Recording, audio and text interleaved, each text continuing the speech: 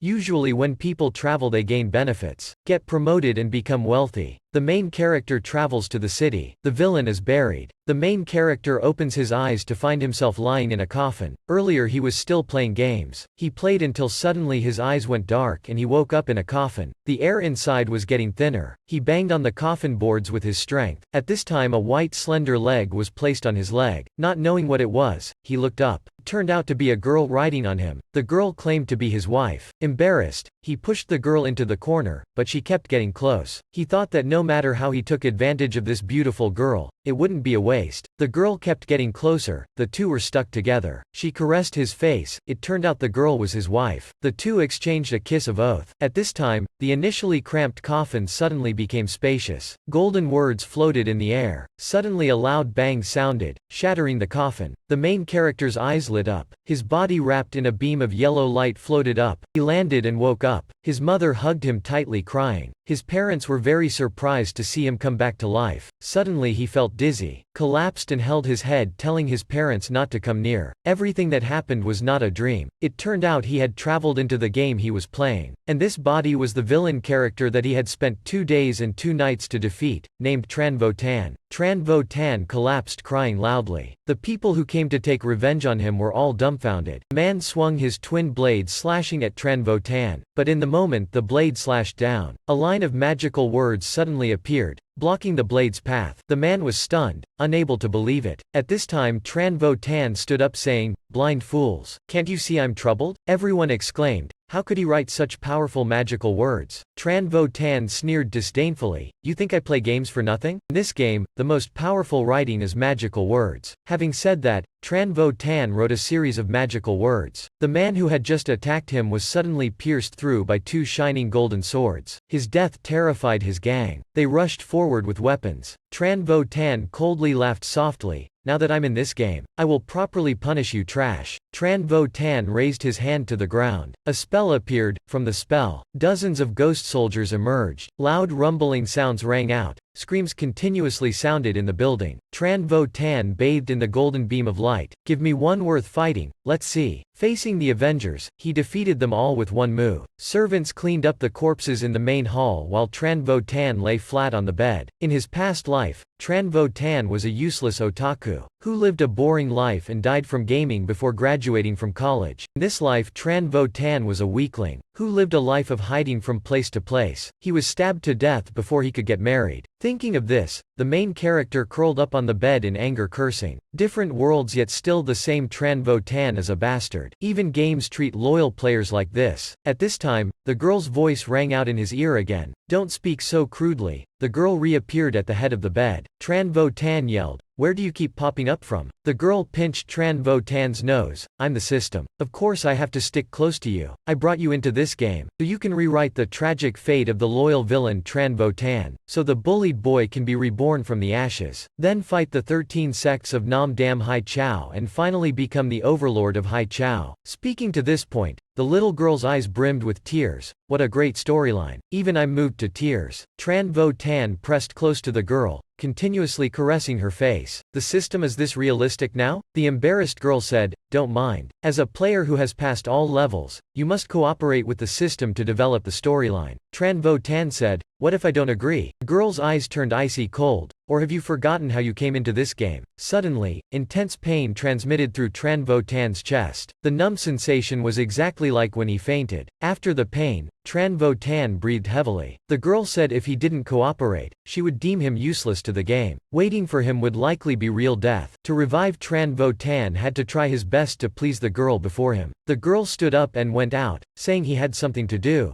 That was the first mission in becoming the overlord of Hai Chao, defeating Lang Daoti. News of Tran death and revival quickly spread throughout the city. A girl named B Hugh, upon hearing the news, grinded her teeth. B Hugh understood her family's anger and ordered servants to hurriedly prepare luggage. "We will also go compete with Lang Dao. I want to see if Tran still has lives left." The main character traveled into the game, not only with a beautiful system girl beside him but also wielding the most powerful magical words in this world. The system had planned ahead for him. Today was the day he went to fight Lang Dao. Seeing their son about to leave, his parents were very reluctant. Seeing the two dejected, Tran patted his father's shoulder. "Stay strong. Don't be dejected. no effort means falling behind. Falling behind means getting beaten, our clan over generations. The divine spirit sect cannot be bullied by others. So dad, don't worry, I won't repeat past mistakes. Wait for me to win at Lang Dao. After a bout of loud bluster, Vo Tan drove to the Lang Dao fighting venue. As soon as he got out of the car he vomited messily, having just finished those spirited words yet still carsick like before traveling. If only he'd known, he wouldn't have traded laws to get this flying car. At this time, a voice cut into Tran Vo Tan's thoughts. Such great inner strength this young man has. Not just anyone can summon this car. It really is Tran Vo Tan who massacred the 13 sects. Looking at the old man's eyes, Vo Tan jerked in familiarity. This old man certainly was no ordinary person. Vo Tan awkwardly laughed. It seems my fight with the 13 sects has made me famous now. You didn't come to take revenge on me, did you? The old man laughed loudly. I had nothing to do with the 13 sects. Anyway, I can't make trouble with a youngster. Please come in. If you want to join Lang Dao, just register in the West Room. Seeing the harmless old man,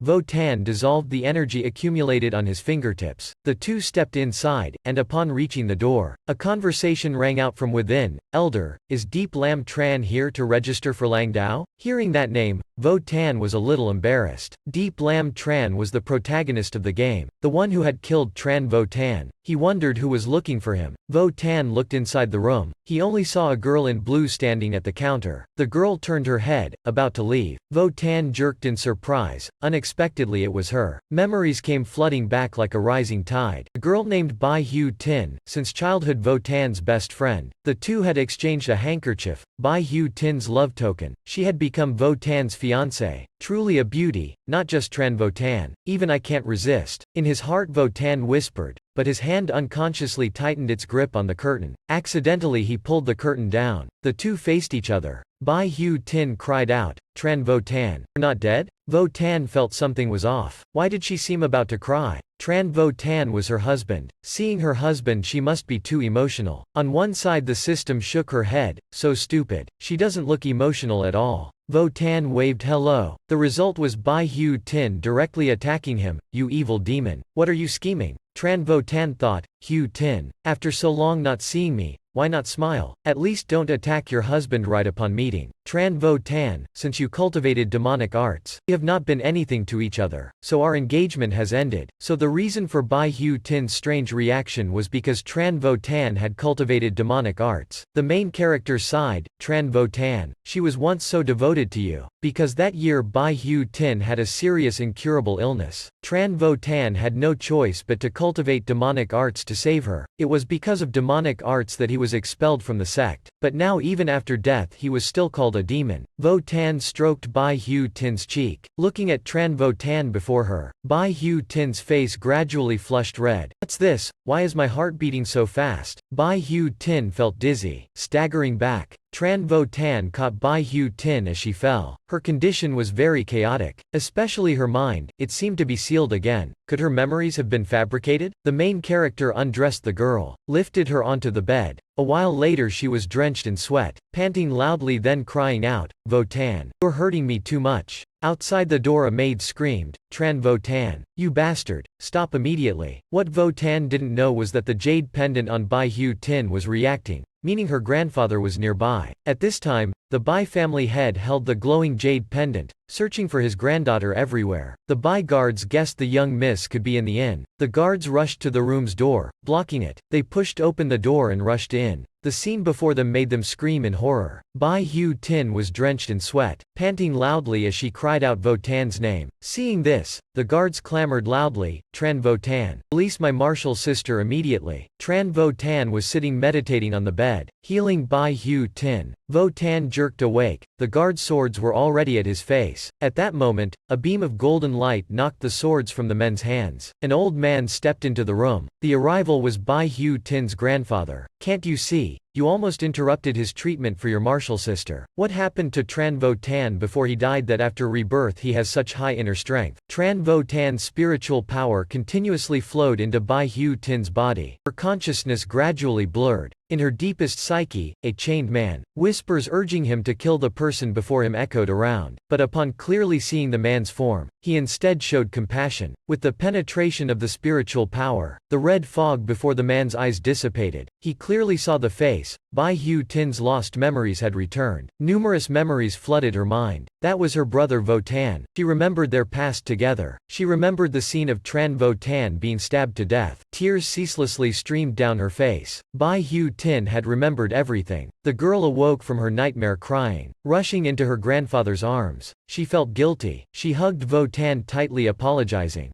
Votan ceaselessly comforted the girl in his arms. Seeing the warm scene, the old man shook his head, sighing, "What a heartrending relationship." He turned and stepped outside. "Tran Votan, come out with me." Tran Votan followed him. At this time, the old man grasped his hand tightly. Spiritual power billowed upwards. Votan coldly sneered, "It seems you predicted what was about to happen. A reborn man favored by the system who also wields this world's most powerful magical words." The old man accumulated power to attack him. Bai family profound learning. Upper benevolence seascape. The seawater gathered into a wall dozens of yards high, surging forth. Tran Votan disdainfully sneered, "Is this the final secret art of the Bai family? In the past, when Hugh Tin and I were acquainted, I was struck by this move countless times. Too bad I'm no longer the Votan of the past." Tran Votan calmly wrote 2 lines of magical words. Spell formation activate. A huge blood-colored skeleton suddenly appeared behind him. "Since facing you directly is difficult, I'll tear you apart." In the forest, 2 beams of red and green energy collided, giving rise to a tremendous shockwave blasting towards the sky. Even the people in the city felt the intense shaking. The green wave was the Bai family's martial art, so where did the red wave come from? The intense motion made Bai Hugh Tin worried something big had happened. Her grandfather and elder brother Votan disappeared in an instant. She hoped nothing had happened. Votan shattered the sea wave, simply astonishing. Such powerful spirit energy. This was still Tran Votan? Though the same face, his eyes and aura were completely different. Bai Hugh Tin's grandfather shouted loudly, "Tran Votan, where did you learn that martial art from?" At this time, Bai Hugh Tin's voice cut into the conversation, "Grandfather." At this time,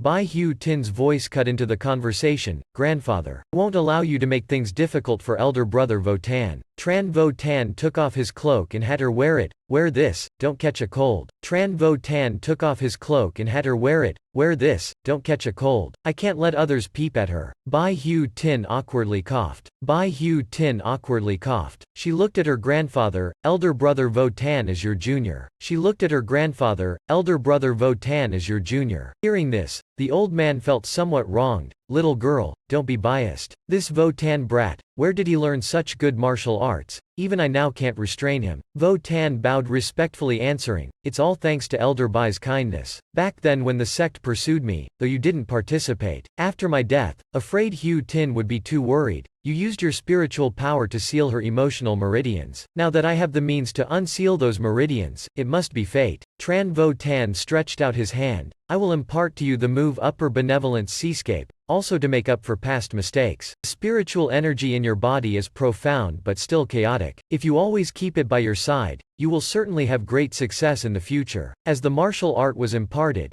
Tran Votan gradually mastered circulating spiritual energy. On one side, the old man was very pleased, truly a genius. Not knowing when, the system suddenly appeared, truly the man I set my eyes on. The #1 expert in the whole game. At this time, Bai Hugh Tin's voice cut into their conversation. Tran Votan turned around, the 2 locked eyes. Bai Hugh Tin said jealously, "I guessed long ago. The girl always by your side must be the expert who saved you." Bai Hugh Tin's change in attitude made the 2 gape. Hugh Tin held the system's hand. "Thank you, elder sister. Just seeing elder brother safe and sound. I know his martial arts must be superhuman." A maid whispered in the young Miss's ear, "Too naive. What if she is a romantic rival?" Bai Hugh Tin flipped her hair. "I believe elder brother Votan only likes young girls like me." Bai Hugh Tin's words made the other girl flare up angrily. "You dare call me old?" Suddenly the old man lightly coughed. "Haven't you noticed there are others in the forest?" Not long after imparting Upper Benevolence Seascape, a group of uninvited guests arrived at the mausoleum. The group was from Divine Beast sect, led by Wang Dang Long. He was the one who had harmed Tran Votan. Wang Dang Long's appearance made Votan a little surprised. "Wang Dang Long, the matter of me hiding at Kook Deep Mountain that day was leaked by you." The words made Wang Dang Long extremely shocked. Tran Votan's appearance stunned everyone. "Wang Dang Long, back then I was just a nobody. Divine Spirit sect took me in out of pity. Didn't expect you to sell me out to become the eldest disciple of Divine Beast sect. You've really succeeded greatly." Wang Dang Long thought he still had things to do. unwilling to argue with Votan, so didn't make a move. Today I still have things to do, won't settle scores with you. Lang Dao, I will teach you a lesson. Such an unlucky morning. As Wang Dang Long prepared to leave, Tran Votan called out to him. Everyone turned back, surprised. Wang Dang Long, what do you want? Tran Votan, suppressing his anger, asked. That bell at your waist, what is it? It turned out the bell at Wang Dang Long's waist belonged to a maid close to Tran Votan. Wang Dang Long, what have you done to Sister Tonchu? Seeing everyone's reaction, Wang Dang Long continued, provoking, can't you see? All her treasures are in my hands now. Guess what I've done to her? Tran Votan was completely provoked. His two hands emitted two different spiritual energies. This scene stunned everyone. How can this be? How can he control both lightning and fire? Very good, you've succeeded in angering me. The spiritual energy on Votan's body erupted. Tonchu was Votan's favorite character. Seeing his favorite character tormented, fury surged in Votan's heart. Seeing Votan gradually losing control, the Bai family head worried something big would happen. If he hurt anyone here, he would certainly be disqualified from Lang Dao. He told his granddaughter to persuade Tran Votan, but the girl thought, she probably just wanted Votan to defeat that man. Grandpa, I've known for a long time, these kinds of Lang Dao fights are meaningless. After winning the championship, then what? Still controlled by the sects under righteous pretexts. Bai Hugh Tin looked at Votan. His free and sharp martial arts are what's truly amazing. Unable to persuade his granddaughter, the old man could only throw up his hands, hoping someone would stop them before they fought. At this time, Wang Dang Long contemptuously said, don't pretend. What did I do? Scaring who? He wrote some magical words. Behind him a huge golden palace emerged from the ground. I don't believe such advanced magical words can withstand your attack. Votan coldly sneered, not bad. Using provocative magical words to enhance your defense? But too bad. Today I'll show you absolute power. Before absolute power, your silly tricks are insignificant. Votan pointed his finger. A powerful energy beam shot from his fingertip. The unstoppable red spiritual power surged forth. Wang Dang Long and his men panicked. We're really dead this time. This time they would certainly die. Wang Dang Long decided to stake everything on one final blow. The red energy collided with the golden palace. The palace shattered instantly. As the red light was about to engulf the man, the sky suddenly roared. A huge white serpentine energy coiled around the red serpent. The two energies immediately cancelled each other out. Wang Dang Long panted heavily, almost lost my life just now. A figure descended from the sky gradually. Such exquisite martial arts, truly a rising young hero. The old man landed, the green energy on his body slowly dissipating. The arrival was the previous gatekeeper, Pic Dao Sect's 7th elder Bok Lean Mountain. Votan was shocked. So it was you. The old man laughed loudly. Little Votan, we meet again. The two old men faced each other. The atmosphere tense again. Suddenly the Bai family head patted the other old man's shoulder. Both burst out laughing.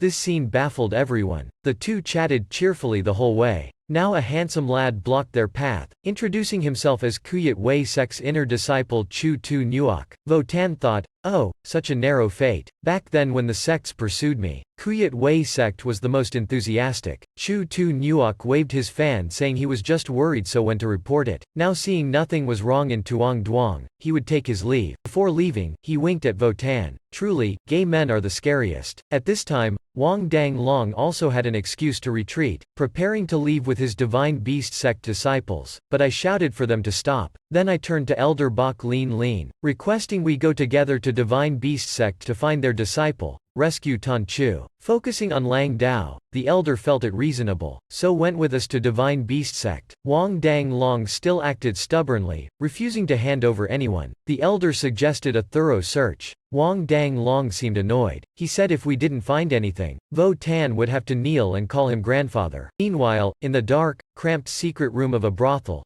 Tonchu lay paralyzed on the floor, tightly gripping a dagger. Not knowing how long she'd endured hunger, she tried to straighten up but her stomach betrayed her effort. Suddenly a swaying man opened the secret room's door, carrying a fragrant plate of rice as he entered. The scoundrel sneered, saying if she just agreed to follow the sect elder, he would let her eat immediately. Seeing him approach, Tonchu raised her dagger threatening to commit suicide. The thug angrily flung the plate of rice to the floor then left, slamming the door shut. Outside, a disciple advised him not to forget their original ideals. The thug shoved the disciple away, telling him not to waste effort. Inside the room, Tonchu had become very weak, no longer able to grip the dagger tightly. But she was determined not to submit to that betrayer of Master Votan. She gritted her teeth enduring, tears welling up. Everyone ransacked the brothel but still found no trace of Tonchu. Votan was unwilling. How could this be? I clearly sensed Tonchu's faint breath from that bell. At this time many curious sect disciples had gathered outside. Who could resist such a lively scene? Seeing his chance, Wang Danglong eagerly stepped forward, calling for Votan to be ready to kneel and call him grandfather. Votan said, "Forget it, she's not here anymore. Return the bell, let's call it even." Hearing this, Wang Danglong felt exchanging the bell was fine too, so he tossed the bell to me. Now I sensed the breath within the bell was even stronger than before. Indeed, it matched my guess. The closer the bell got to Tonchu, the stronger it became. Tonchu must be here. I gave a final order but he still ignored me, so I took a deep breath, concentrating spiritual power into my fingertip pointing straight ahead. I seemed to point at empty space. The spiritual force shot out powerfully, searching everywhere. When suddenly it turned back, that person was in the darkness. The thick spiritual current pulled me hurtling through the street, straight into the brothel. Truly an amazing spirit-seeking ability. The crowd attentively watched, everyone's eyes wide with surprise. Amidst the exclamations, the spiritual force recreated the scene. Tonchu locked in a cage. Wang Danglong's vulgar actions continuously humiliating Tonchu. Seeing his deed exposed, he hurriedly asked me to stop releasing the spiritual force. The crowd was furious, cursing Wang Danglong a despicable villain. Opening the secret chamber, by now he had no choice but to admit it. Votan didn't wait for his excuses. One kick broke the door down. The scene before us enraged me. Tonchu's clothes were nearly stripped off, her fair breasts exposed. Seeing Tonchu with no strength left to resist, the bastard grabbed her hair about to do something foul. Tonchu was my favorite female character, now being disgraced before me by this lowlife. I furiously kicked him away, just a few kicks left him unconscious. A disciple making a suggestion was also knocked out. Piss gushing everywhere. "Little Chu, don't be afraid. Young master is here." I hurriedly embraced Tonchu to leave. Wang Danglong blocked the door, mouthing off about morality to me, so I taught him a lesson about righteousness. "Are you worthy?" He disgraced divine spirit sect's disciple. Even death would be too light. Before the Lang Dao matches, killing is prohibited, but after it starts I will certainly punish you. Though knowing himself powerless, Wang Danglong still ground his teeth furiously. Afterwards he went to Kuyet Wei sect to vent his anger. Wang Danglong shouted to find the sect leader but instead saw the handsome man Chu Tu Nuok enter, fan-waving.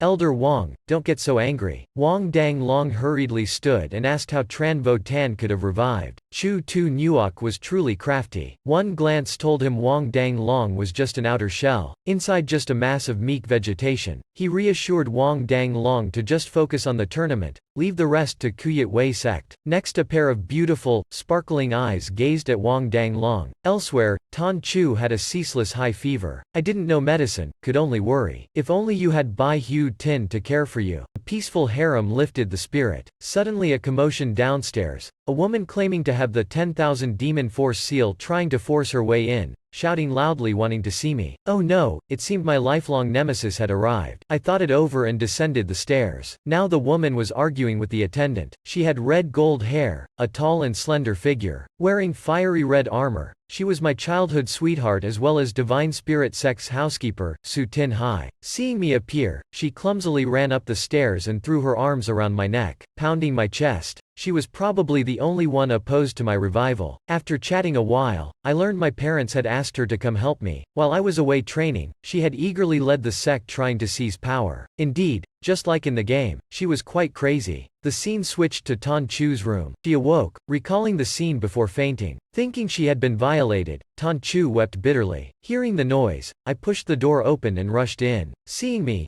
Tonchu was overjoyed, struggling to sit up and hugging me tightly. I stroked her head comforting her. The three girls at the door were also happy to see Tonchu awake. The family of 5 was joyful and harmonious. Meanwhile, the Lang Dao competition's lead envoy looked for me to deliver the registration form stating each sect had to send 3 disciples. Hearing there were only 3 spots, the 3 girls all wanted to accompany me but there were only 2 spots left. I thought there would certainly be traps, poisons in the Lang Dao competition, so Tonchu's medicinal knowledge would be useful. And B Hugh Tin was the game's female-led, superb spiritual abilities, so B Hugh Tin also had to go. As for Su Tin Hai, her screen time in the game wasn't much, plus she believed in her 10,000 demon force able to annihilate the world. She never used her full power in fights. How to convince her to give it up? Truly troubling. Suddenly I whispered, Tin Hai, your skills must have improved considerably during your travels. Why not demonstrate a bit? Hearing my flattery, she happily agreed, and eagerly led me to the backyard to show off her skills. The scene switched to the backyard. She and I stood far apart. We began provoking each other. She attacked first, her aura explosive. Hand swinging the blazing blade slashing at me. Spiritual energy billowed, the imposing aura blowing our hair and lifting skirts, amazing everyone. Seeing this, I coldly sneered. Eyes closed. This move is child's play. The weapon brushed past my sleeve flying by, smashing objects behind me but not grazing me at all. Seeing my indifference to Tin Hai's move, she prepared her killing blow. She turned and slashed at me again. This time the weapon showed signs of solidifying. The solidified weapon slashed towards my neck. At this time Elder Bach beside me began professionally critiquing her aura as decent but only at the Golden Core realm, still lacking a bit of force. Meanwhile, I used spiritual force to form a shield. Remaining extremely calm and even looking down on my opponent, I extended a finger touching the vicious flying blade. The terrifying blazing blade disintegrated without a trace. Only now did Tin Hai understand she was fated to not participate in Lang Dao. As a girl, having played her hand, she had to pretend to sulk. She angrily demanded a rematch. B Hugh Tin and Tonchu worried the lineup would change, hurriedly intervening. Tin Hai suddenly realized they meant to rob her spot. Seeing the drama about to start, I stepped in separating both sides. I put my arm around Tin Hai's shoulder, seriously saying, Tin Hai, I have an even more important task for you. In this Lang Dao competition, storms are brewing. I need someone trustworthy on the outside to stand guard. There are so many enemies outside, so I need you to protect us. Next I grasped Tin Hai's hand. Tin Hai, I trust only you can protect the juniors. In the future, we will devote our hearts together to Divine Spirit Sect. Then I pounded my chest hard. Heavens, who could refuse such enthusiastic encouragement? So noble? Let alone someone already willing to sacrifice themselves for Divine Spirit Sect. Tin Hai also pounded her chest in response. The impassioned speech made the system beside me shudder. The next morning we arrived at the Lang Dao competition venue. The bell rang. Elder Bach Lin flew straight upwards, looking down declaring the start of Lang Dao. A vortex appeared in the sky, shooting out thousands of rays of light, revealing a mysterious realm. The first stage's trial's secret realm of life and death. At the same time, countless jade tablets fell from the sky. The fighters would form teams of 3 passing through the light gate to enter the secret realm. If anyone lost their jade tablet inside, they would be considered to have failed. The final ranking was based on the number of tablets obtained. After Bach Lin announced the rules, streams of energy behind him shot out, pulling the fighters into the secret realm. The strong wind stirred up waves. I held the 2 girls tightly flying on the energy stream into the competition site. Lang Dao, here we come. Outside, the 3 Pick Dao sect elders observed through a mirror. Seeing the other sects had formed strong alliances, only I brought 2 wives. They couldn't help but doubt my motives. Elder Ban Min was also free, opening a roadside stand watching the crowds. At this time, images were broadcasted in the sky, showing the Lang Dao competition live. Wang Dang Long of Divine Beast Sect had gathered quite a few tablets relying on his beasts, but his ultimate target remained me. So he released an eagle to come find us. Just locating us meant killing without mercy. In fact, he was probably worried we'd be hungry and deliberately brought food. We'd have to thank him later. However, maybe because Little Chu's roasted meat smelled too good, it attracted an uninvited guest. He asked, "Are you the monster Tran Vo Tan?" The man approached me. He was the game's male lead, Deep Lam Tran. Turned out my wife used to be his ex. I'd become a cuckold now. He even meant to steal my wife? If this spread, I'd be a laughingstock. The enemy before me, my eyes reddened with jealousy. I raised my hand, unleashing a killing blow. Seeing me attack,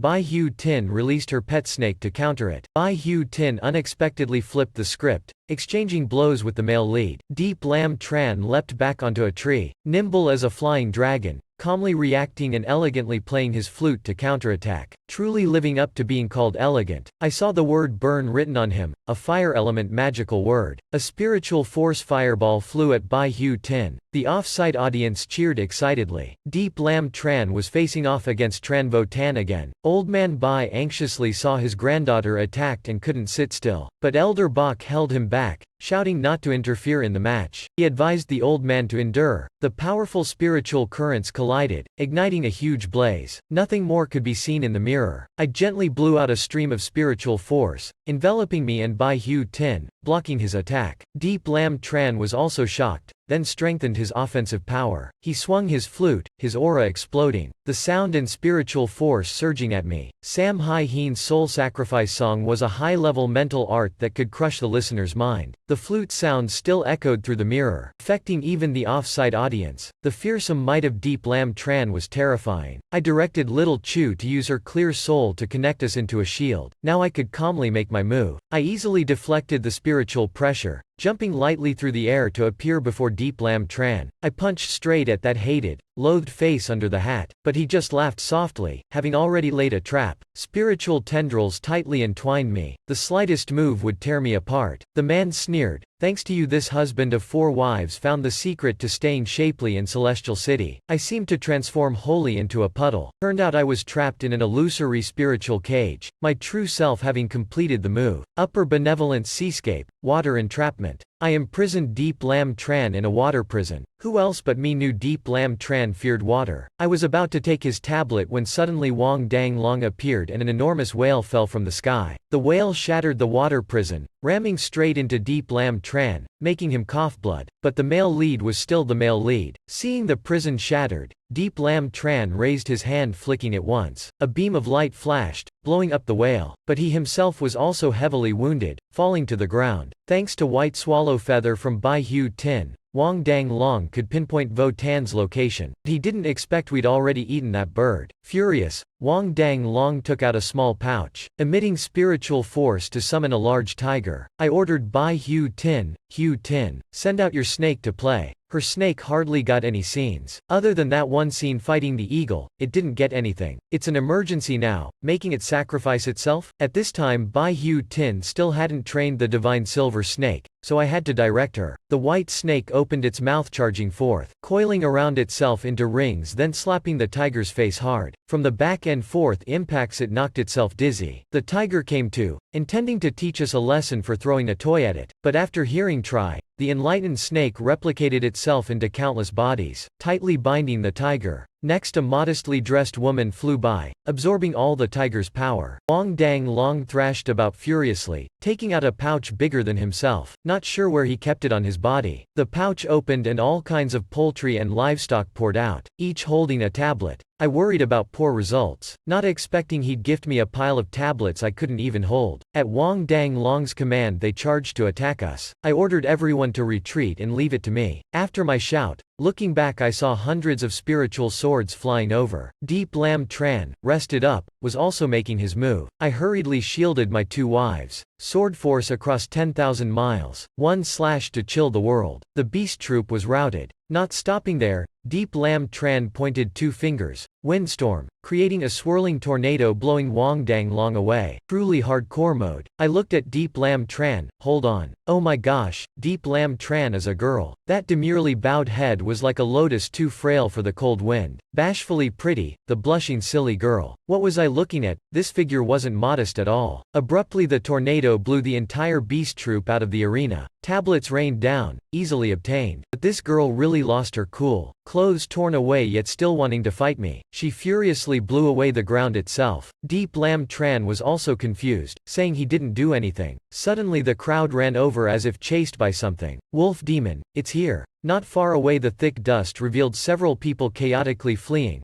Behind them an enormous black dog catching the scent of blood. The wolf demon pursued them, one bite instantly skinning them. Seeing his disciples eaten one by one, Kuyet Wei sect's elder couldn't stand it. Wood element cultivator, in the dense forest he was like a fish in water. He summoned trees and vines continuously attacking the wolf demon, but it seemed futile since the demonic hound was very cunning, nimbly evading and darting right up to their faces. One after another died. Quick, throw disciples into its mouth. That was the cruel act of Kuyet Wei sect. I manipulated spiritual force into a shield, blocking the wolf demon from attacking. As the male lead, Deep Lam Tran obviously didn't want me stealing the spotlight. Raising his hand, his already tattered robe tore more, exposing half his fair chest. Put some clothes on, he said. I'm not that kind of man. My 2 wives guarded the barrier. I charged out. I'll just be a bit, be back soon. I sliced an opening in the barrier and rushed out. The smell of fresh blood attracted the wolf's attention. It pursued me into the forest. After some probing, I made my move. My hands combined spiritual force into a huge red net dropping from the sky, pinning the wolf down. Next, Bloodpoint aimed straight at its forehead. The wolf thrashed desperately, then as I was about to pierce it, cried out. Thought, how could it even cry? I quickly withdrew Bloodpoint, using a spell to enter its memories. Its name was Ngao An, born a wolf demon, fate decreeing it must protect one master its whole life. When young, its elder brother had found someone to protect while it still waited for that day. As years passed, it grew old. By tribal law it had to cede its lair, retreating to sleep underground. But it still hadn't found a master to submit to. Though unwilling, its weakness forced it down into the burrow. In that moment it had cried. That's right. After resisting for so long, it was finally time to end. I shattered its cage, hovering above looking down. You're pretty weak and your form isn't large. But how could a beast tamer truly look down on their spirit beast? Waving both hands, I simultaneously used two different magical words. Ngao An, your master has come for you. I placed my palm on the wolf's head. Its body gradually shrank until only the size of a hunting hound. Just then a shout rang out as Kuyet Wei sect attacked me from behind. But Ngao An, now a puppy, leapt up, taking them down in an instant. When it returned,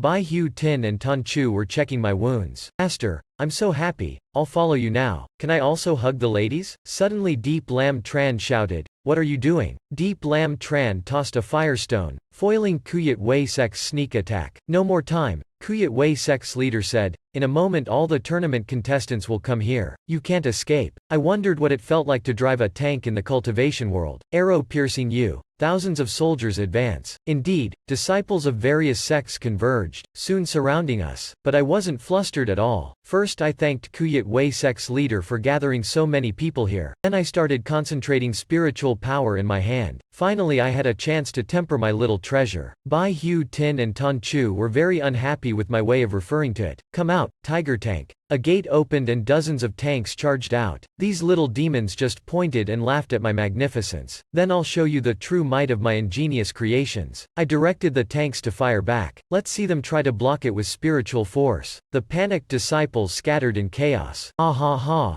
Prepare for me, this villain, to destroy you all. With that done I invited Deep Lam Tran's group over. Her stomach answered first. We found a cave to rest in. Tonchu adeptly started a fire and cooked. Even simple fried rice became a gourmet dish. Even the picky Deep Lam Tran had to surrender. Meanwhile I was covered in scrapes from the wooden tanks. Holding the tablets, I prepared to shake. Elsewhere, Chu Tu Nuok was feeding a bird beef. Suddenly his phone rang. After cursing out the dry tanks, he opened the cage, releasing the bird to fly off. These birds could not only travel between realms but also had other indescribable abilities. After the plan failed, the Anti-Me alliance was also severely fractured. Hong Fong sect, crafty in bewitching arts, was the first to leave the alliance. Palace Master Kung Dao decided to wait for results. Anyway, due to their beautiful disciples, Hong Fong sect had a terrible reputation. As long as they had good results, the process didn't matter. This time Hong Fong sect was determined to gain fame. A profound bird flew by. Hearing this, it was very moved. The holidays were coming, so it gifted Kung Dao a passionate fire kiss, or a lustful embrace. The palace master instantly felt heat throughout her body. The other profound birds were also very moved, and together passionately fire kissed and lustfully embraced. The other female disciples were also painfully attacked. Save me.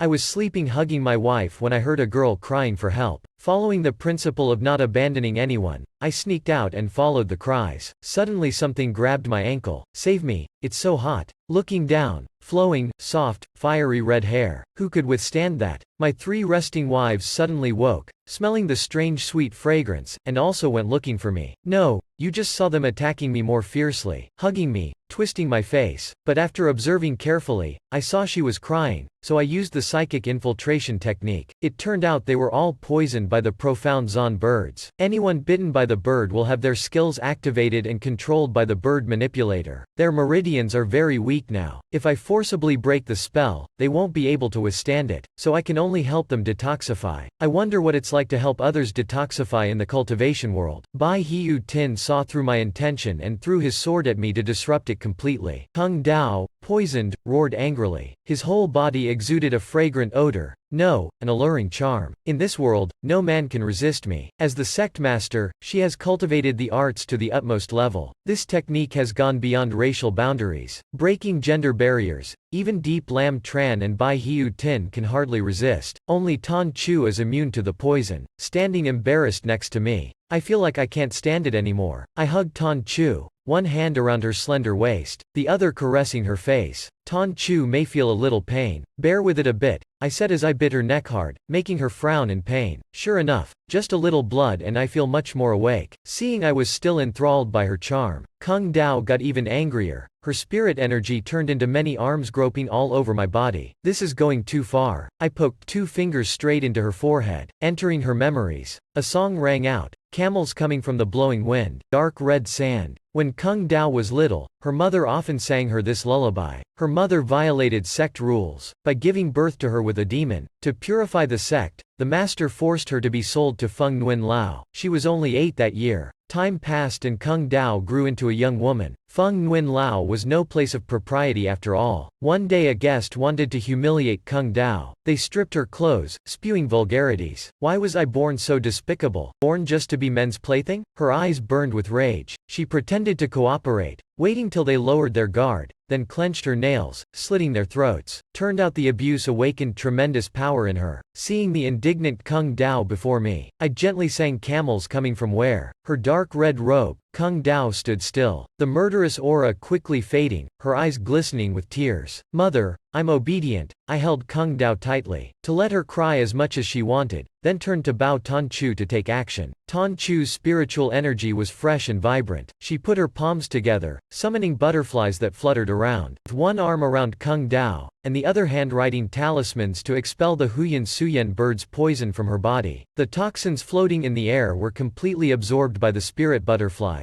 Tonchu cried out, turning the purple butterflies into dust. The toxins were so potent that Tonchu was stunned. I hurriedly ran over to catch her. Next to Deep Lam Tran, B Hugh Tin and the snake breathed sighs of relief. After regaining consciousness, Kung Dao approached me. Fearing she would say something like offering herself, B Hugh Tin stopped her. Kung Dao shyly smiled thankfully to me, then said Huan Fong sect would withdraw from the Lang Dao martial arts tournament, abandoning their purpose of competing. I, Tran Vo Tan, having gone through so much, looked at her regretful eyes. Immediately thought of a satisfactory resolution. I rummaged through the teleportation portal and found a pale pink robe. Beautiful but still missing something. My subordinate in Gao An promptly found a special piece of fabric, greatly angering my 2 wives. Having gathered all the beauties in my arms, what can I not do? Seeing me take out many beautiful clothes, Huan Fong sect didn't understand my intentions. I immediately said it was because I greatly admired their courage and spirit. Just by joining Ngu Lin sect, I guarantee them a top 3 spot. Kung Dao incredulously said I was doing charity? Oh. Actually I like being with beauties. Hurry up ladies, try on the uniforms in the box. While they were changing, my 2 wives and I had a rare moment to sit and chat. B Hugh Tin strongly supported me helping Huan Fong sect. Going around helping each other is the right thing. Suddenly, a voice rang out, we're done changing. Kung Dao in uniform exuded a natural charm doing domestic work. Can't describe anymore.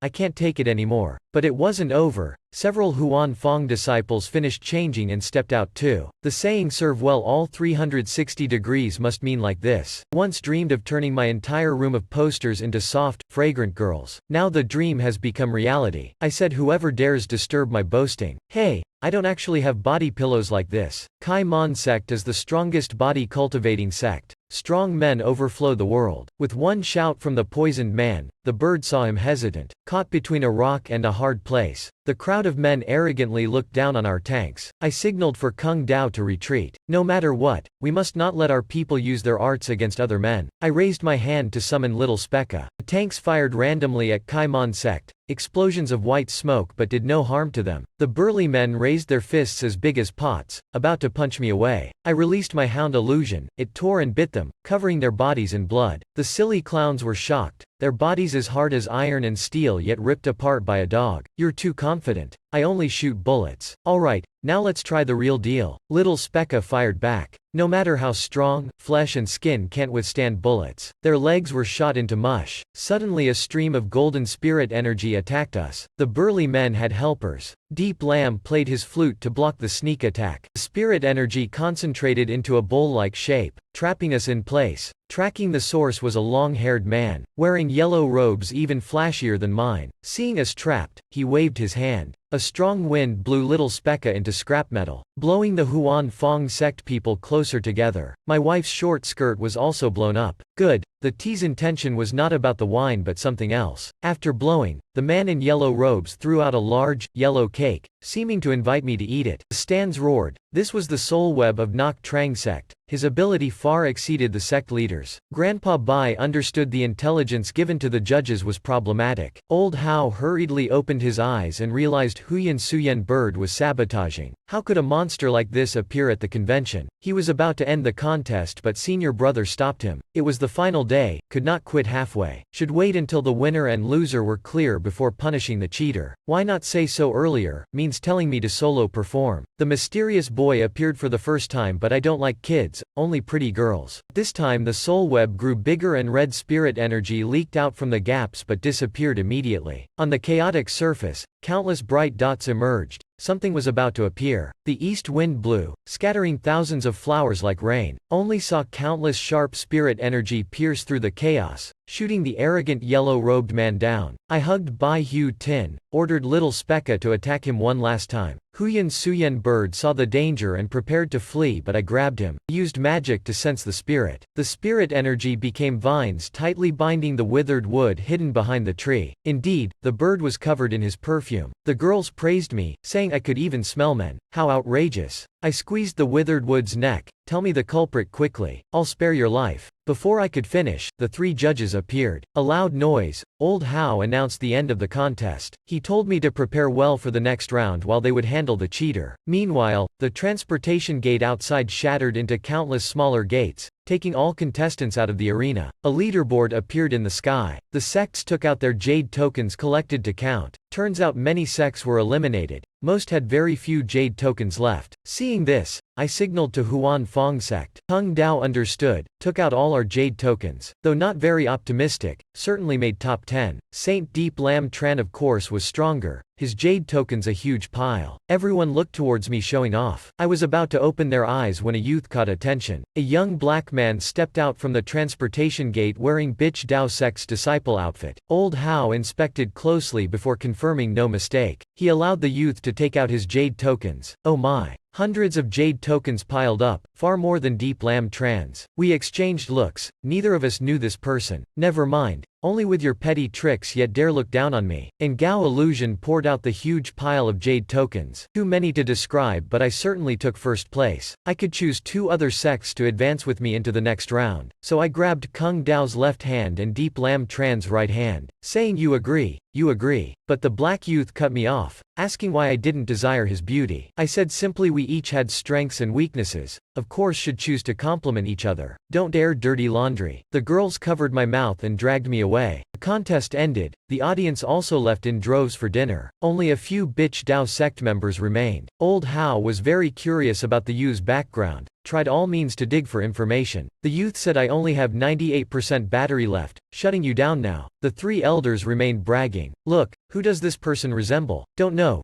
if he was fat or skinny. After discussing a while they remembered there were still main issues. Now the priority was dealing with the withered wood. Withered wood knelt before the elders begging for his life. One elder said to confess sincerely and receive leniency. Who ordered you? Withered wood adamantly refused to reveal. Old Hao channeled his energy. Could it be? To save himself, Withered wood had to betray his master, answering it was him. Old Hao sneered, then struck a sly blow on Withered wood. You go. Don't let anyone discover you. Return and tell your master to await our news. Don't be too tense about this. Withered wood trudged away looking like he just got thoroughly serviced by some men. Old Hao said he was too stiff, not good. The sect leader said Withered wood's purpose was to probe Tran Votan's strength. This time he'll get hit a few times. The scene changed to the garret. True Tu Nuok sitting playing music leisurely. Outside someone called Young Master, the sect leader summons you. True Tu Nuok wearing purple robes trembled, holding a jug of water as he advanced. Suddenly loud noises outside made him startle, almost spilling the water. Only saw a naked man lying in bed. At this time True Tu Nuok's heart thumped loudly. Feeling one more step was hellfire. He knelt to wash the naked man's feet. Then True Tu Nuok said this foolish servant was too bold this time. Hoping the sect leader shows tolerance, the man said, "Oh, bold.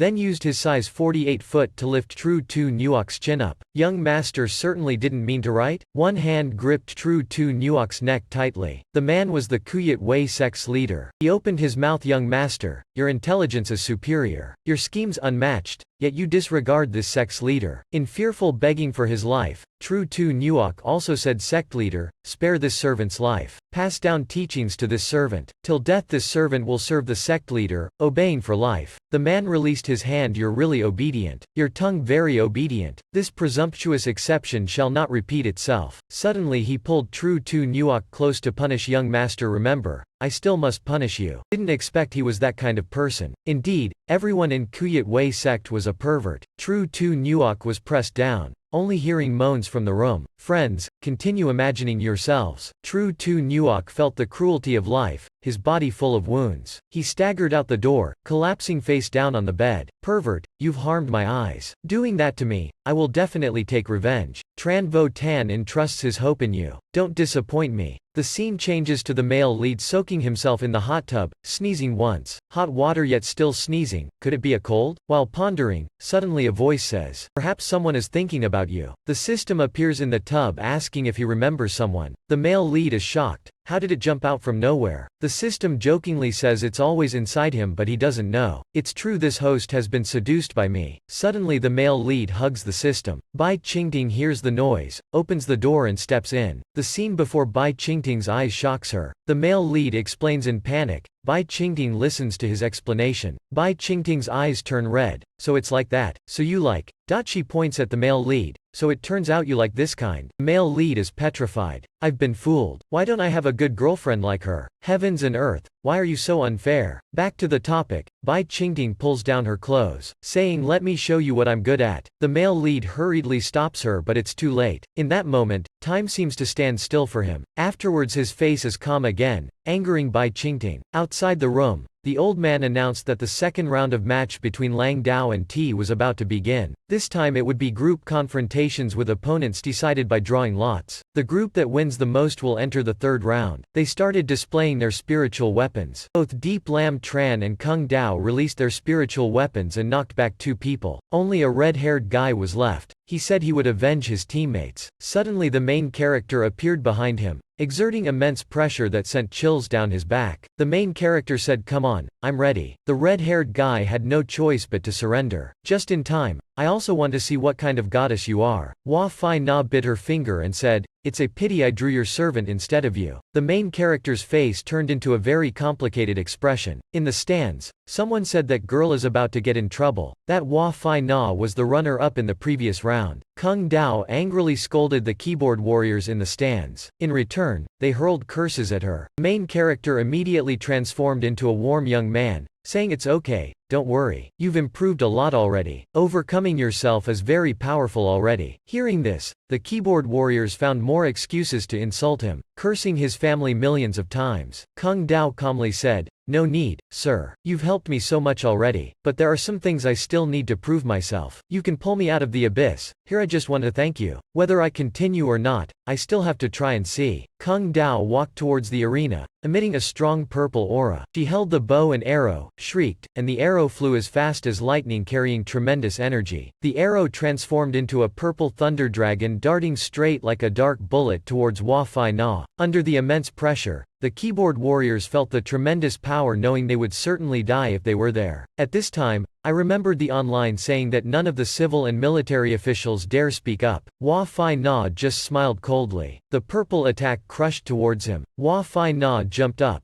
grabbed the thunder dragon and twisted it back. Then he sneered, not bad. Your cultivation is very high compared to your peers, a genius. But compared to me, you're still naive. Hua Fai Na shattered the incoming attack. Deep Lam Tran was shocked that he could grab the spiritual weapons entity. The main character watched him shatter Kung Dao's attack and wondered who this guy really was. Seeing her attack shattered, Kung Dao drew her bow again. The thunder dragon turned back to attack Hua Fai Na. There was a loud boom as tremendous energy erupted with massive power. Is he dead? Hua Fai Na emerged from the dust, smirking blandly. How boring. Those sloppy moves are completely useless against me. But because you tried hard, I don't have the heart to kill you, so I have no choice but to kill you. Hua Fai Na transformed his fist into a spiritual weapon, then threw out an attack. Seeing the bullet flying out, the audience shuddered. Compared to Kung Dao's previous move, this one was stronger by who knows how much. Moreover, did you see? He just threw his hand up. Seeing the incoming attack, Kung Dao knew she couldn't block it. She jumped up thinking she had dodged it. But suddenly the attack changed direction. Would Kung Dao fall here? The main character stepped forward, simply blocking the punch with one hand. The attack fell to the ground, fading into illusion before disappearing. He looked at Hua Fai Na knowing Kung Dao couldn't beat him. He announced surrender on Kung Dao's behalf. Kung Dao was very unwilling, but the main character held her hand tightly. His determined eyes said if she took that blow directly her meridians would have ruptured. To destroy the path of cultivation over a moment of recklessness, is it worth it? B Hugh Tin came over saying she should listen to him. Don't be stubborn anymore. Do you realize, your power and his is like alligator and carp? The cultivation gap between you two is an abyss, not 1 or 2 levels. Hearing B Hugh Tin's words, Kung Dao felt a twinge of pain. Could she really not do it? Seeing Kung Dao, B Hugh Tin knew she went too far. She smiled and gave a thumbs up, saying Kung Dao is very strong already. Compared to those keyboard warriors, she's much better than them. They only know how to boast. Hearing B Hugh Tin's words, Kung Dao felt the meaning of a best friend. B Hugh Tin held Kung Dao's hand, saying don't let their words make you inferior. You are truly very strong already, you know. The two looked at each other like blood sisters, no longer competing. The main character was surprised looking at the two girls. When did this silly girl learn to speak like that? Who taught her? If you don't tell me, someone will suffer tonight. Thinking about having to help many beautiful girls in the future, it really is the main consort's position. The others are just concubines. Suddenly the system jumped out. What's this? I'm clearly first. We can squeeze in line, right? The main character was shocked that someone jumped out of his body. Who could stand this? He didn't give the system a chance to speak, hurriedly pressed it down. Ha ha, just saw wrong. Hearing someone calling, the main character turned back seeing Deep Lam Tran standing there, face full of anger. Perhaps she was jealous seeing his intimacy with B Hugh Tin. She spoke sharply, if you want to flirt then get lost. Don't use the competition excuse anymore. After about 2 hours, the patriarch announced the end of the second round of the Lang Dao contest. The top 3 will enter the next round. He took out a wooden box from the treasure chest. Inside was a scroll emitting spiritual energy, looking very precious. Elder Hao waved his hand and the scroll automatically opened. It was a small world where you could vaguely see the shadow of a girl on the cliff. This is the map of the demon god left behind by the ancient gods. Many years ago, Fuang Lin Nyan curiously stepped in and still hasn't found the way out. You must find Fuang Lin Nyan and bring her out. The winner will become the champion. Hearing this, the 3 wanted to curse. Demon spirits cultivating for thousands of years still can't find the way out. What hope is there for them? But Elder Hao said getting in is not difficult. The problem is Fuang Lin Nyan's poor sense of direction. Don't be fooled by the beautiful appearance. Inside lurks countless dangers. A mistake means falling into the abyss, soul and body separated, turning to dust. As the 3 prepared to enter, Elder Hao stopped them saying there were prerequisite conditions first. The ancient gods map contains tremendous power. Even a slight touch can collapse the small world. Therefore, you may not bring your own weapons for this battle. Put your weapons in this spirit bag. I will return them after the match. So I ask the seniors to keep them for us. Hua Fai Na laughed saying, I don't need weapons. Even without weapons, pets must also be checked in. Are you ready? He channeled spiritual energy and summoned 3 weapons. Deep Lam Tran's weapon emitted a blue light. Hua Fai Na's weapon was a white cat. As for the main character's weapon, it was very special. Looking at it, he fell into contemplation, feeling familiar. You know what? With a crack, the weapon slipped down wrapping tightly around the main character's neck. He thought it must have something different, containing tremendous power that could make even immortals serve him. This must be a god-level weapon given by Elder Buddha. He wouldn't trick me. Everyone is ready. The competition begins. Never mind. No more thinking. We'll try it once inside. A swirling flower gate opened for teleportation. Opening his eyes, the scene was a beautiful landscape with peach blossoms in full bloom. With a boom, the weapon started up, kicking him backwards onto the ground. His face was pale as if seeing his wife cuckolding him. Getting up, heavens, people open games with 6 divine weapons, while he has these 6 toys. He channeled energy to write talismans to dispel them. Boom, the 6 items flew away. Could it really be so easy? Of course not. Elder Buddha, you can't trick me like this, I can do without weapons. If my wife sees me, how will I explain this? While thinking, suddenly an object shot towards him quickly. The main character hurriedly dodged but still got a scratched cheek. These petals are so sharp. If hit, I'd die and my wife would become a widow. Then the main character and others entered the secret realm and were quickly attacked. Tran Vo Tan lifted his hand to block the strange shackles binding me. A moment of carelessness and my face got whipped. Hit the body, not the face. I eat with this face. Tiger, don't attack. Do you see me as a sick cat? Tran Vo Tan grimaced and bit down. Shocked. What's this? Little demon crying. You pervert. Let go. Tran Vo Tan glared. Heavens. Too much. You attacked first. Now blaming me. Little demon cursing loudly. Then it attacked Tran Vo Tan again. Heavens, just biting my clothes. Was that necessary? After that the main character got his hair tied up by the little demon, roaring angrily. Struggling free, right hand grabbed the little demon, fingers pinching its cheeks. Don't think just because you're cute I'll let you have your way. Seeing the little demon crying,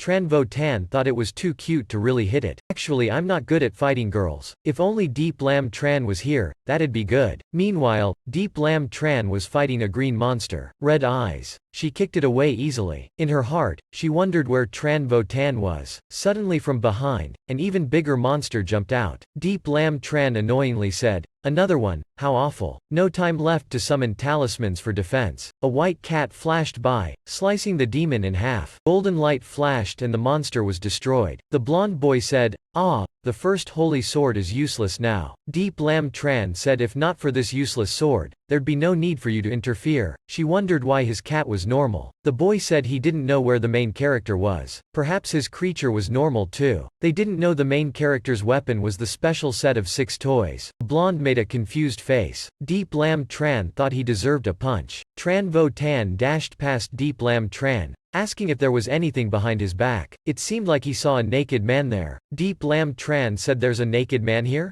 Then I should take a good look." Taking a closer look, it was Tran Vo Tan. The blonde boy said, "You're really playing big, running around topless." The two hurriedly chased after the main character. The main character said, "Deep Lam Tran, do you want to save me? Why am I slower than even Wa Fi Na?" Deep Lam Tran said, "Do you have a conscience? Don't you see I'm carrying this useless sword?" The blonde boy innocently asked. "Wa Fi Na said me?" Deep Lam Tran pressed her palm, the supreme talisman, to become a giant golden wall blocking the little demons. She prepared to continue the spell when Tran Vo Tan yelled for her to be careful. Deep Lam Tran's face flushed a little, telling him to worry about himself. Unexpectedly the main character cared about the little demons. Hearing this, both sides were confused. Suddenly Deep Lam Tran stopped, holding the 40-meter-long blade behind, materializing a general's illusion. Wa Fi Na frowned, saying, "I'll save you right now." "Little fools, don't run." The little demons turned to run away. The main character said, "You're not kidnapping me anymore?" Deep Lam Tran swung her sword. The illusion general's energy blew the main character away. He flew towards the purple girl next to him. Deep Lam Tran yelled, "Tran Vo Tan, be careful." Behind, Wa Fi Na said, "Too late." Before he finished speaking, Tran Vo Tan had smashed into the girl's chest. The main character said, "Such strong elasticity. My head hurts from hitting it." Then he pressed 2 fingers to heal himself. A shameless was heard from behind. The main character turned back, seeing the purple girl holding her chest, rubbing it. "Your head is softer than my chest?" Deep Lam Tran spoke sharply. "You're a woman yet so vulgar." Tran Vo Tan looked closely. "Wow, such a tall woman." The purple girl smirked slightly. Then she sat down, crossing her legs. "It's been a long time since I heard that form of address. In this painting, all creatures must call me old ancestor. You all are looking for the demon god, right?" The demon god says you are not creatures from the painting. The demon god's purple eyes stared at Tran Vo Tan. "Ah, food has arrived." Hearing this, Tran Vo Tan was shocked. "I've never tasted such tender meat before." Tran Vo Tan's pupils constricted, seeing the demon god's tongue stretching towards him. Deep Lam Tran yelled, "Tran Vo Tan, why don't you fight back? Do you really want your blood sucked?" The demon god's face was now sinister, eyes bloodshot. Tran Vo Tan yelled, "You think I don't want to? This damn shackle. Whenever I use spiritual power I get stabbed by thorns. I thought Elder Hao just gave me a cosplay outfit. Didn't expect I'm the one cosplaying." The demon god said, "Don't struggle anymore. These weapons are Elder Hao's trap to lure you in. Stop the futile struggling. The more you move, the more I like it. Be obedient and die properly." A meowing sound rang out as Wa Fi Na transmitted power to the white cat, sending it towards the demon god. Taking the chance, Tran Vo Tan escaped. The demon god raised its hand to block, yelling go away. The cat retreated as Hua Fai Na crossed his arms. Why does this white cat resonate with me so well? The cat licked its paws then looked at the demon god. Turning, it leapt to attack. The demon god panicked and evaded, hiding behind a tree saying I hate cats the most. Deep Lam Tran said stop playing. Order your cat to use its killer move. Hua Fai Na awkwardly said I don't know that. There are no big moves at all. Please, it's just a normal cat. Being like this is already amazing, right? Tran Vo Tan frowned, thinking about what Hua Fai Na said. Just a cat? Suddenly he seemed to understand something.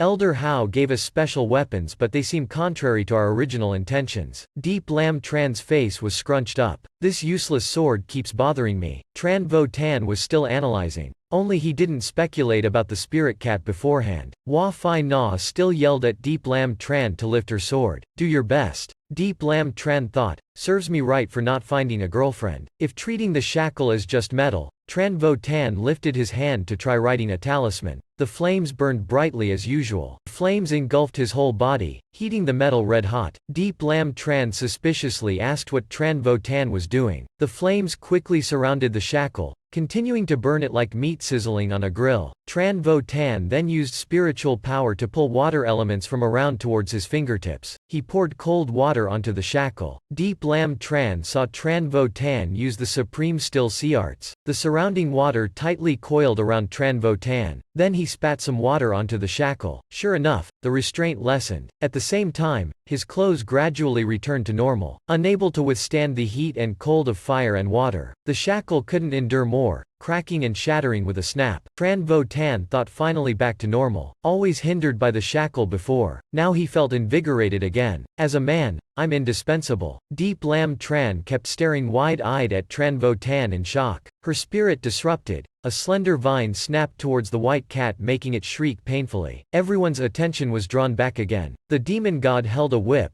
saying you've provoked me for so long, thinking a mere cat could do anything against me? Hua Fai Na reached out to stroke the unconscious cat, asking if it was okay. The demon god focused purple energy in its hand, eyes full of wrath, seeming they had to be taught a lesson. Suddenly countless purple moths flew up everywhere, saying after, all you immature pigs are inedible. The swarm of moths flapped towards Deep Lam Tran and Hua Fai Na. With one arm holding the cat, Hua Fai Na concentrated her power to write a talisman, Deep Mountain No Water. No one to pick corn, greed never satisfied. Transforming into a giant golden net catching the moth swarm, Deep Lam Tran held the large blade. Her fingers emitted some red aura. I become a firewall blocking. The moths dashed straight into the wall like moths into flames. Indeed, women are more attractive. The huge sword in Deep Lam Tran's hand continuously drained her spiritual power, becoming heavier. Drained by the sword, Deep Lam Tran couldn't maintain the firewall. The moths broke through. She could only lift her hand to block. Tran Vo Tan waved his hand, dispelling the moths attacking Deep Lam Tran. He recited an incantation. The sharpened blade becomes 3 golden swords. With a crack, Deep Lam Tran's blade was cut into 4 pieces. The sword gradually disappeared. She panted heavily. Finally the useless sword was gone. But damn, too much spiritual power drained. She couldn't stand steadily. She collapsed. Tran Vo Tan hurriedly caught and carried her up. In his heart he thought to be the villain to her heroine Deep Lam Tran. They should have a good relationship. Even if the goal wasn't achieved, he wouldn't lose out. Ha ha. Tran Vo Tan held her in his arms. Wrap your arms around my neck. Deep Lam Tran realized he was transferring spiritual power to her. Meanwhile the purple moths surrounded them. Tran Vo Tan lifted his hand releasing energy. An explosion rang out sweeping away the moth swarm. At this time,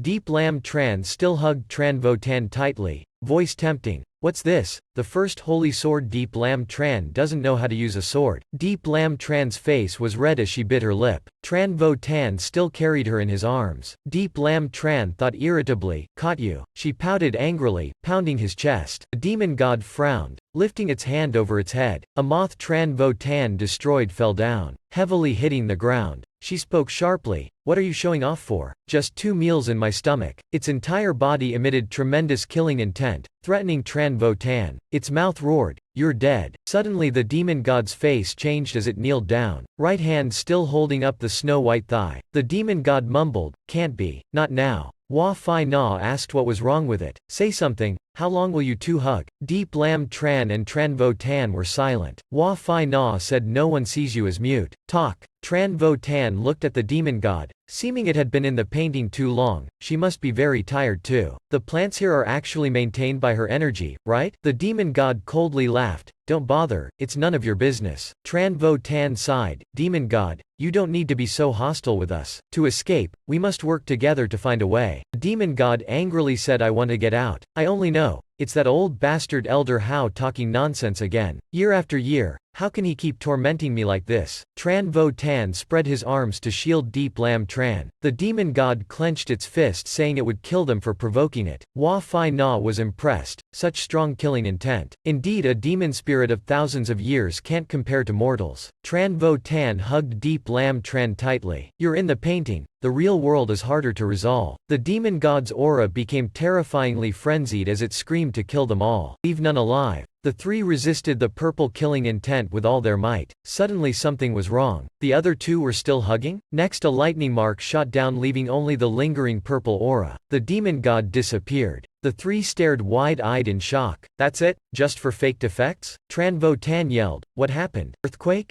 Deep Lam Tran said, let's go up the cliff to see. Can't, the space is changing. Could collapse any time. Now we can only huddle together to endure. The white cat looked at Hua Fai Na frowning, almost vomiting up last night's dinner. Its hair stood on end from fear. Tran Vo Tan supported Hua Fai Na, scolding him for useless. Seems I still have to rely on myself. Suddenly the ground cracked loudly. Tran Vo Tan's eyes widened in shock. From the earth, a gigantic boulder like a mountain rose up. It moved and the ground cracked apart. The rock monster awoke, spewing curses. Finally found you, little brat. Deep Lam Tran's legs trembled. The first holy sword is afraid of big things too? Tran Vo Tan supported her, mumbling another hard-to-please one. Let me find where you are, you damn brat. Tran Vo Tan covered Deep Lam Tran's mouth. She was about to vomit, whispering carefully, or it'll notice us. The monster opened its mouth wide. If only more than one eye grew on my body. Suddenly under Tran Vo Tan's feet, a gigantic eye appeared. The rock monster slowly approached the three. Tran Vo Tan. It said to Tran Vo Tan, hey, kid, don't cry for mommy later, okay? Tran Vo Tan angrily cursed, damn. Thinking you're Cthulhu or cosplaying a giant. Along with a tragic wail. The script didn't write this. Tran Vo Tan said, really funny. In the past, monsters like you, I could take care of just by clicking the mouse. Let alone now I'm the villain of the story. The monster punched. Tran Vo Tan jumped up, dodging the blow, escaping the encirclement. He yelled, you dare look down on us, brothers. Let us crush you to pieces. Can't beat us yet running away. No shame. Tran Vo Tan said, you two always mess up important matters, yet still dare to challenge the boss. Deep Lam Tran hugged my neck. Now's not the time to be affectionate. Looking at the white cat, he said, it really is you. Get up.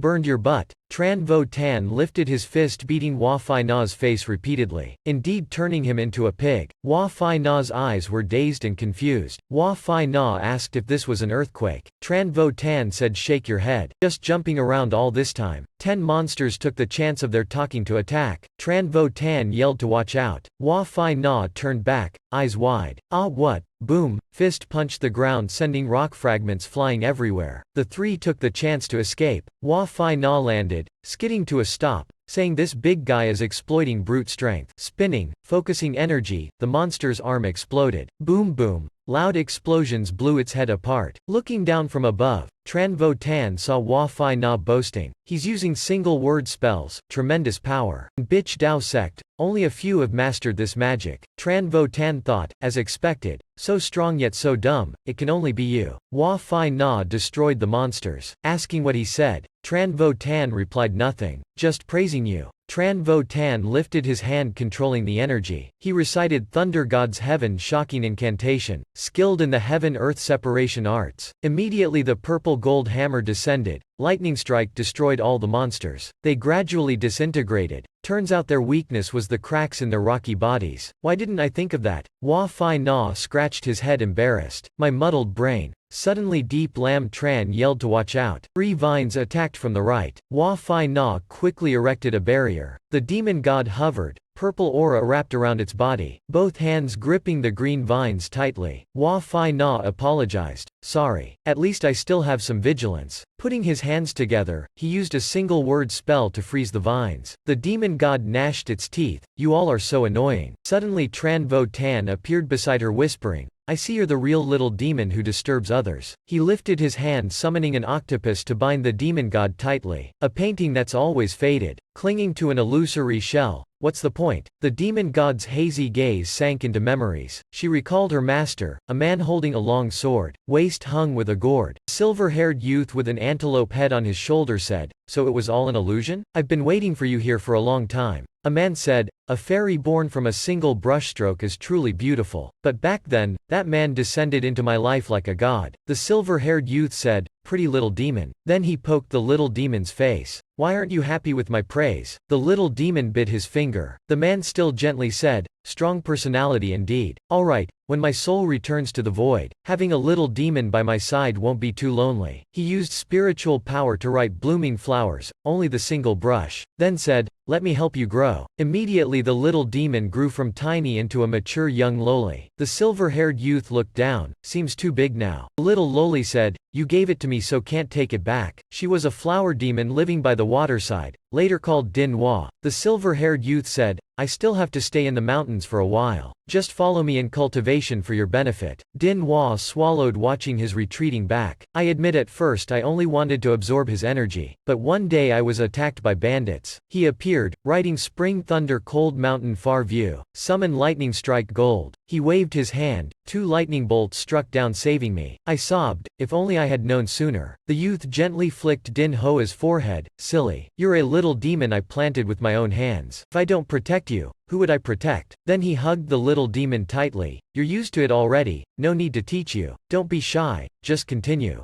Din Hoa's face turned red. "Who needs you to teach?" The youth held a brush, painting the mountain scenery. "Beautiful scenery. Good people live for thousands of years. For the first time I felt so carefree. I thought we'd be like this forever. Back then, I'd be the happiest person in the world. But then that day arrived." Dinhwa wailed, clinging to the youth's hand, "Don't go. Don't leave me in this place. You endured too much, leaving me alone for so long." But the youth said, "I'm out of time now. Life is but a dream. This body is meaningless. What's the point of keeping this empty shell?" By then Dinhwa had matured, crying, "Even if it's just an empty shell, I loved it wholeheartedly." Tran Tan shook his head. "This cheap storyline again. Truly pitiful." The young demon was utterly deceived, though he happily left, leaving her grieving for years. Deep Lam Tran also nodded in agreement, but Dinhwa lashed her whip at Tran Tan's face, yelling, "Don't slander my lord. He didn't deceive me. He said he'd return after 1,000 years. Tran Tan explained, "He was just bluffing. He also told my ex that if she was still single at 60, they'd be together." Deep Lam Tran angrily said, "You dare boast. Have some self-respect." Dinhwa defended, "My lord is different from you. A fickle, flirtatious man. He was special to me, or he wouldn't have chosen me among so many fairies." She added that he expended energy to help shape her too. Tran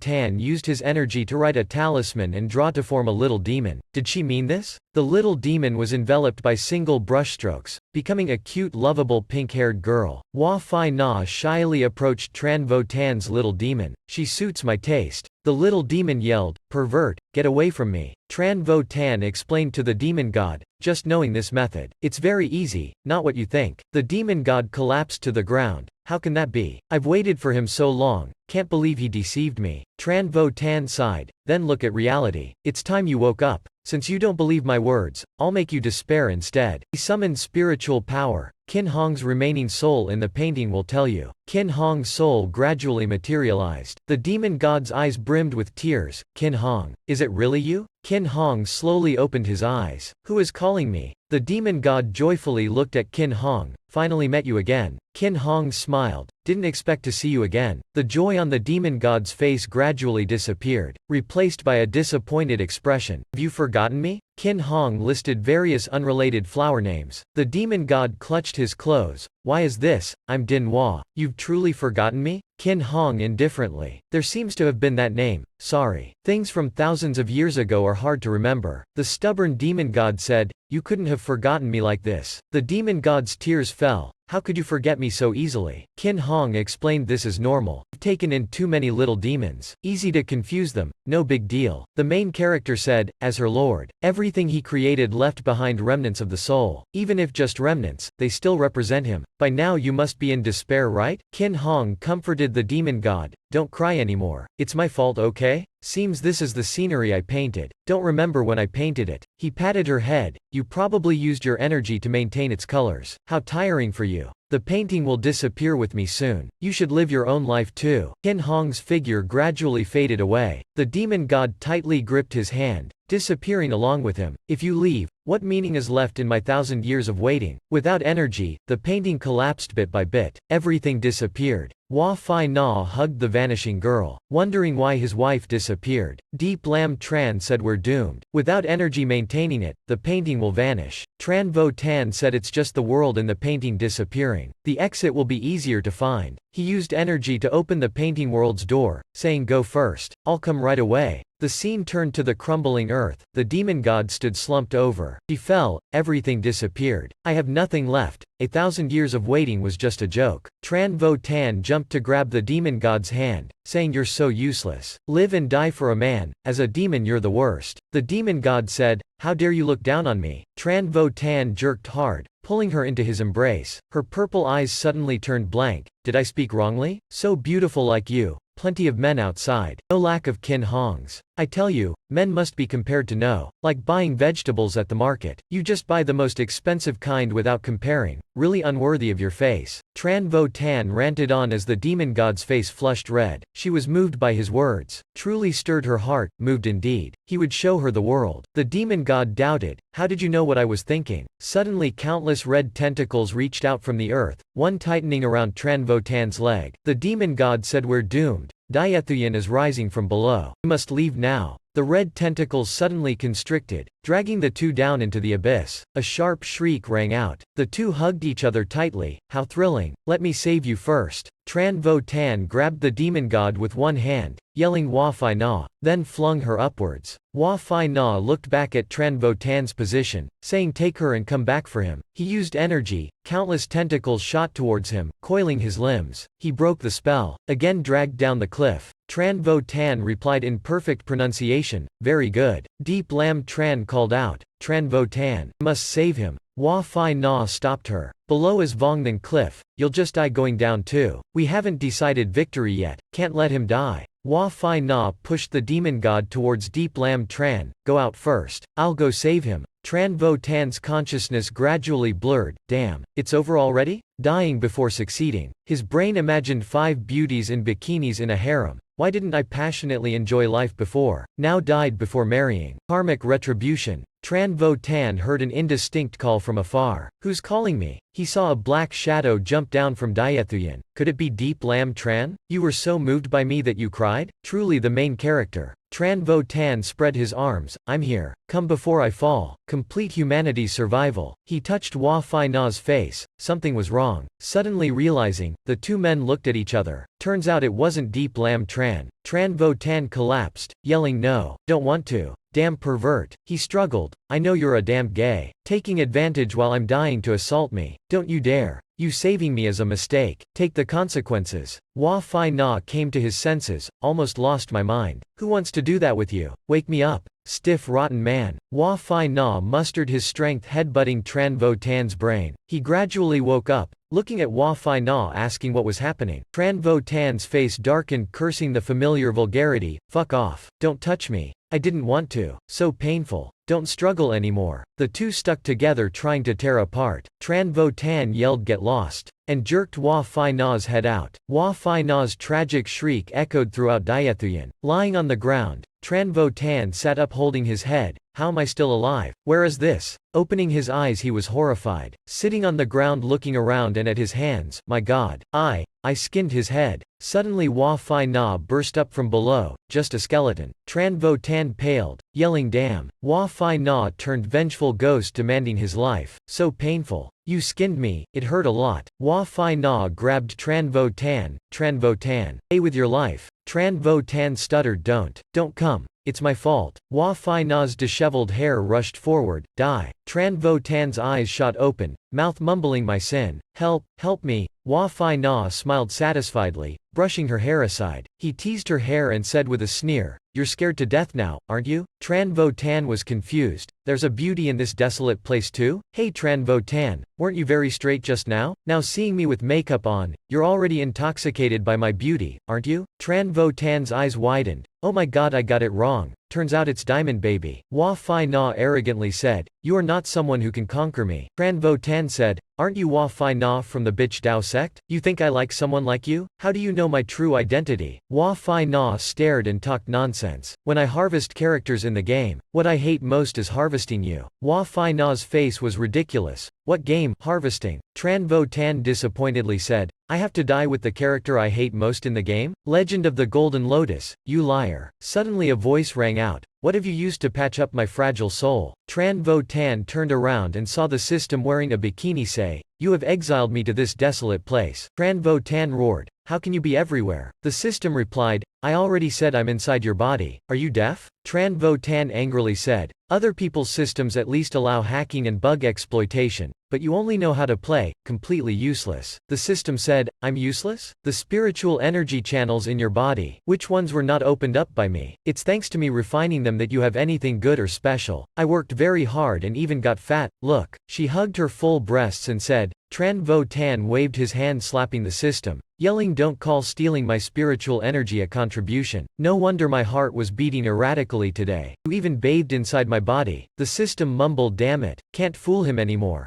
Tran Vo Tan said lazing around all day, not doing anything useful, I'd have to be an idiot to be fooled by you. Hua Fai Na pounded her chest agitatedly. Tran Vo Tan asked in confusion, what crazy thing are you doing? Hua Fai Na was surprised. What? There's really a beauty jumping out of your body. Why not mine? The system said. See, told you to criticize me but I'm still very charming. Hua Fai Na rushed in front of the system, licking her lips, eyes full of affection. That's right. He rejects big sister but little sister won't. Follow me okay? The system said you don't have the qualifications. An NPC daring to cut in line, then raised her hand towards Hua Fai Na. The system threw a punch at Hua Fai Na's head. Hua Fai Na's eyes rolled back and she lost consciousness, collapsing in front of Tran Vo Tan. Tran Vo Tan said, why did you hit your own teammate? The system said she's just an NPC, yet dared to try possessing me? She's unworthy. What a pity, we just got a hunting dog and then lost it. The system said you're celebrating too soon. Before it was just you alone but now that's uncertain. Tran Vo Tan asked what do you mean? The system replied just wait and see. You think killing then win was simple? Easy to get past? Its horror goes far beyond your imagination. From the abyss came the sound of footsteps. From the darkness a foot stepped out. Tran Vo Tan looked ahead in shock. 3 people wearing golden crowns identical to Tran Vo Tan's appeared. He silently thought this damn system even dug up unactivated alternate timelines. The system gleefully said, are you scared yet? Surrender yet? Tran Vo Tan pounded his chest and proclaimed, for a man like me, even if 100 duplicates of me came, they'd just be a spring breeze blowing by. You doubt I have no fear? Here there are many copies of you. Why are you still so arrogant? The 3 glanced at each other, confirmed they looked identical, then all flirted saying I'm so handsome. I have style. The system explained to Tran Vo Tan, I didn't create them. Do I look like a dramatic person? Tran Vo Tan scornfully said, if you had just done your job properly from the start, this wouldn't have happened. The system said I warned you diet then win was the deadliest place in the game. Tran Vo Tan said oh, I don't see anything like what you said. Because no one has entered before, there exist many dark forces here like infinite division and reproduction. I'm not lying, it really is terrifying. Tran Vo Tan mocked. Just admit you were too lazy to maintain it. The system awkwardly said, you're right. Tran Vo Tan's face twitched. You brazenly admit it? He pointed down at Hua Fai Na lying on the ground and asked why didn't she split like him. The system replied that's a player's privilege. She's just an NPC so she can't glitch. If Hua Fai Na heard this, she'd at least have to crawl up and vomit 82 years worth of spicy chili oil before passing out in the bathroom. Tran Vo Tan, you must compete fiercely with your increasingly numerous copies. Compete to win the heart of this beautiful, gentle system. Tran Vo Tan's eyes bulged. This crazy woman, has she lost her mind? I wonder what it feels like to be surrounded and attacked by yourself. You think I'd massacre each other just over a woman? I wouldn't burn down a whole forest just for one bug. Another Tran Vo Tan said isn't this boring? My greatest dream is world peace. The other 4 Tran Vo Tans unanimously said system. Actually we don't like big breasts that much. Right.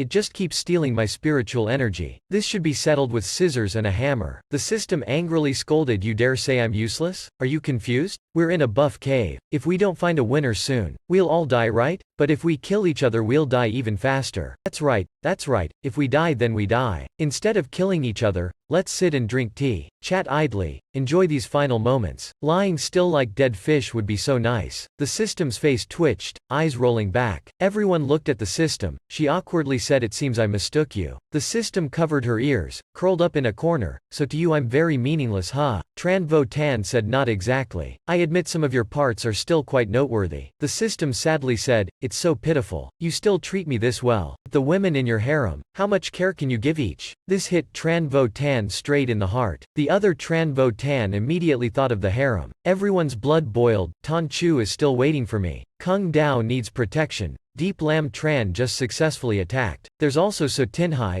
Oh no. Who's that? Then they started fighting each other. Someone activated Luan Choyan Win An. Quang Ket's superhero armor. Only I can protect my harem. Never mind. I have to get out first. The rest of you get lost. I'm the real Tan. Stop fighting. Go one-on-one. You bastard. You dare think of such a shameful sharing method? I must have it all. The system watched the Tans punching and kicking each other, saying finally they're brawling. But why am I not happy at all? Some punches flew towards Tan. He dodged, shouting, that's going too far. Why only attack me? Who said you could be so smug for so long? I just hate that smug face of yours. The original body has to die first. The system shouted, you're violating the rules. Then shielded Tan, saying everything must be fair. This is cheating. Tan looked at the system, then reached from behind, hugging her. He whispered in her ear, little sister belongs to Big Brother. Anyway, they don't need you. So Big Brother will reluctantly accept you. He grasped her hand, placing it on his heart. Turns out you can only be in my heart. The system's face turned bright red, a CPU overheating warning popping up. Too much, being fed dog food by myself like this. Your sweet words are truly nauseating. Don't make me prune you. Shut up, I'll beat you to death first. Tan raised his hand saying, wait, stop fighting. Other version scram. Let me speak first. Though your abilities are close to mine, there's certainly one place you're inferior. He enticed. That place is extremely magnificent. It decides your whole life. Why aren't you curious to know? The other versions nodded foolishly. Curiosity really does kill the cat. As expected, my damn curiosity. He clapped himself.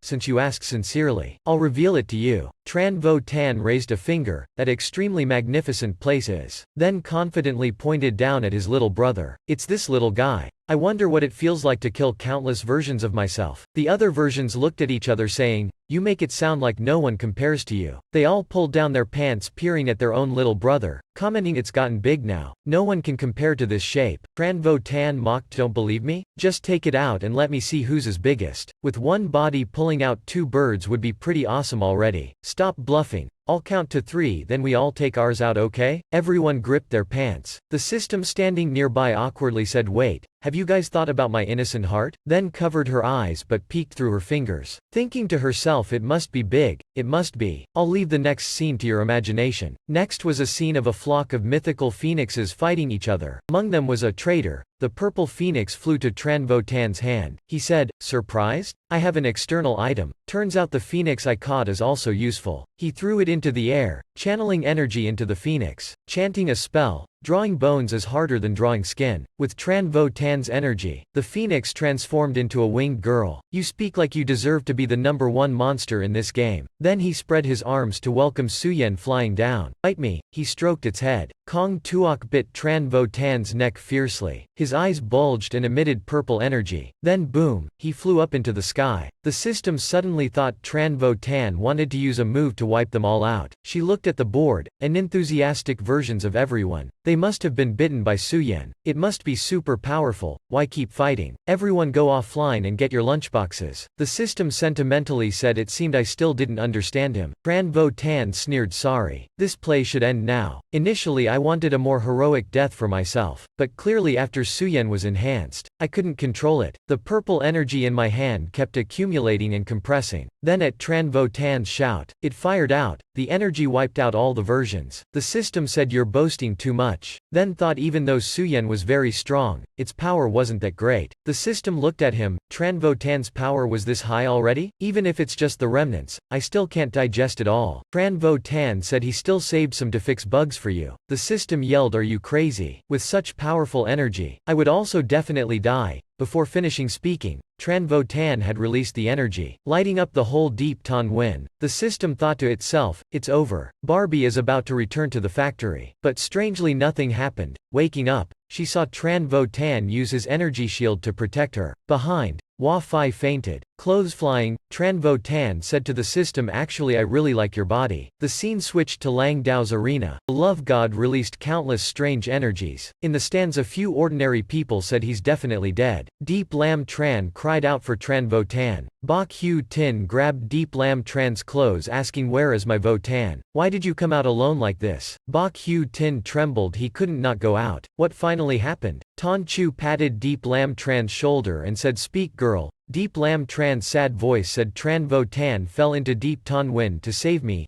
Elder Hao and 2 others came to Deep Lam Tran and asked did that black boy also fall down? Deep Lam Tran angrily pointed at Elder Hao, if you hadn't disrupted our energy, we wouldn't have been delayed like that. She grabbed Elder Hao's clothes and shouted. Elder Hao was furious, you dare be so aggressive. Where did you leave your mind? Elder Hao shook his head and scolded Deep Lam Tran. Don't be so rude. A person next to him explained this was just part of the trial. Don't blame my third brother. Deep Lam Tran angrily looked at the two. But then let Elder Hao go. Fine, if he has to owe a debt to save me then I don't want it. I will go back and save him. The love god said to Deep Lam Tran, wait for me. If you want to save him then you need me. Elder Hao and the other 2 stopped the 2 girls. The energy in this painting has been controlled by us for years. You girls shouldn't think randomly. The love god painting, once destroyed. Anyone who enters is committing suicide. Suddenly from the painting came a shout, it's over. Everyone looked at the love god painting. Tran Votan jumped out from the painting, hugging the system, carrying the fainted Hua Fai on his shoulder. He landed on one knee, smiling and said Elder Hao, you underestimated me. The 3 people ran to Tran Votan. He punched Hua Fai's shoulder hard and said don't peep at my harem. Then he spread his arms shouting my dear sisters come here quickly. Get ready for a truly sincere hug. Unexpectedly he was met with 2 hard slaps to the face. B Hugh Tin said after not seeing you for a while. You went and flirted around randomly. And even hugging that girl. B Hugh Tin scolded, I worried for nothing. Little Chu added, young master what were you doing in there? The system turned her back making a demon face. The 2 girls angrily grinded their teeth. Tran Votan thought to himself, jealous women might kill me. Of course, the jealous scene continued endlessly. But it's great to see you girls. He suddenly hugged the 2 girls up.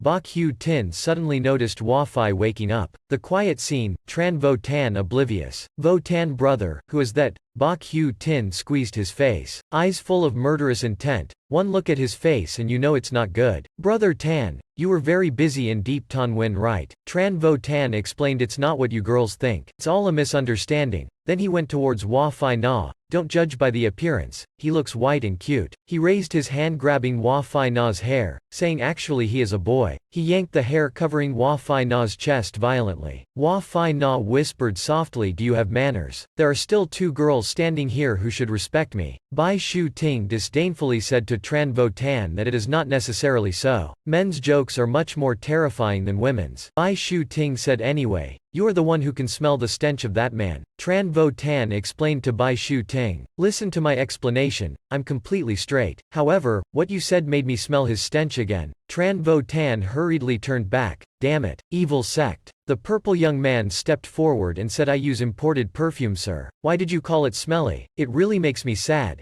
Everyone looked at the purple young man. An old man came over and said the beauty contest had ended. Young Master Xiao, why did you come uninvited? Old Hao said, could it be that the Crescent sect is dissatisfied with the results or wants to teach us? He turned to Yi Lin Tran. Yi Lin Tran, first sword saint, truly deserved. Yi Lin Tran replied, you flatter me. Today I came to deliver an invitation from my sect. Hero Tran Votan is a dragon and phoenix among humans. My sect highly admires him. I hope sir will come and dine with us. We will receive you well. Old Bai said let's stop talking about dining. HMPH, the Crescent sect, you guys are nothing. Bai Shu Ting added that grandpa is right. Brother Tan is from a good and noble family, completely different from you guys. Bai Shu Ting also disdainfully said their sect master must be nothing too. Old Hao said to Tran Vo Tan. Although the Crescent sect is not an orthodox sect, its reputation still exists. Don't make too much of a fool of yourself. B Hugh Tin angrily said, shut up you old villain. B Hugh Tin pointed at Old Hao's nose and scolded, from the beginning you absorbed all the spiritual energy and almost killed my brother Tan. And now you're still defending the Crescent sect. You are truly sinister. Old Hao angrily said, little maid, don't speak so rudely. Bite me, come on, bite me. Tran Vo Tan held B Hugh Tin's hand and said, don't hurry. I will handle it myself. Tran Vo Tan suddenly changed his style and pretended to be innocent and harmless, asking young Master Zhao, did you only invite me or the other sisters as well? B Hugh Tin stared at Tran Vo Tan in shock. Young Master Zhao said, if everyone wants to go, let's go together. Tran Vo Tan crumpled the flowered paper, held his head high and said disdainfully, I know, no one wants to give me their leftovers. B Hugh Tin fearfully retreated. Young Master Zhao said, hero Tran Vo Tan is really unpredictable. Tran Vo Tan said, if you want me to go, it's simple, just agree to one of my conditions. Spread the invitations and treat all disciples from various sects. Let everyone know that I, Tran Vo Tan, not only live well but have also become an honored guest of the Crescent sect. The scene switched to the Crescent sect's sect master. The Crescent sect's sect master laughed and said, this Tran Vo Tan is really interesting. The purple young man said he does not know how to respect others. The sect master invites him to dine yet he makes random demands. The sect master glanced at him, grabbed his collar and pulled hard. You fool. Don't you understand his intentions? He is using us to build up his status. The sect master lifted his chin and said, a nobody who got shot dead by a stray arrow suddenly has a chance to become famous. Of course he will use it to step on the heads of various sects and act arrogantly. Young Master Zhao has experienced this before. Surely you understand my meaning? You wouldn't rebel like that, would you? Zhao Ru Nuo fearfully dared not. I dare not, brother, don't kill me. He shivered and made excuses. I'm a bit tired today. Please let me rest. Tan Shuang said, rest yourself tonight. I will have someone attend to you. Then he looked towards the side pavilion. How long more do you plan to hide? Then a voice rang out, ha ha, you've been discovered. A curvy girl, wearing white socks and a white dress, came out from behind a pile of fake rocks. I just didn't want to disturb your conversation, big brothers. Long time no see. Why are you still so stiff? Zhao Ru Nuo asked. Sister T is back? The white girl said in a mocking tone, Sect Master, you don't seem happy to see me. Tan Shuang said, with someone caring about him like this, of course he feels annoyed. The girl laughed, Sect Master, you're so mean. You embarrass me. Tan Shuang said, it's fine. You've matured a lot these days. Hearing this, the purple-clad young man thought he should retreat immediately, or his butt would be whipped tonight. Sect Master, take your time chatting. I'll take my leave. Tan Shuang looked at Zhao Ru Nuo's figure somewhat reluctantly. Taking advantage of Zhao Ru Nuo having left, the white girl started badmouthing him. See, he doesn't like you. If you keep him by your side, sooner or later he will betray you. She kept talking, oblivious to Tan Shuang's darkening expression. Suddenly Tan Shuang jerked and pushed the girl to the ground. His face was dark, emitting some murderous intent. The matters between him and I are none of your business to interfere. In the beauty contest hall, the three old men looked at each other. One said third brother was usually very tolerant. Why so impatient today? Old Hao said this plan has an 80% chance of success, but it's nearing completion so he's a bit tense. Zhao Ru Nuo is talented. He can convince Tan Shuang to accept Tran Vo Tan's conditions. The other said harshly, Old Hao, today you seem quite attached to that brat. Could you have feelings for him? Eat whatever you want, but watch what you say. This is no joke. At this point, the Crescent sect has no other choice but to eliminate him as soon as possible. With our reputation, if we make a move on a newcomer, it would be seen as abusing our power to bully the weak. If we can take advantage of Tran Vo Tan's identity as an evil cultivator, and use his newfound fame to get rid of him, that would be the best way. Big Brother thinks far ahead, conspiring with Zhao Ru Nuo to set a trap, causing Tran Vo Tan to harbor a grudge against the Crescent sect from the start. This can also save us some unnecessary trouble. However, Tran Vo Tan's heart is unfathomable, hard to grasp. In the end, the two of them failed miserably before. The three suddenly looked towards the door. Someone was walking in.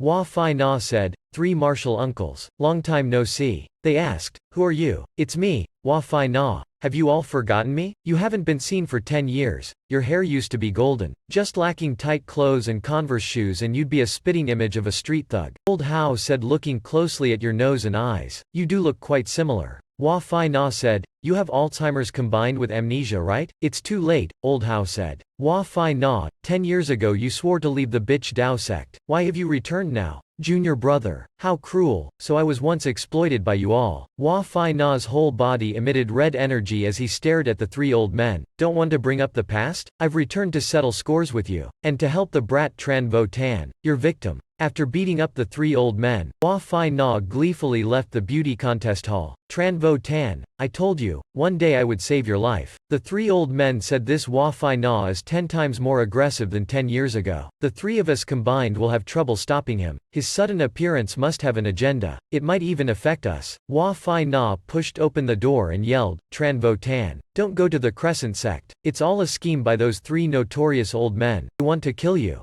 Suddenly seeing the scene in the yard, his face turned red. He stood frozen. Seeing Tran Vo Tan sunbathing, surrounded by girls in bikinis, he seems to be enjoying it very much. Tran Vo Tan said to Tan Shuang, you're no worse than me. What do you think of my novel idea? Tan Shuang said, especially the scenery here is excellent. The atmosphere has also become much more pleasant. Ha ha, we are indeed kindred spirits of talent. Let's drink a toast. Hua Fai Na rushed into the yard yelling, how dare you turn my house into this, and didn't even call me. Tran Vo Tan said, Hua is back. Hua Fai Na cursed under his breath, you left that huge sandpit and let my cats poop everywhere. The two looked at Hua Fai Na. Tan Shuang asked, Martial brother, shouldn't you first ask why I'm here? Hua Fai Na scolded, you're nothing. Compared to my villa, this place is nothing. Tran Vo Tan, I didn't know you were acquainted with the Crescent sect's master, while I was busting my ass for you the whole day. Suddenly Tran Vo Tan hugged Tan Shuang tightly. We've only just met but get along so well already. The conversation in the house could be heard all the way onto the streets. Even a person buying fish sauce could hear it. Don't worry martial brother Tan Shuang. Tomorrow I'll let everyone within 10 miles know we are the best of friends in the martial world. The two cunning old ghosts each have their own agenda. The news spread, causing a commotion among the people. Tran Vo Tan and sect master Tan Shuang have become sworn brothers. The three old men, old Hao heard this while walking on the street. His face soured. The passers-by gossiped, these two demons joined forces. They will surely cause great chaos. We racked our brains scheming all day, but inadvertently made Tran Vo Tan become a great power instead. Blamed Tran Vo Tan for overacting, causing us to overlook his rebellious nature. Didn't expect he would ally with Tan Shuang. If these two join forces, the sects will inevitably fall into turmoil. On Tran Vo Tan's side, the two were dead drunk, yelling today you and I are family. Argue with me if you dare. Tan Shuang said,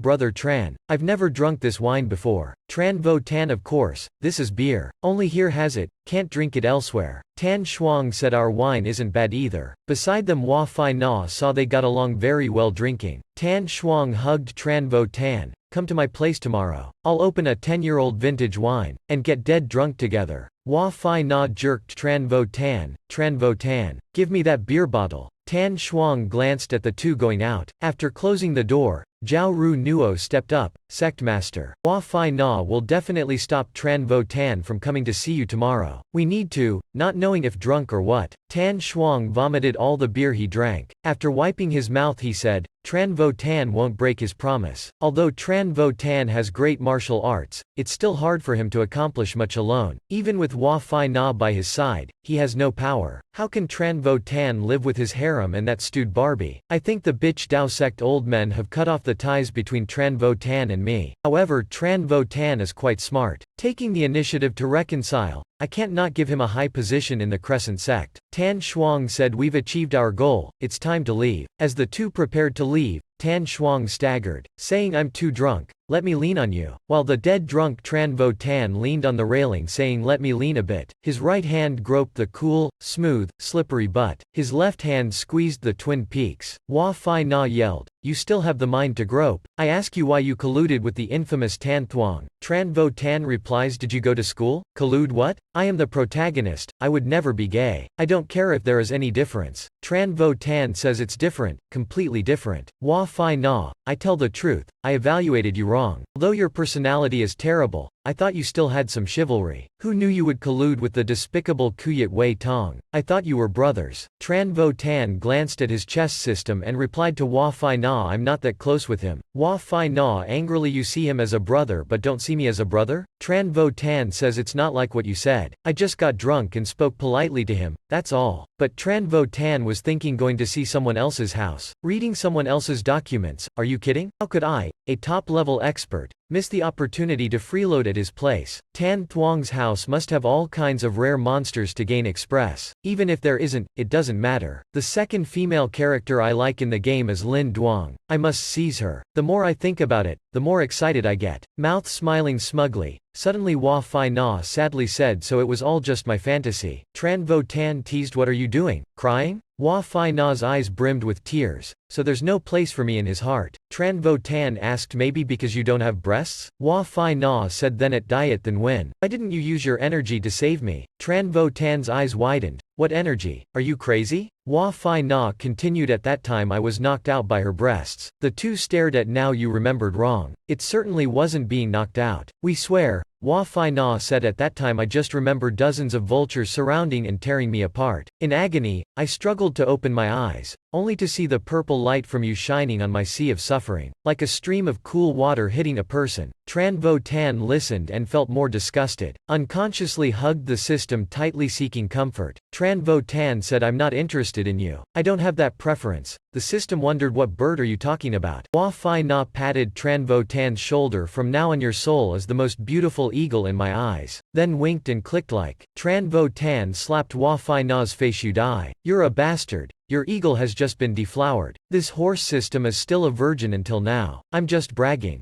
Tran Vo Tan slapped the system in the chest. Sooner or later I will let you experience its molting. Hua Fai Na stroked his face and said to Tran Vo Tan, even if you hit me, I won't be angry. Tran Vo Tan, are you crazy? Hua Fai Na hugged Tran Vo Tan tightly, making him vomit. Because you are my life-saving benefactor. Tran Vo Tan awkwardly also called it that. Hua Fai Na, my life was brilliant but no one ever protected me. Don't worry. Currently and in the future you won't have anyone like that. Hua Fai Na hugged Tran Vo Tan tightly, making him nauseous. You are the only person who lives and dies with me. I can only offer myself to you in return. Tran Vo Tan pushed Hua Fai Na away. Don't pretend to be my brother. I'm not gay. Your stiff chest makes me very uncomfortable. Het Thong looked at him in astonishment. Hua Fai Na cried and clung to Tran Vo Tan. I don't care. No matter if you hit or scold me, I won't leave. From now on, I am yours. Tran Vo Tan covered his ears as everyone witnessed this scene. They came to eat them. The concubines in the harem couldn't believe it. Tran Vo Tan didn't even spare the men. Tran Vo Tan panicked and explained it wasn't as they saw. B Hugh Tin frowned and said, I knew it. Tran Vo Tan hurriedly explained to B Hugh Tin not to misunderstand. Suddenly B Hugh Tin smiled confidently. I knew it. Mr. Tan likes girls with flat chests like me. Tran Vo Tan was stunned by B Hugh Tin's reverse reaction. His expression became a perfect meme. Everyone was shocked. Tonchu ran over and patted Tran Vo Tan's shoulder. B Hugh Tin, are you serious? It's really confusing. Tran Vo Tan also didn't know how to react. Kung Dao was the first to object and say nonsense. Mr. Tan certainly reacted to my breasts. B Hugh Tin scornfully said, think you're so special. He reacts to any woman. All eyes turned to Hua Fai Na. I mean, he reacts to anyone. Girl thought to herself, why is she so concerned about this? Or could it contain magic? So I really have to make an effort to train it. Deep Lam Tran pretended not to care. Who is Tan that they have to fight over him like that? But in her heart she thought her breasts weren't that big. The love god hugged her breasts, looking at everyone arguing with a red face. No matter who has bigger breasts than me, they are still just kids. The system compared the size of her breasts with the love gods. Damn, overdid the breasts. The 5 concubines yelled at Tran Vo Tan. Do you like big or small breasts? Only kids differentiate and choose. Why can't I have them all? The girls screamed, you can't. You can only choose one. Kung Dao said to Deep Lam Tran. She said she didn't care. Why did you come here?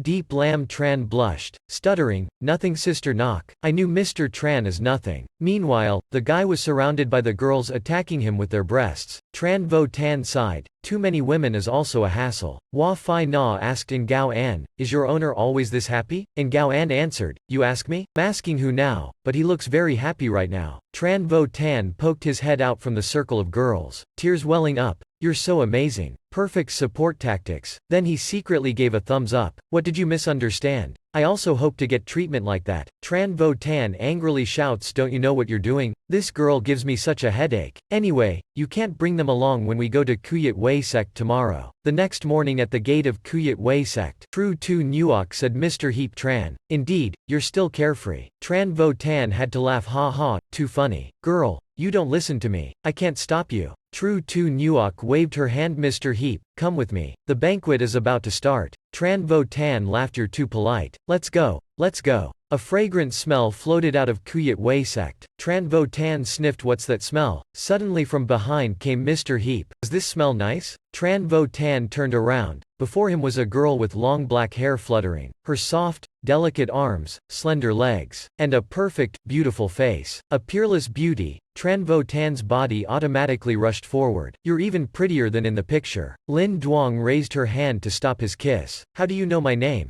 Tran Vo Tan shyly said. Lin Duang. Kung Dao's #1. Who doesn't know your fame? Seeing this face yet not recognizing it, one must be either a barbarian or a fool. Lin Duang laughed. Mr. Heap, you're so funny. Tran Vo Tan sensed the murderous aura behind him, glanced at the embarrassed girls, smiled and said, ha ha, very fitting for the beauties behind me. At this time, Tan Thuong walked out. Brother Vo Tan, you praise her too much. She's just a courtesan. How can she compare to the girls next to Brother Vo Tan? Lin Duang coquettishly said, it seems the sect leader has tired of me. Maybe because I didn't try hard enough last night. Tan Thuong said, there are guests here. Don't act sulky anymore. Brother Vo Tan, pay it no mind. Lin Duang is very cute and naive. Tran Vo Tan forced a smile while cursing inwardly. That bastard ruined my goose meat. My heart hurts so much. Tran Vo Tan quickly changed the subject. It's getting late too. I'm very hungry too, host. Let's go to the banquet table quickly. Oh, I forgot to invite you all in. Tan Thuong said, brother is the guest of honor today. The sects all want to meet you. Tran Vo Tan said nice words, but inwardly was scheming. What's so great about meeting those infamous old folks? Today I came here to freeload and steal your beauty. The system suddenly appeared, startling Tran Vo Tan. This was the right choice for me. That inner monologue just now was right on for a villain. Even a real villain would be scared if you suddenly appeared. In Kuyet Wei sect's hall, disciples from other sects gathered. An old man holding a cup of wine walked over. Brother Tran Vo Tan, I've heard your name for a while. I'm sect leader Trong Bang of the Quang sect. Let's get acquainted. Tran Vo Tan thought, the Quang sect? How come I've never heard that name in the game? The system explained it was used as cannon fodder, so there's not even an intro card left in the game. I see, damn it. Could they all be cannon fodder? A group of people holding cups of wine crowded Tran Vo Tan. You made up all kinds of sect leader Trongs. My grandfather was the cousin of your uncle's son. We used to serve together at Nok Lam. They chattered on endlessly. At Nu Tu Sect's table, Vong Dang Long angrily banged the table. Next to him, Little Fish pulled his sleeve. Little Fish pulled his sleeve, saying, elder brother, it's over. When we were healing, Tran Vo Tan had become famous already. Previously he was cursed by everyone. Now he's like a hero. How ironic. A new Tu sect disciple was even angrier than Vong Dang Long. The Grandmaster told us to reconcile with Tran Vo Tan. Now what do we do? Come on elder brother, have some tolerance. I'm just following the Grandmaster's words. I have no choice but to say it. Vong Dang Long shouted, shut up, both of you, or I'll beat you to death. Don't think you can threaten me with the Grandmaster. You think just because the Grandmaster told me to reconcile with Tran Vo Tan that I would listen? He clenched his wine cup tightly, glaring at Tran Vo Tan, resentfully saying I have the right to struggle against this. The commotion attracted Tran Vo Tan's attention. Everyone looked towards Vong Dang Long. Ah, this familiar bastard. Vong Dang Long reluctantly forced a smile. Brother Vo Tan, long time no see. He raised his wine cup, and walked with difficulty towards Tran Vo Tan. Since we last met at Langdao, you must have forgotten me already. The two new Tu sect disciples had sad faces. Elder brother, that was just a little struggle. I'm ashamed. Tran Vo Tan said, oh right, you are Vong Dang Long. Vong Dang Long said, rest assured, I didn't come today to provoke you. After all, we were fellow disciples. Tran Vo Tan was surprised. You're still alive? I thought you had been kicked down Hong River by Deep Lam Tran long ago. B Hugh Tin angrily scolded Vong Dang Long. Don't pretend to be close. I remember very clearly how you humiliated my sister Tonchu. Tonchu panicked. Young master, pay him no mind. It's old business. Vong Dang Long stammered. Brother Tran, forgive me. Just treat me as a pile of shit. Tran Vo Tan said, I don't mind other matters, but I care very much when it comes to women. He looked at Vong Dang Long with a sharp gaze. Tan Thuong walked over, cutting through the tense atmosphere. Brother Vo Tan, we're fellow disciples. Forgive me and give me face. Tran Vo Tan scolded. Who cares about your face? What makes you think I'll forgive him just because you say so? Kung Dao and Deep Lam Tran said it was you who invited Vong Dang Long here, yet you act like the good guy? Kung Dao realized the atmosphere was too tense, so she quickly said, stop,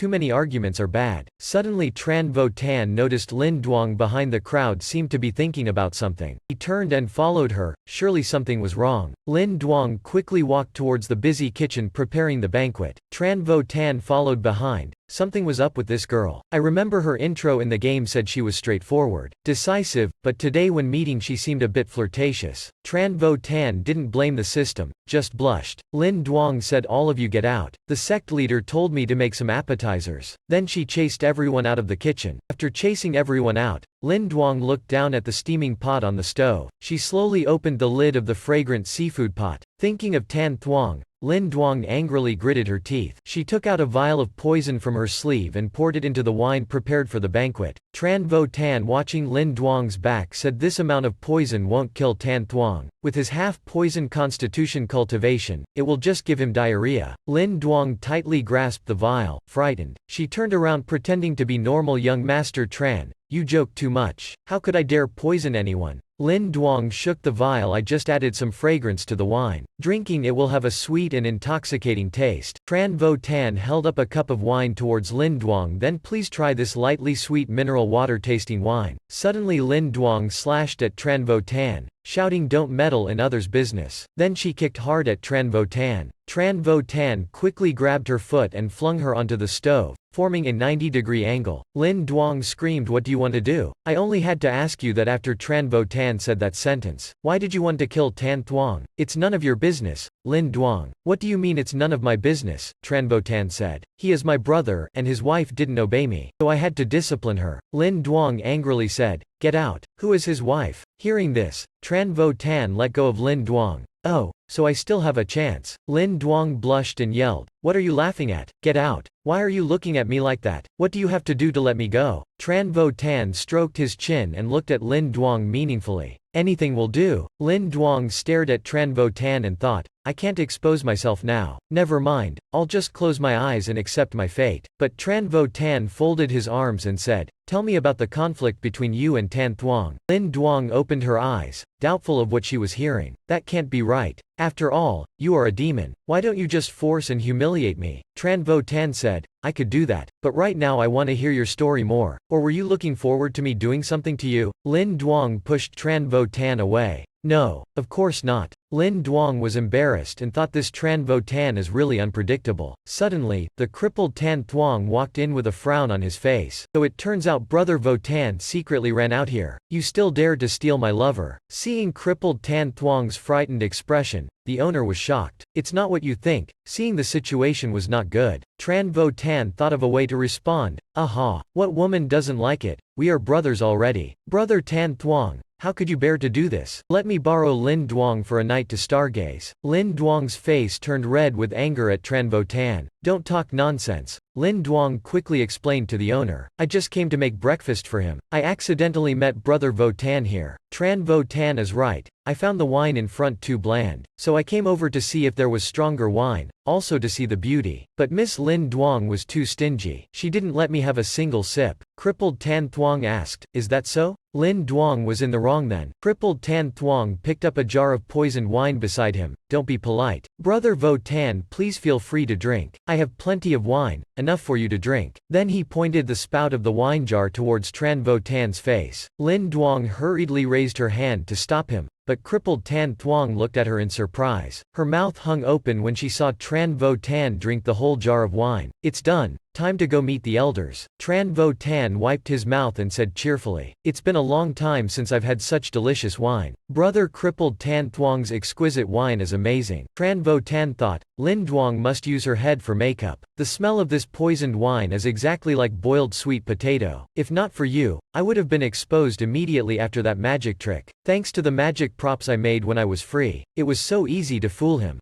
Although magic can't beat sorcery, it can fool cultivators. And you seem to care about me quite a bit. Then Tran Vo Tan stroked her hair bun. Crippled Tan Thuong said, brother Vo Tan, why do you keep smiling so shamelessly? Tran Vo Tan shyly scratched his head. stammering it's because I got too excited thinking about getting to see your treasure. The two gazed deeply into each other's eyes. Crippled Tan Thuong thought, could he have some intention towards me? My brother is blushing with excitement like that? Then let's go quickly. Tran Vo Tan suddenly thought this lunatic is a pervert. Don't blush, it's creepy to look at. Don't have any intentions towards my butthole. Suddenly Tran Vo Tan heard someone calling him. Startled he turned around. Seeing Bai Shu Ting crying and running towards me. My pet snake is lost. She hugged Zhen Wu Tian tightly, crying I lost the snake. Zhen Wu Tian comforted her don't cry anymore. Tell me what happened clearly. Zhen Wu Tian tried to remember who this woman was. He has too many wives to remember all of them. At this time, Zhen Wu Tian's other concubines also came in. Tu Shang said it's because Bai Shu Ting spoiled Van Lin Nhi and let it drink wine. It's a snake, of course it would go crazy. Tonchu said don't say that. Bai Shu Ting cried and said Van Lin Nhi is a spirit beast. It can drink thousands of cups without getting drunk. Something must have scared it. Zhen Wu Tian thought that snake. Then he sinisterly smiled Bai Shu Ting, don't panic. Let me use my power to find it. It could still be on your body. At this time, a Kuyet Nguyen sect servant ran in panic. A snake bit my butt. Save me. Bai Shu Ting grabbed him angrily. What did you say? What happened to Van Lin Nhi? The man shivered in fear. What Van Lin Nhi? I only saw a snake. He used his hands to gesture the snake's length. It was this big. I was in the backyard and suddenly saw the snake transform into a half-human half-snake creature. Wanted to bite me, so I ran away quickly. Zhen Wu Tian thought, if he only saw the back, how did he know the clothes in such detail? It must have been the snake transforming into human form. Deep Lam Tran said to Zhen Wu Tian, this is not simple, we should go check it out. At this time, Bai Shu Ting was furious and slapped him. You bastard. Do you know Van Lin Nhi is like my daughter? How dare you humiliate it like that? She went from slapping to punching, continuing to torment him. Tonchu advised Bai Shu Ting stop hitting, if you beat him to death now. Zhen Wu Tian ran over to stop Bai Shu Ting. Let him run away, I can catch him again. Finding Van Lin Nhi is more important now. Bai Shu Ting hugged Zhen Wu Tian crying, dear Tian, I can't stand Van Lin Nhi being humiliated like this. It's a well-mannered creature, it would never bite people randomly. How could he say such things about it? Zhen Wu Tian asked, tell me quickly, where did you see the snake? Or I'll stomp you to death. After interrogating him, they found out the snake was in the backyard. Everyone searched and called Van Lin Yi's name. Deep Lam Tran said I don't see it anywhere. I checked already. Bai Shu Ting said he said it seemed to be behind that pile of fake rocks. Zhen Wu Tian looked towards the pile of fake rocks. Indeed, he saw a snake's tail in the crack between the rocks. He said to Bai Shu Ting there. It's there. Tan Thuong said but that rock pile is made of high-grade spirit crystals. How could it climb up there? Bai Shu Ting moved closer to the rock pile. Suddenly, the snake's tail moved and attacked Bai Shu Ting. Zhen Wu Tian rushed over to shield Bai Shu Ting, blocking the attack. Bai Shu Ting couldn't believe her eyes. That the pet she raised could attack her. Zhen Wu Tian said to Bai Shu Ting Van Lin Nhi was probably agitated so it went mad. Let me go check. He moved towards the rock pile. Suddenly, the snake's tail shot out and wrapped tightly around Zhen Wu Tian. Zhen Wu Tian felt something was wrong. Why is it like this? The snake's body is too hot. He clapped his hands to summon his power. Wrote a magic word, blazing water sword. Quickly lower the temperature for me. The snake's tail immediately retracted from Zhen Wu Tian's body. He looked up at the rock pile then continued climbing to check. Van Lin Nhi, are you comfortable in there? Can I come in? He reached out his hands to push aside the rock. Bang! A sharp clawed foot suddenly burst through the rock, making Zhen Wu Tian scream, oh my god. He dodged the sharp claws then quickly grabbed its leg, feeling quite a strong force. Let me give you some more catalyst. Zhen Wu Tian raised his hand and wrote the word violent. Sensing danger, the arm retreated back into the cave. Zhen Wu Tian gathered his power in his fist and punched hard into the rock, smashing the rock into pieces. He looked satisfied at the pile of rubble. Let's see where you can hide now. Then he jumped down into the dusty rubble. Gotcha. He opened his eyes wide in shock but it was too late. He plunged straight into the bosom of a girl. It was a girl with 2 rabbit ears on her head, and a panda's tail. She screamed sexual harassment. Zhen Wu Tian looked up, rubbing his head. His eyes suddenly had dark circles. His nose was also bleeding. You're a panda spirit? Sorry, I didn't mean to. I thought you were Van Lin Nhi. He stood there smiling awkwardly. Suddenly, Zhen Wu Tian noticed the snaketail behind the girl's back. Seeing her secret discovered, the girl raised her claws to attack Zhen Wu Tian. He reacted quickly and grabbed the girl. His 2 fingers touched and he pressed down hard onto the ground. Anyway, since the girl came willingly, it would be a waste not to play. Zhen Wu Tian pressed the girl to the ground, and looked at Van Lin Nhi tied up. You went overboard. Transforming into human form is to increase aesthetics, right? The man looked at the panda girl underground and said, my repertoire is not enough. I'll just use this for now. Then he used his seal to suppress the girl. The girl flew up into the sky. The magic words automatically wrote themselves out, emitting light. They stuck together tightly, binding the girl's hands and tail. Then he let the girl drop to the ground. Looking at where she fell, I guess your private parts must be flattened now. It looks painful too. Tran Vo Tan turned back to look at Van Lin Nhi, who had a human body and snake tail, white hair and blue eyes. His face reddened as he asked, Van Lin Nhi, did that guy do anything to you? Van Lin Nhi looked at Tran Vo Tan with her blue eyes. Hissing, Tran Vo Tan grabbed Van Lin Nhi's tail so he could examine her body. He, if you don't say anything I'll take it as consent. Then he ogled up and down, left and right like a radar. Very sexy, very healthy. Nothing wrong at all. You scared me to death. Van Lin Nhi lying on the ground. Upon seeing this, her face twitched. That old pervert. No shame. At this time Tran Vo Tan laughed mockingly. That guy even dared to kiss the little snake girl. What a hypocrite, when he himself was also groping someone else's tail. Tran Vo Tan couldn't help but imagine. Previously I had thought White Snake Lady was already amazing. Who would have thought it'd be my turn? Tran Vo Tan's, too. Today my eyes have truly been opened. I must put on a good performance. Ha ha ha ha. Suddenly having a nosebleed. Van Lin Nhi's tail waving around, getting blood on Tran Vo Tan's face, immediately ruining his neat appearance. Damn it. The image I just carefully built is now destroyed. Immediately, Van Lin Nhi's long tail slapped Tran Vo Tan's face hard. B Hugh Tin only heard a miserable scream, then saw Tran Vo Tan flying out, and hitting everyone. B Hugh Tin cried out, Brother Tan. Before she could finish speaking, Tran Vo Tan flew straight into B Hugh Tin's arms. His eyes were dazed. B Hugh Tin said, Brother Tan, I'm over here. Tran Vo Tan opened his eyes. Oh, you made my head swollen. He pleaded, promise me. Next time ask the matchmaker to receive me, okay? A series of slapping sounds rang out. B Hugh Tin taught Tran Vo Tan with her love. The lump on his head swelled another 2 centimeters. Tran Vo Tan said, you hurt me more than running into a wall. As flat as a plank, no flesh. B Hugh Tin's slap landed straight on Tran Vo Tan's face. He heard a hissing sound.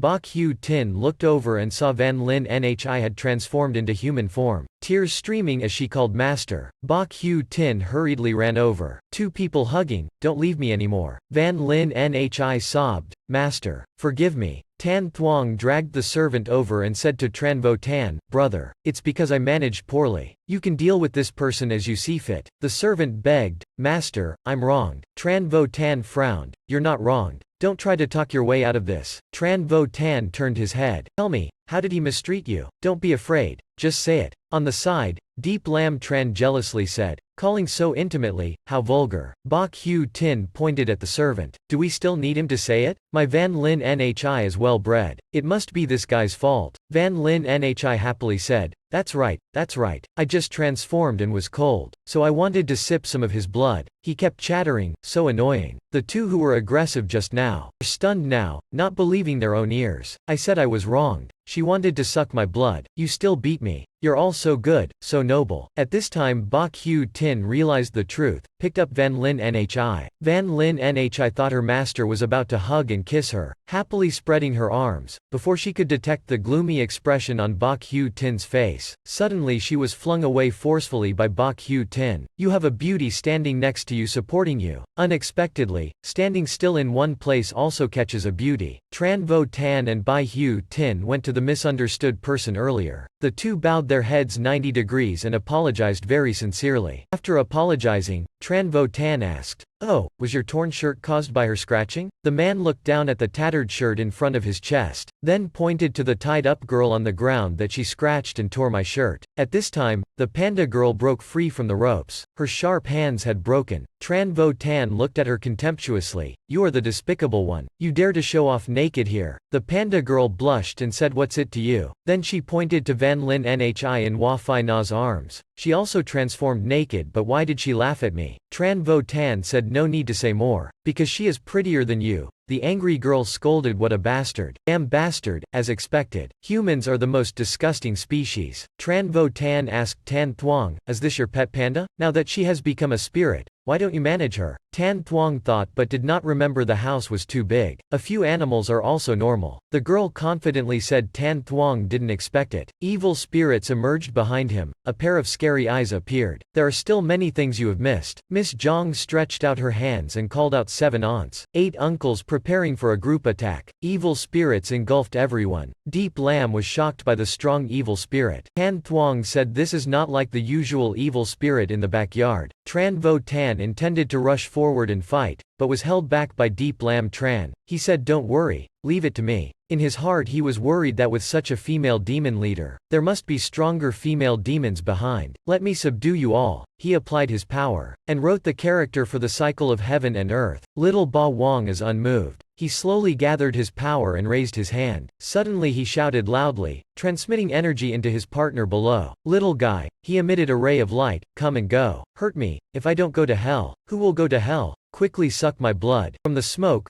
beautiful slender hands and legs slowly emerged. I guessed they must be beauties. Just looking you can tell they are beauties. Go ahead, don't be afraid. But when their faces became clear, they were monsters with black faces like coal, sharp fangs and claws, and ugly faces. Tran Vo Tan was shocked and said oh my god, his face doesn't match his body. He quickly moved back to where Deep Lam Tran was, grabbed his Bulgaria and said, hit them, hit them. Tran Vo Tan yelled, Tran Vo Tan, take your filthy pig hands off me. At this time, the ugly monsters brandished their claws and growled as they rushed forward. B Hugh Tin was surprised and said, you little demon girl, where did you come from? The panda girl quickly got up and drained the men's blood to restrain her power. Tran Vo Tan wondered why they became so vicious. Tonchu used his inner strength to form a shield. Young master, these demons seem to be affected by some kind of poison. The poison made them lose control of their energy, so they can't fully transform. Tran Vo Tan asked, what about the panda girl earlier? Tonchu replied, maybe because her original power was too weak. The panda girl yelled angrily, where is your damn magic now? Tran Vo Tan nodded and said, I see, that's how it is. You're just trash with mediocre power and you still dare to argue with me? He released Deep Lam Tran's hand and had a sly smile. Clearly you are all beauties. Looks like I have to take you back to be my servant girls. Seeing Tran Vo Tan's attitude, the demons were frightened. Anne asked Tonchu if he wanted them to fully transform, what should he do? Tonchu replied he didn't know what kind of poison it was, but if there was a more powerful evil spirit controlling and leading them, they could probably transform. Tran Vo Tan said then it wouldn't be difficult. Dear God, would you be willing to teach them to become human with me? The arrogant god said, with just you, a lowly demon, I won't bother. Before Din Hua could finish boasting,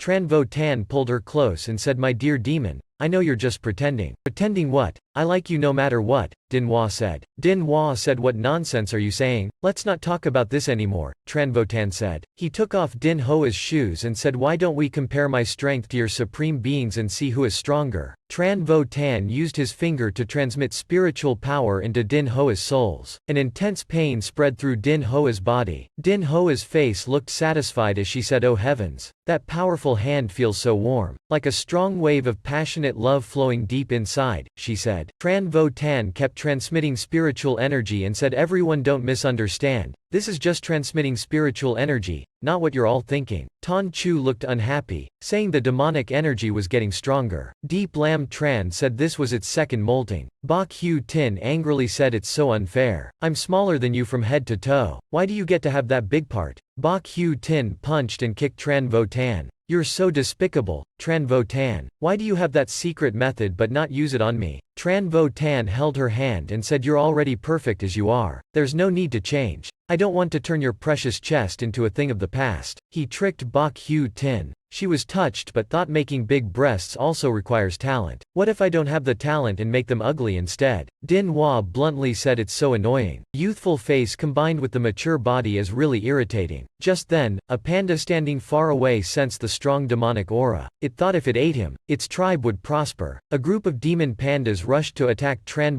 Tan and everyone. They growled and brandished their sharp claws. The demon god said, "You ugly and rude creatures." The demon god waved his hand to summon thorny rose vines. They blocked and pushed back the demon pandas. As expected, they were just low-level demons, not worth mentioning. The arrogant demon god said to Tran Tan, "Don't get me wrong, I didn't help you. I just wanted to show those rude creatures what elegance is." The demon waved her evil aura like a flower, shooting out like a torrential rain of swords towards the baby bears. It turned into petal-like blades that flew out like a downpour of swords pouring down on the baby bears. Tran Tan cried out from behind, "Don't cut their heads, it'll make them ugly." The demon smiled, "Don't worry, I won't kill them. I'll just punish them a little." The demon smiled, "Don't worry, I won't kill them. I'll just punish them a little." Then the demon retracted the blood-soaked petals. Compared to killing them, their precious blood is more valuable. Looking at the petals sucking blood, the demon smiled. The baby bears were attacked, kneeling down and groaning in pain. Seeing this scene,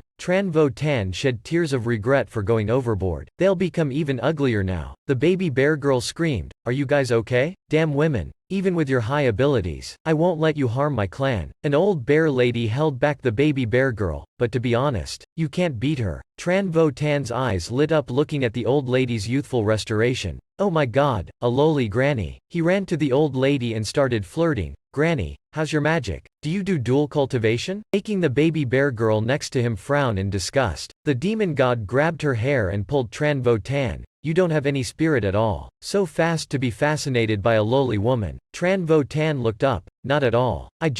Tran Tan said, "Now I'm fascinated by you." Too High raised her breasts to criticize the teddy bear girl. "So big but only contained a little bit of energy." B Hugh added, "Ugly too. Being a teddy bear but her eyes are smaller than mine." The teddy bear girl cried, "Enough, you guys. You think it's easy to turn into a human form? We little demons only have little cultivation methods. Even our grandmother is only a year older." The old woman teddy bear lightly coughed. "You're going to skip over that line. Make me look so old." The teddy bears cried, "We are so miserable. Just kids. Still being bullied by other demons." The demon god sighed, "So small huh? If I hit you now, it would be considered bullying children." Tan Thuong said, "The backyard I built last year. Can the raised teddy bears grow up?" The old teddy bear stepped forward. "Anyway, we are weaker. Please spare our lives, sir." Then knelt down in front of Tran Tan. Tran Tan was embarrassed. "Damn it. What should I do, young master? Please save us." Tran Tan was suddenly shocked looking at the old woman. She suddenly attacked him. He dodged and grabbed her. The old woman laughed sinisterly. She knew he would do that. Then she took out a red crystal, attacked Tran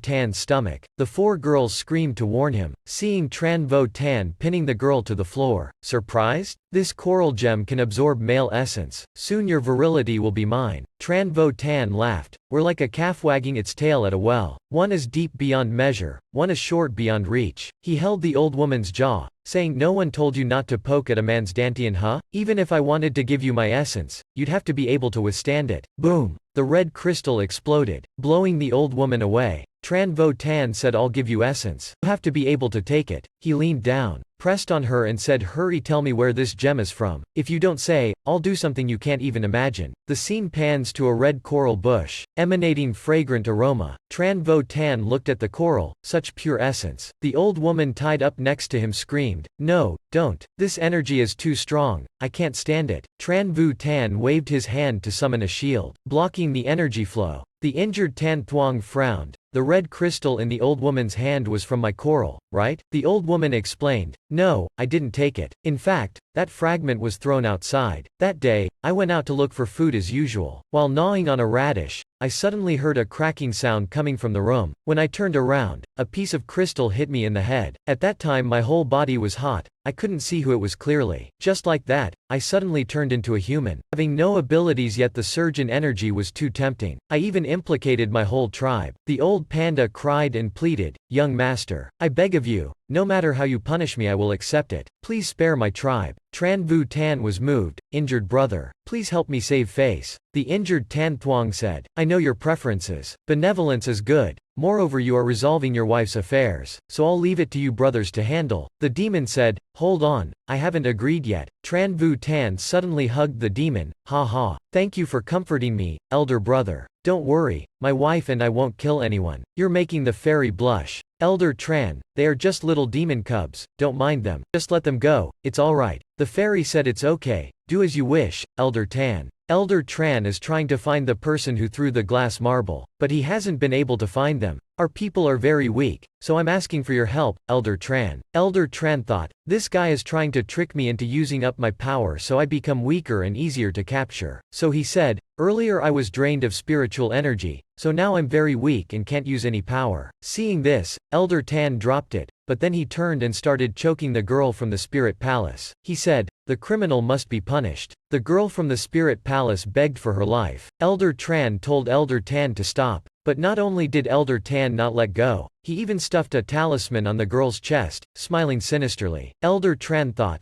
this guy says he trusts me but is always thinking of ways to be wary. Elder Tan used his spiritual energy to examine me and took out a cage. Anyone who goes into this cage will have their skin and flesh cleaned off. Then he forced the girl to take off all her clothes to prove herself. Everyone objected to this. Elder Tan taunted, it seems you don't agree. What a waste of Elder Tran's pleas for you. Elder Tran thought, this guy says he trusts me but is always thinking of ways to be wary. Elder Tan used his spiritual energy to examine me and took out a cage. Anyone who goes into this cage will have their skin and flesh cleaned off. Then he forced the girl to take off all her clothes to prove herself. Everyone objected to this. Elder Tan taunted, it seems you don't agree. What a waste of Elder Tran's pleas for you. He can also forgive you if this gemstone returns to its original state. Lingtang screamed with tears in her eyes. I begged in vain to stop her, but Lingtang was determined to refuse, then slowly took off the clothes on her body. But Tan Thuong demanded that she take off all her clothes without leaving a single piece of cloth. She refused, so he used his spiritual power to strip off her clothes, but a cloak had been draped over her. It turned out that Tran Vo Tan had quickly thrown his cloak and chanted the spell to write the word Chung Li Tam. Immediately, a ninja-looking guy appeared. This guy was the real thief. He walked in and wrote a line of words refusing to teach the upper yang flower palm upper, then shouted unsuccessfully. After that, the coral shone and shot out a piece of crystal flying out the window. Tonchu said, so the coral when stolen was excluded. Tan Thuong uncomfortably said, Brother Vo Tan has such a powerful tracking technique, why did he let Lingtang take off her clothes wrongly? Vo Tan happily replied, the thief had to be in disguise to get in, so using the tracking technique was useless. Who would have known that Brother Tan Thuong didn't like girls but was still so harsh? Hearing this, Tan Thuong angrily said, you dared to rob my lover in front of me. At this time, the elders of the other sects walked in. They called Tan Thuong the sect leader. Diverting Tan Thuong's attention, an old man stepped forward,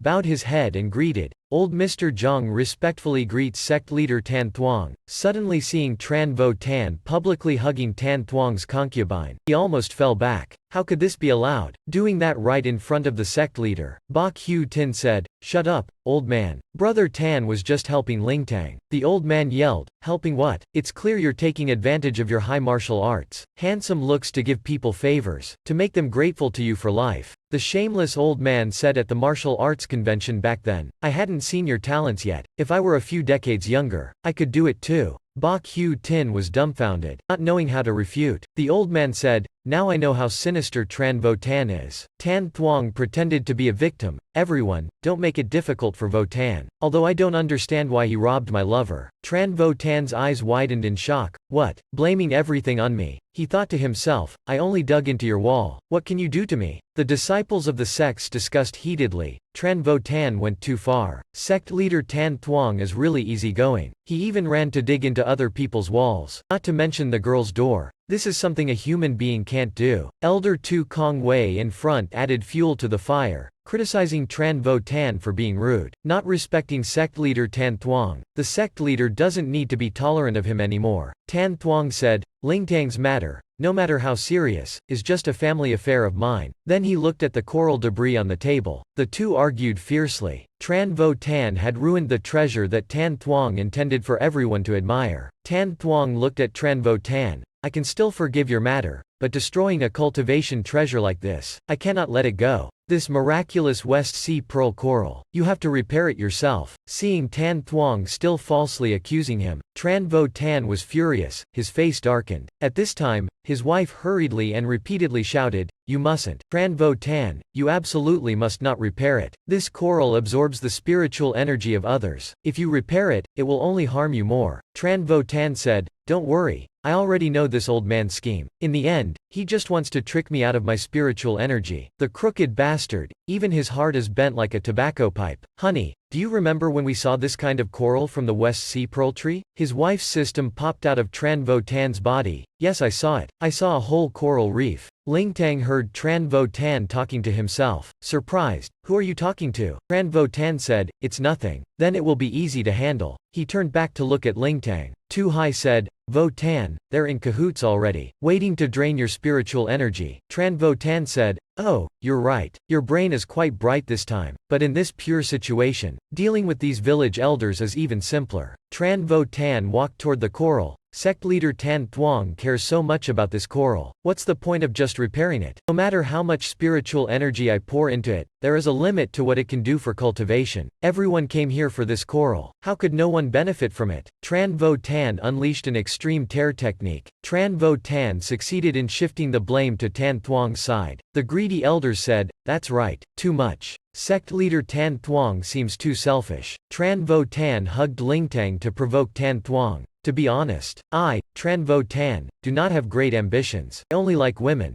Brother Tan Thuong's matter I take very seriously. Although feelings are hard to control, I still feel very sorry towards brother Tan Thuong." Tan Thuong's face now darkened like someone who owed him money. Tran Vo Tan continued, "Therefore, I've decided to dive down to the West Sea pearl myself, to dig up all the miraculous coral as compensation for everyone." The crowd buzzed. "What? Did we hear that wrong? Did he just say he would go to the West Sea pearl to dig up coral?" Hearing this, everyone was stunned. Even Tan Thuong was surprised. Didn't expect this guy could still pull this trick. Dia Trung Hai said, "Are you crazy? Do you know what's in the West Sea pearl? It has the most ferocious ancient beasts concentrated there. No matter how capable you are, wanting to rob all the miraculous coral from the monsters' mouths is delusional." Tran Vo Tan laughed and said, "Oh, is that so? Then I'm determined to go try it out. Don't judge me by your mediocre eyes. Brother Tan Thuong and I will make it happen. If I really manage to dig up a whole coral reef from the West Sea pearl, Lingtang will be mine. Okay?" Lingtang looked at the man before her, feeling inexplicably moved, her face slightly flushed. "Vo Tan is indeed magnanimous. But if you let you go now, how can we be sure you will go to the West Sea pearl?" Tran Vo Tan said, "Oh, you're worried about that? It's very simple." He went close and put his hand on Tan Thuong's shoulder. "Brother Tan Thuong, come with me to the West Sea pearl, and witness me digging up the coral with your own eyes." Dia Trung Hai looked at the two and saw no trace of conflict. The more he looked the stranger it seemed. A group of hangers-on spoke up urging Tan Thuong to agree and let Tran Vo Tan go, to also broaden their horizons. The West Sea pearl must have many more treasures. In his heart Tan Thuong cursed in silence, "A bunch of fools. You didn't hear how dangerous that place is?" Then he pretended to laugh happily, patted Tran Vo Tan's shoulder.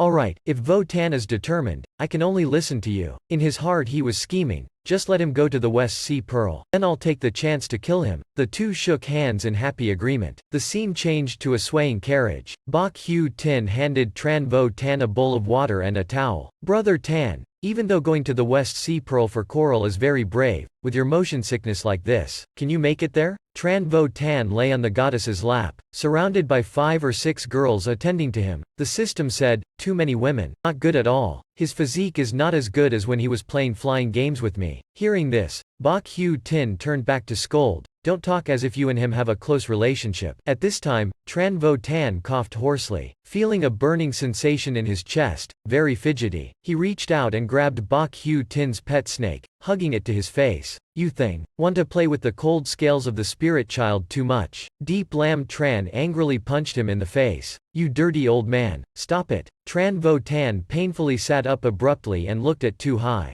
"This time going to the West Sea pearl, Tan Thuong will certainly harm you. You need to prepare early." Kung Dao hugged Tran Vo Tan. "Why do you have to go get coral for him? That place is very ominous." Tran Vo Tan said, does Tan Thuong have this kind of jade coral or not? I still have to go get some back. Tran Vo Tan stamped his foot. A hero saving a beauty, how could I miss it? The concubine said, in the end it's still because of that woman Lingtang. Vo Tan looked over at Lingtang's carriage and saw her trying but failing to undo the spiritual curse on Zhao Thuong Nuoc. He went over, undid it, then shoved Zhao Thuong Nuoc over to the other carriage to get some alone time with Lingtang. He suddenly grabbed her hand and pinned her against the wall like a pervert. Lingtang was embarrassed, blushing, then asked why he helped her. Tran Vu Tran stubbornly answered because I want to seduce you. But what he got was a punch in the face. Lin Duong yelled, you despicable man. You already have had so many women. What more do you want? Tran Vu Tran fell backwards, covering his face. So what if I'm afraid of many women? Look at me, tall, handsome, extremely skilled in martial arts, knowing when to be gentle. I'm a good man. A good man is me, and if anyone bullies my woman, I'll punch him right away without hesitation. I did nothing wrong. I just want to give all pretty ladies a home. What's wrong with that?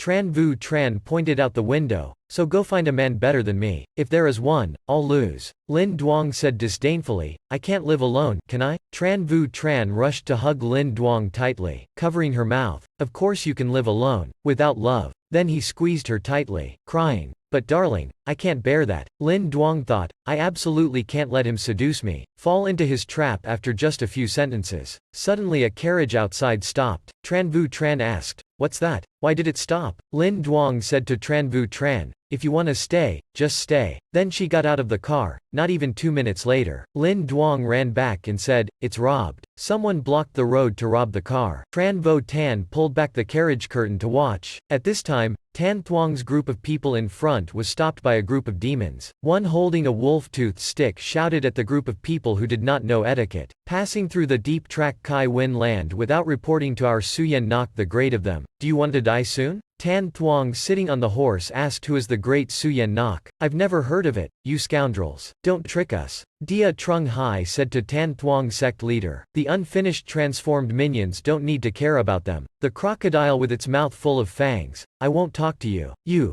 a falling rat's whisker hair. I don't bother. Dia Trung Hai was so angry that his face twitched. Wanting to rush up and fight, Tan Thuong waved his hand to stop him. We just pass by. No need for such hostility. The toll can also be negotiated. Brother, just make your request. The one-eyed crocodile said you make sense. Because you passed by without knowing the rules. I will collect 1 golden core of energy, that's enough. Tan Thuong said you want not money but energy? The group of people are clearly joking about robbery and murder. This evil organization is really detestable. Tran Vo Tan recalls Suyen Nok Dai Da. Why does it sound so familiar? I remember now. In the previous game he was an NPC giving directions. Now he has become a spirit and even has subordinates? Tran Vo Tan parts the window curtain and jumps into the system's car. He jokingly says to the system, so you're playing tricks on me? The system rushes into Tran Vo Tan's arms and whispers in his ear, why did you do that? I don't trust you one bit. It's not because I'm getting stronger, so the program automatically generates opponents for me, right? Lin Duong looks at Tran Vo Tan who has started to waver. You really are an unfaithful person, but you really pamper women. Seeing Lin Duong staring blankly, the two hurriedly regain their composure. Lin Duong shakes her head, coming to her senses. In her heart she tells herself that she doesn't want to be treated by him like that. The crocodile throws an axe towards Tan Thuong. Tan Thuong pulls the reins, and the horse startles and avoids the axe. He stands upright on the horse's back, jumps into the air. The crocodile on the ground looks at Tan Thuong in the sky and takes out a pile of spears aimed at him. A volley of spears flies straight up. Tan Thuong in midair says, guests visiting the home, and the owner does not welcome them as very impolite. If you want a valuable gift, then take it yourself. He draws the sword at his waist, swinging it out in a few sword strokes, chopping off the spears flying over. The crocodile's lips tremble as the deflected spears stab back at it. You swing your sword strokes at the crocodile. The one-eyed crocodile shouts, heavenly bird formation. The crocodile retreats, using its scales as a shield. It says, you got some skills there, boy. The heavenly bird formation, it opens its mouth wide, gathering a stream of purple energy then firing it out. The energy from the crocodile's mouth turns into black crows flying swiftly toward Tan Thuong. Tan Thuong looks at the flock of crows, disdainfully saying it's just a few little birds, not worth making a move. Golden red aura surrounds Tan Thuong. He shoots out streaks of darkness toward the flock of crows. The crows are struck right away, vomiting out a black viscous liquid, spraying it at Tan Thuong. The crocodile laughs loudly. I knew you'd fall for my trap. A refined young master like you must hate getting dirty the most, right? At this moment, Tan Thuong is suddenly splashed with rotten liquid, his clothes gradually corroded by the liquid. The flock of crows falls from the sky. The elders and disciples in the group shout, "Be careful, those are poisonous birds." Afraid the poison will splash on them, Tran Vo Tan hurriedly writes a word, Teet Heen Lean Deep Extremely Green. Ngu Nyat Ha Wa Special Red Lotus. Lotus flowers appear, catching Tan Thuong in midair, winding around him. Tan Thuong doesn't understand, flailing in midair. Seeing the lotus swallow a crow whole, he panics. Damn it, they're gonna eat me too? He free falls from the sky, seeing Tran Vo Tan casting magic below. He imagines Tran Vo Tan will open his arms to catch him. Vo Tan bro, I'm coming. Who would have thought? Tran Vo Tan viciously kicks him in the face. He screams, "You bastard, I'll get you for this. Don't disturb me while I'm casting." Tran Vo Tan opens his arms, unleashing Ngao An. Ngao An swiftly bites down on a crow. The crocodile below sees Ngao An hovering above, leaving multiple afterimages. It breaks out in cold sweat, unable to believe it. How can this be? Those are hack-track crows carrying deadly energy. Ngao An annihilates the entire flock, falling down. It bares its sharp fangs, mouth still stained with fresh blood. Tan Thuong's eyes widen, amazed. It ate that much? Does your stomach hurt? Tran Vo Tan says it's starving, obviously. He looks at the berserk Ngao An. Shake head, crazy dog, don't run around randomly. Wa Fai Na fell out of the prop room, yelling, "Oh brother, didn't we promise not to go out before knowing it was safe?" Suddenly realizing Tran Vo Tan was standing next to him, the atmosphere became awkward. Tran Vo Tan grabbed Wa Fai Na's collar, growling, "You said you definitely wouldn't go to Te Hai Chow with me. Now look, our dog is so hungry." Wa Fai Na yelled back, saying, "You just stick with that gay guy. I don't care." Brother is not happy, but the dog food does look delicious. Tran Vo Tan was completely paralyzed. "You're even eating dog food too?" Ngao An madly rushed and bit off a piece of baby crocodile meat. Before they could react, it had already jumped away quickly, leaving only the baby crocodile crying out in pain.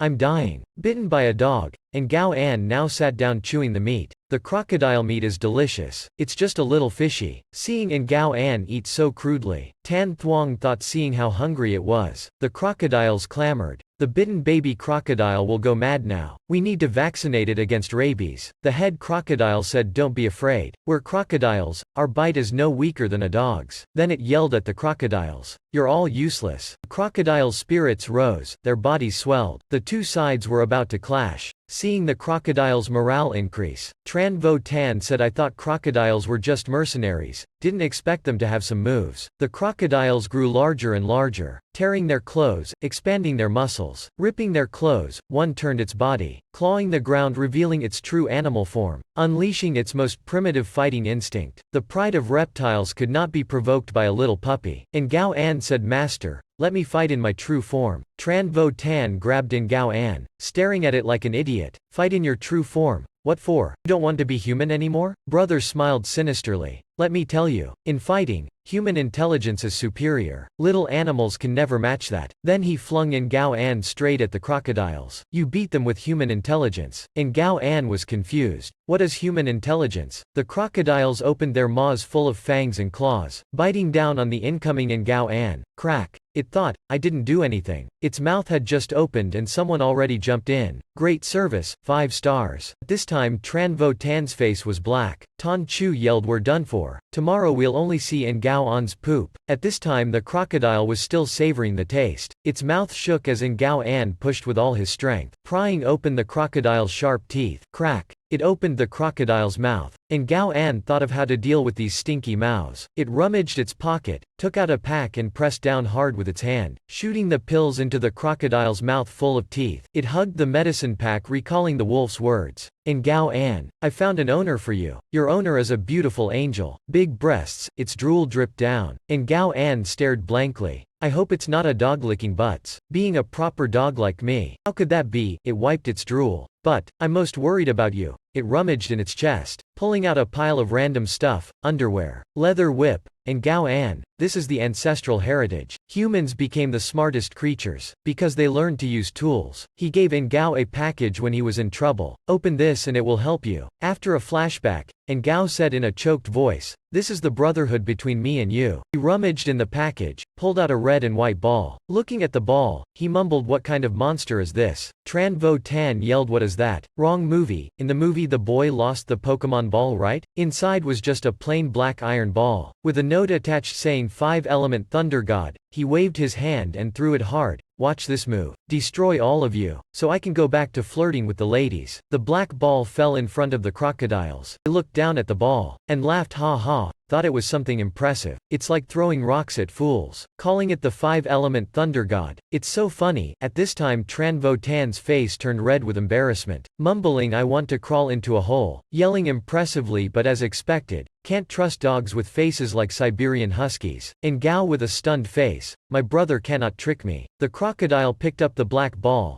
"Tricking a stupid dog like you is easy. This doesn't have any aura. In my eyes it can't even kill a mouse." "How foolish." A small crocodile asked, "Brother, but what if there's a chance that..." The big crocodile yelled, "You're so small and dared to think this useless thing could explode. No way. If it really exploded, we would have died long ago. Until now, it hasn't had any reaction. Only that weird middle-aged dog would see it as a treasure." The scene changes to a volcano erupting with hot lava flowing. Ngao's brother sits next to a white-haired girl bathing in the lava, the dragon tattoo on her shoulder. The girl said, "Where's the wine?" The wolf brother holds up a glass and pours wine, wagging his tail saying, "Coming right up." Suddenly he seems to sense something. His nose itched and he sneezed hard, spilling all the wine he just poured. The girl asked, "You've been with me for hundreds of years. Why the sudden cold?" Suddenly an itchy nose. Then he poured another glass of wine for the girl, while still fiddling with the package. "Maybe Ngao is cursing me behind my back. Not because of the 5-element Thunder God, right?" "Oh, the 5-element Thunder God. That impressive name was really just a trick to fool my younger brother for fun. He told the girl when I left home. I gave it a package of random ancestral leftovers, wanting to tell it that out there, you can only rely on yourself." The girl said, "Speaking of your ancestors, I remember about 1,000 years ago, Tu Kim Loi De was a famous master. Your ancestors started serving him. 5 years later, Tu Kim Loi De was assassinated by enemies, but your clan survived." The girl continued, "His most famous technique used only once was the 5-element Thunder God. Is it possible, what you gave your brother is the real 5-element Thunder God?" Hearing this, the inner world of the wolf brother collapsed completely. The junk he gave his brother was real. He knelt down begging the white-haired girl to save the situation, but his eyes involuntarily looked at her smooth and curvy white skin. Suddenly a heat rushed to his heart. 2 streaks of blood flowed from his nose as if injected with chicken anesthetic. His tail stiffened. Forgetting everything, he spread his arms to grab the girl. Let's imagine the next scene ourselves. Back to Tran Vo Tan. Hua Fai comforts Ngao.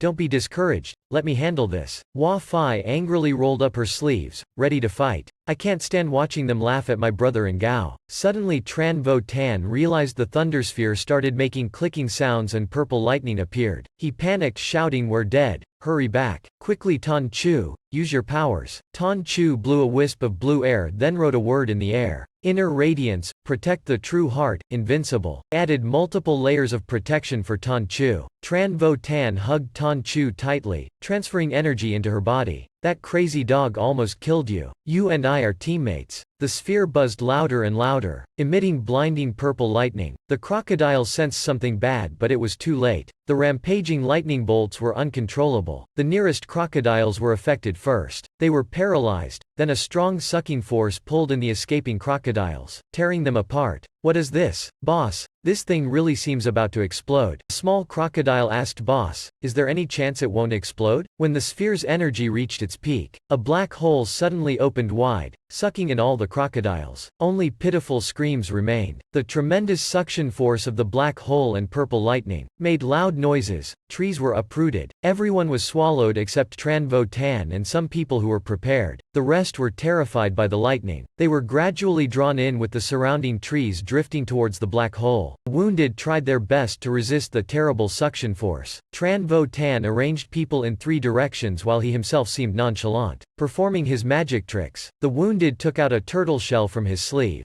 pressed a few beeps emitting purple rays. People were too close to the black hole to escape. After struggling a few times, they were still swallowed, including Tran Tan. We'll go back. The wounded wrote a few magic words before being swallowed. Wood, water, fire, earth. Then the black hole collapsed, exploding violently. Tran Tan and everyone desperately resisted the explosive waves. After the explosion, there was only a deep pit left on the ground. Everyone breathed a sigh of relief. Yen Tan looked at the horrific scene, admiring the terrible power, equivalent to the celestial thunder. The spirit hall was happy. The bastard is dead. We are liberated. At this time Tran Tan came over to pour another scoop of cold water. You guys are too happy too soon. The 5 elements of thunder really had tremendous destructive power. But because Ngao On's spiritual power was weak, so it only activated 1,000th of the power. Deep Lam Tran asked, so your point is they weren't destroyed, just blown away? Tran Tan replied, that's right. Moreover, before the explosion, the wounded seemed to have activated some artifact to protect everyone. Bok Hu understood, and Gao An and Hua Fai Na were also blown away. Aren't you worried about them? Tran Tan said, don't worry, they have their own fate. Tran Tu Nuok asked, but what if the wounded finds them again? Tran Tan confidently said, I'm here. Don't worry, I have a plan. Tran Tan thought to himself, after the explosion, I suddenly remembered something very important. This Tham Trong Kai Win has up to 800 miles of poisonous land, countless monsters and demons, so few people come and go, hidden many secrets. Suyen Nok reminded me of an important storyline between games, the rise of the demon clan, and a month ago there were rumors that Deep Lam Tran in the West Hai Chao had received the invincible legacy. Tran Tan suddenly understood the most important clue must be in Suyen Nok. Things have come to this, you should listen to my plan now, we need to leave immediately. The explosion will attract countless demons here. I remembered Light Red Sr. did not ascend to heaven but lived in seclusion at Lak Wakok for 1,000 years. This map is the location of Lak Wakok. The demon god was surprised, are you serious? I need you to lead So Tin Hai and Kung Dao to the Flower Demon clan's secret place. Drink a bottle of Toi Wa Am for 10,000 years. This map will belong to you after arranging tasks for Kung Dao and the demon god. Tran Tan walked leisurely while singing happily singing along the way. Bok Hu covered her ears and scolded Tan, can you stop singing? Your voice has penetrated my ears and wrecked my brain. Why did you let everyone go? Tran Tan said, you don't understand my deep schemes. In this world, I have always used my strength to crush everything. It's time to truly demonstrate the ability of an attacking king. Tonchu looked at his face, shook his head, oh no, the young master is sick again. Deep Lam Tran angrily said, why do I have to go with this kid? Tran Tan analyzed the plan for everyone. We go 3 ways. The demon god is strong but hard to control, so I let her go with So Tin Hai and Kung Dao to West Hai Chao to increase strength first. The wounded are cunning. The Spirit Hall and True Tu Nuok need to go set up traps first, while we are the most crucial. Temporarily undisclosed, Deep Lam Tran angrily said, your schemes. I can guess. You must want us to follow you to hunt for girls, right? Tran Tan retorted, nonsense. I'm leading you guys to find a great opportunity. Many will be inconvenienced. Deep Lam Tran continued, but you don't need to let everyone go without carriages, right? Making us walk entirely. At this time, Tran Tan suddenly stroked his mustache. Deep Lam Tran girl, you're playing with fire. Deep Lam Tran's face turned red, thinking why her heart was beating so fast. Although he is childish, he has such charming allure. Tran Tan said, about the carriages. Actually I have planned it long ago. Suyen Nok's nest is hidden in the vast land of Thien Tik. Very difficult to find. Walking lightly will avoid danger. Now I can only rely on my subtle investigation skills to slowly explore. Deep An Tran pointed to a sign. Tan. What's that? A sign hanging on the branch next to it read Nha Kua Nok Suyen Nok's house. Tran Tan was stunned. Defeated so quickly? Alright, let's keep going. Young master's ingenious plan. Tran Tan turned into a long-tailed wolf. The 3 remaining girls turned into dark female demons. Then Deep Lam Tran, Tonchu, Bok Hugh Tin went ahead together. Only Tran Tan was left standing alone. Dejected, not scientific at all. Something must be wrong. The girls followed the direction on the sign going deep into the forest. Coming to a crossroad, seeing the sign ahead saying 2 meters to destination, it seemed almost there. My feet are about to fall off, so tiring. Haven't walked this far in a long time. Hope tonight we can find a place to bathe. Tonchu said the young master seems unable to keep up. At this time Tran Tan was stunned, thinking not good. How can there be signboards in this desolate place? Something must be wrong. how could I have miscalculated? Suddenly Tran Vo Tan shouted, be careful. Up ahead is definitely Suyen Nok's trap. Don't be fooled by these inferior tricks. To shield your eyes, let the heroic martial arts master Tran Vo Tan take responsibility for this kindness. Look closely, don't blink. Tran Vo Tan slowly parted the branches. Cursed damn. Up ahead was a large group of demons preparing for a contest. A sign hanging from the tree read the world's #1 male Dao conference. Tran Vo Tan thought, maybe I saw wrong. Why would the demons organize a philosophy contest? It seems Suyen Nok wants to select powerful heroes through a martial arts contest. With our hard power, we will conquer these demons. At this time B Hugh Tin pulled Tran Vo Tan's sleeve. Asked Tan, with so many demons, what should we do now? Deep Lam Tran was almost furious. Of course, kill them all to get rid of harm for the world. Speak softly, this is not your house. We came here to seize the great opportunity of the demon clan. As long as I win the contest, the power of the demon clan will belong to morality. There's a saying, if I don't go to hell, who will? Leave Suyen Nok to me. Let me demonstrate my new skills. Tran Vo Tan wrote a magic word, emitting extremely skilled illusion spiritual power. It was time to test the results. I deploy the celestial demon transformation. In the misty illusion, he turned into an ordinary 3-star long-tailed wolf. At this time, the other 3 also transformed. Tonchu into a soft 4-star long-eared rabbit. B Hugh Tin became a 5-star white snake pair. Deep Lam Tran turned into a legendary 6-star SSR 9-tailed golden fox. Indeed, my transformation technique has a gender effect. Tran Vo Tan declared, my celestial demon art directly reflects the inner heart. Deep Lam Tran,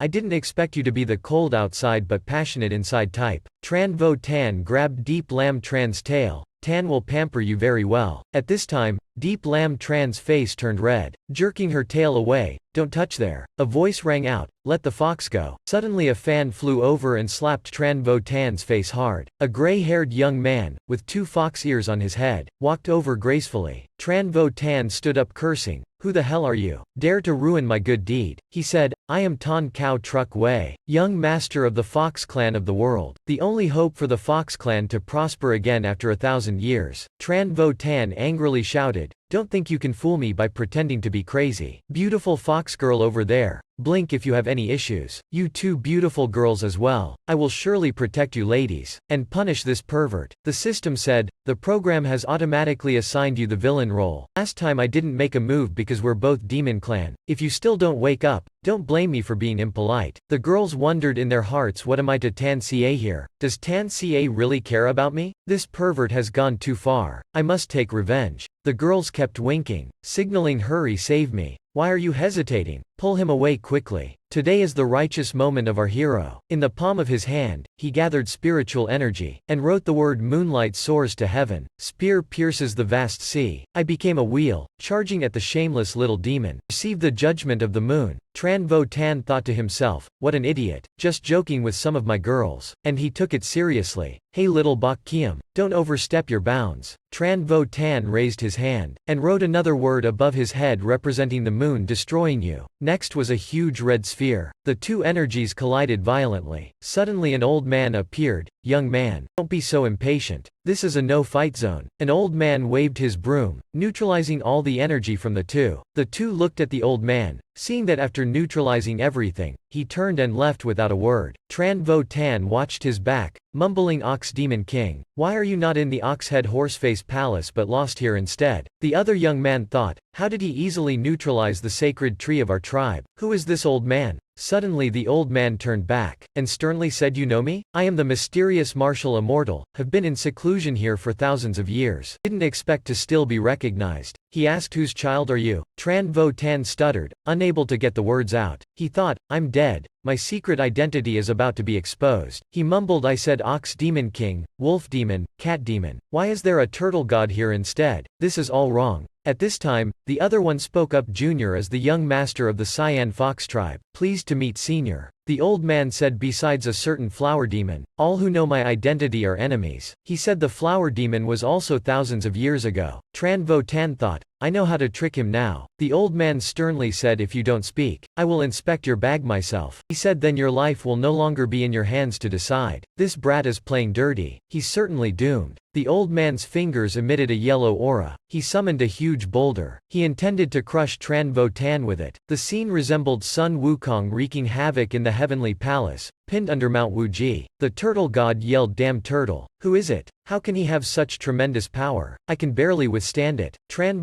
Tan gritted his teeth and said, do you recognize what's in my hand? I'm the descendant of your fellow Din Hua. The turtle god suddenly froze, so it's him. Then he increased his strength even more. As expected, just the remnants of that despicable one. Today you cannot escape. The boulder fell from above. The immense air pressure. Everything was crushed and shattered. Tran Tan thought, how could this be? I just reincarnated. Didn't even get to roam freely for long. Don't want to die here. Why can't my legs move anymore? Hurry and move. Am I really dead? I still don't want to die. Save me. Unexpectedly, what fell on his head was the broom. He was still safe and sound. The turtle god laughed loudly. Surprised, isn't it? He was only joking. In the past, Flower God often tricked him while he was hibernating, teasing you a bit for fun. You're not bothered, are you? Tran Tan stammered. Of course, senior can joke as you please. So you go first. Don't disturb us anymore. Watching his figure disappearing, Tran Tan sighed in relief. That cunning old man almost scared the piss out of me. The other thought angrily. Damn, this fox knows the old turtle. Oh well, I'll spare you for now. Don't let me see you in the competition, or I'll beat you to death. Tran Tan didn't bother turning around. You should worry about yourself. When the time comes, I will definitely skin your fox fur as a rug. HMPH, I will definitely obtain that nine-tailed vixen. Brother Tan, I see no need to say much to Deep Lam Tran. I know you also feel remorseful about your behavior. Tran Tan smiled and said,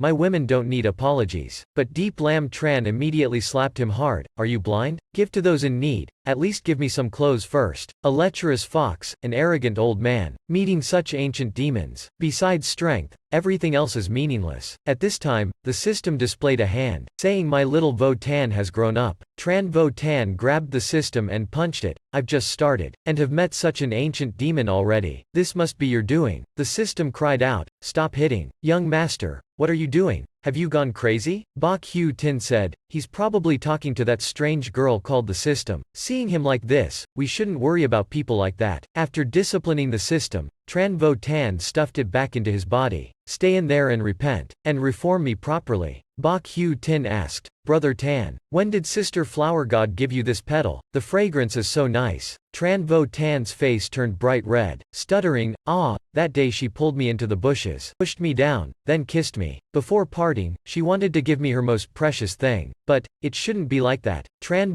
Tan thought Flower God wanted to play cards with him. He looked around for a secluded spot. Let's go into the carriage. I'll show you my amazing card shuffling skills. Flower God handed him a flower petal.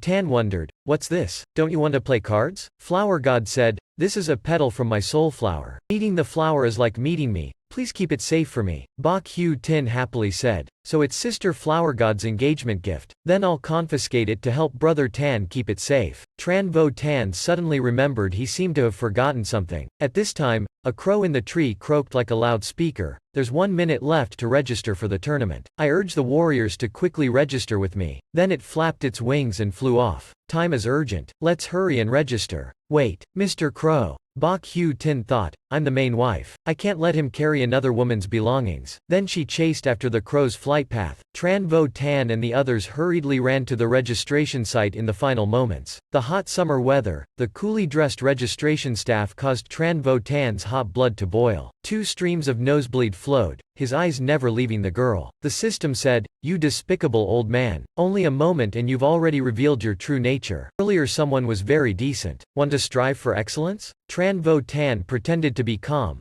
I'm the one who will rule the world. How can I be distracted by women? But his body was very honest. Moving closer to the girl, she smiled. Here to register? I'm Demon Bat Shao Ka. Hee hee. At this time, Deep Lam Tran charged over, choking Tran Tan's neck. Want to die? No, some shame. Don't embarrass yourself here anymore. After some misunderstanding, Tran Tan was looking at the map of the #1 competition in the world, which is to select the most promising potential male demons. The competition has 2 rounds. Round 1. Contestants wear restricting rings, relying only on innate strength and abilities to grab 18 Madan pills. The rings will provide no assistance in this round. Are these rings really useful? I heard these restricting rings are all made from Suyen Nok Emperor's excess skin. They're considered top treasures. They don't look special at all. Deep Lam Tran worried, if our powers are restricted, can you beat them with just physical strength? Brother Tan, let's withdraw. Young master must have another way. We shouldn't take such risks. Tran Vo Tan looked at the girls, making them break out in cold sweat. You must not doubt any man's abilities in front of the crowd. Although I have not experienced castration, under my fig leaf, I'm completely a male wolf. In contests of strength between men, I have never lost. I am Little Overlord. Number 1 under heaven, Diamond Indestructible. After absorbing energy from the system, Tran Vo Tan had evolved into a python. He felt a torrent of fierce energy surging from his limbs. The feeling was amazing, able to destroy everything. Suddenly the old man's voice sounded from behind. The young man meets me again. Tran Vo Tan looked back and saw him standing in the ruins of a bathroom, wearing a bucket on his head. Is that you, sir? We meet again. Did you destroy this bathroom? Ah no, I just happened to pass by. He sternly said, then explain how you just happened to pass by. If you can't explain clearly, you know the consequences. Tran Vo Tan secretly thought, damn, wherever I go, I run into this old turtle. Quick,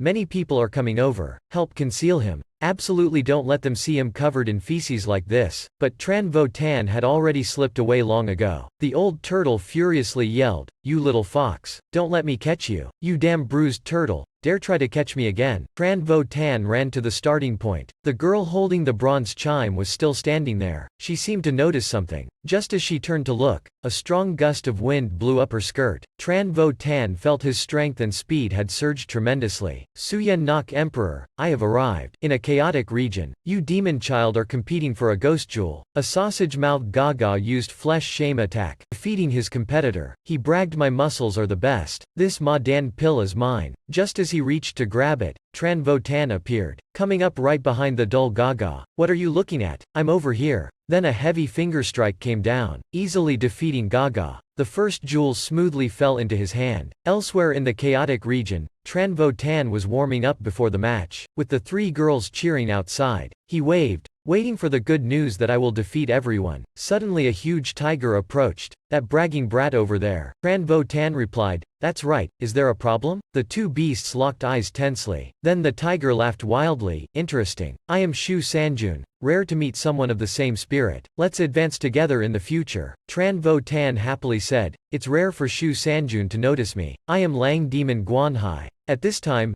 Deep Lam Tran was stunned. It's true that similar creatures attract. But suddenly Shu Sanjun smelled an unpleasant odor. Turning back, I thought, what's that awful smell? Turns out it's this lecherous fox. Tran Vo Tan took the chance to ask Shu Sanjun about that vixen. Shu Sanjun spat and said they are remnants pursuing human cultivation methods, disgracing the demon race. Shu Sanjun said, don't let me run into her in the chaotic region. Next, the girl holding the bronze chime floated above everyone's heads, calling heroes. Get on stage, the competition is about to start. The chime sounded. Contestants charged into the chaotic region. Some yelled for everyone to get out of the way. This time I will definitely win. Everyone displayed their innate abilities. A monkey agilely jumped through the trees. A snake slithered swiftly without a trace, far ahead in the lead. The demons also refused to lose. A sausage-mouthed mole used underground technique, digging into the earth to move. Those rushing to suicide don't know the horror of this chaotic region. Brother Quang Hai, let them scout the path first. Switching to tiger form, Tran Vo Tan ran back the other way, saying, Brother Shan, my stomach hurts, going to the toilet first. You go first. The tiger secretly thought, or is this brat scared now? That's right, he saw through my scheme. As expected of a genius at escaping, Pigsy. I planned to take advantage of him. What a waste of a great puppet. Right after, evil spirits appeared around the tiger. They screamed, kill the celestial being. Let us drink your blood. After getting the first jewel, Tran Vo Tan looked at the gagas all over the ground, thinking if this continues it'll take too much time. Need to find a way to gather the 17 jewels faster. If I go the other way, I just need to defeat all contestants to win. A purple aura enveloped Tran Vo Tan. He swiftly wrote the words 5 aggregates palm supporting the moon. Immortal pond gathers billowing heavens. Test how strong I've become. Suddenly the bright sky darkened. A blood-red moon appeared, chilling people's hearts. Meanwhile, Shu Sanjun was punching Ton Cow Truck Wei. Shu Sanjun yelled, damn dog, back off. Then used crane neck moon tiger secret manual to attack Ton Cow Truck Way. Both noticed the abnormal sky. What's this? Why is the sky pitch black? Could someone have reversed yin and yang? He opened his eyes, inspecting with the magic stone. Not bad, but still far below me. When he opened his eyes, Tran Vo Tan saw Ton Cow Truck Way's purple eyes, that lecherous fox. This time I'm certainly dead. He wrote a magic word, applying a talisman on himself. Behind him appeared a purple python. Tran Vo Tan summoned the real moon python. Meanwhile, Ton Cow Truck Way boasted to himself, after defeating the tiger, "Why is there you,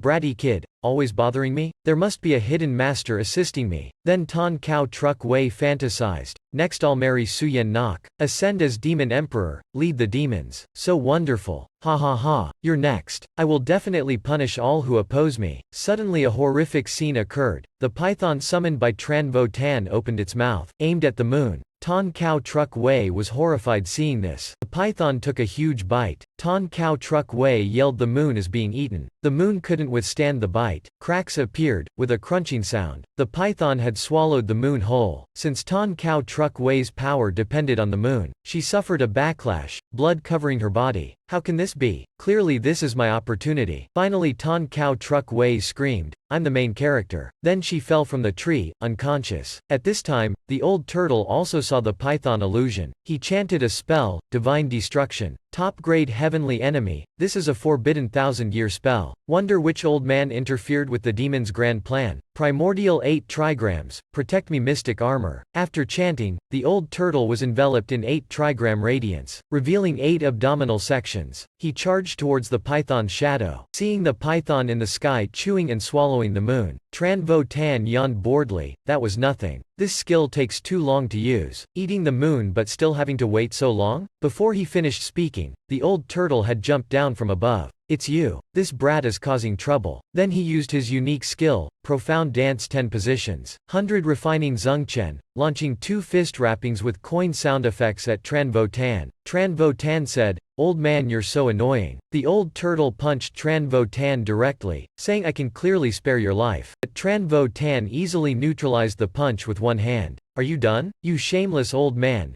Don't bully others using your seniority." The old turtle angrily prepared to attack. Tran Vo Tan ignored him, unleashing all his demonic energy. He transformed into a giant python form, shooting up towards the sky. He roared, "Looking down at the western sea, with just a raise of my hand I can destroy everything. Why is my power not restricted? Something is sucking the energy source of everything." Indeed, the python continued absorbing the vitality of the demons. They started rapidly aging. The girl panicked and ran to report to Suyen Nok. Something big happened at the tournament. Someone is causing havoc. All contestants were defeated. Even the old turtle was severely injured. Unconscious. The emperor must punish them. Hearing this, Suyen Nok, who was eating, immediately turned around, appearing on screen. He wore an alligator costume, waving a chicken leg, asking the girl, "Are you sure that chicken leg holding brat, who still seems unsatisfied, is the havoc wreaker? Don't be fooled." After absorbing all the energy, my python became a ghost jewel in its mouth. Tran Vo Tan was delighted. Seems everything went smoothly. That's enough playing, it's time to end it. The python's bloody shadow gradually disappeared. The energy gathered into a jewel shape flying towards Tran Vo Tan. It wasn't in vain that I trained the hardest skill to master in this game. Whether in destructive power or coolness, it's extremely terrifying. The energy the python absorbed from the demons is equivalent to the full spiritual power of 7 layers of cultivators. Just swallowing it, I'll become #1 expert here. Who would dare oppose me then? Right when Tran Vo Tan was about to swallow the energy, the system behind called out, "Do you still have a conscience? Borrowing so much of others' energy without repaying?" Other people's systems are happy with their masters. Not like me, my fate is so miserable. Tran Vo Tan said, "Fine. Here you go." The system happily said, "I knew it. I didn't need to pretend to be pitiful. If you were like this earlier, I wouldn't have suffered." But just as the system was about to touch the energy, Tran Vo Tan changed his mind. "Wait, let's discuss this. Can I pay you in installments? Or I'll pay you half first." The system roared, "Scram. Give it all to me quickly. Let's negotiate a bit." half is already a lot. As the two tussled, a head poked out from the bushes. A pair of bright eyes stared intently at the energy in Tran Votan's hand. The child threw away the chicken leg, charged out, and jumped to snatch the energy. The two were stunned, looking at their hands then the child. Then they both cried out in horror, realizing it was Suyen Nok. Heavens, whose little green lizard ran out here? The system grabbed Suyen Nok, shaking him hard. Spit it all out quickly. Return my energy. Return my abilities and energy. Tran Votan thought, this little green lizard looks familiar. That's right, it's Suyen Nok. He said, things are already like this. I will definitely take responsibility. The system wailed. Men's words are just empty air. It's all void, abandoning others. What's this? Don't drag unrelated matters in.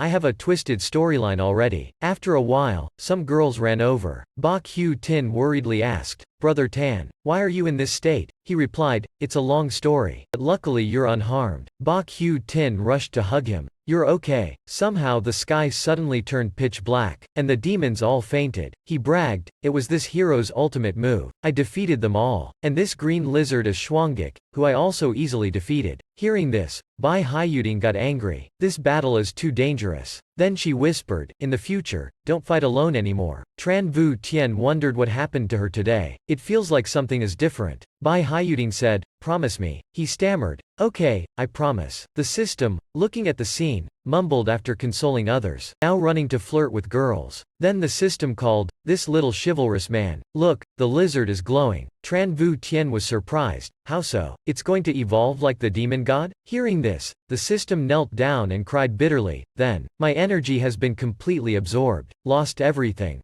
Deep Lam Tran said, hurry, take this opportunity to defeat it before it successfully evolves. Otherwise, it will cause great harm. But Tran Vu Tien suddenly stared at Deep Lam Tran. She panicked when she realized she had revealed herself incorrectly, and immediately punched him in the face, that pervert bastard. After a chaotic brawl, Tran Vu Tien's face was swollen like a pig being hit too hard. It's obvious that she revealed herself. What's it got to do with me? Tonchu and Bai Hyuding looked at him with contempt. Tran Vu Tien awkwardly coughed twice then changed the subject. I didn't act rashly because I have another plan. All the great opportunities I mentioned fell to Suyen Nok, if I remember correctly, in the previous life, although Suyen Nok led the demon realm. But 10 years ago he was seriously injured in a battle with the human race. His cultivation regressed, having to start over from the beginning, and his intellect was even lowered to a 7-year-old's. Deep Lam Tran asked, so how is this competition? Isn't it groom selection? He answered, good question. In fact, there is only one truth. Suyen Nok wants to have outstanding martial artists selected to participate in the 10,000 Demons Convention in the West Haichao. She was surprised. Isn't it the ceremony to select the Demon King's successor? He said, wrong, it's not that simple. In ancient times, there was only one divine beast, Quenpen, that fell in the West Sea. The 10,000 Demons Convention is a cruel ritual to select the disciple to inherit Quenpen's bloodline. He added, actually, it's just a side quest that we designed for fun. Suddenly the system realized, wait, its attitude changed 180 degrees. The Quenpen bloodline is one of the few energy sources that can be absorbed by me. It grabbed Tran Vu Tien and shook hard. You promised to compensate 10 times my energy. Tran Vu Tien had to accept. Okay, stop shaking. If you shake more I'll vomit. After completing the second phase of evolution, Suyen Nok slowly opened his eyes, then yelled, Brother Dao and Tran Vu Tien. The 3 angry girls rushed over to pin Tran Vu Tien to the ground and rubbed him. Seeing Tran Vu Tien agree to his terms, the system was relieved to return to his body. The system thought to itself, you're too sly. Tricked him. What was I talking about? Deep Lam Tran impatiently said, you said a lot but how is it related to us killing it? Tonchu analyzed and thought he likes Suyen Nok now, so he made up reasons to cover it up. Bai Hyuding worried, Brother Tien, could it be like Sister Tan said? You really have a liking for young children? He explained, how could I touch children? But it seems we heard something. He quickly interrupted, I mean taking advantage of Suyen Nok like this to easily deceive him. Then go together to the West Sea, sneak into the 10,000 Demons Convention to find a chance to seize the Quenpen legacy. You have to believe me. Bai Hyuding thought to herself, damn, the situation is about to get out of control. We have to find a way to teach them. Otherwise there will be disaster later. Meanwhile, Suyen Nok was gradually covered in golden light. When the light faded, a cute little girl lay flat on the ground.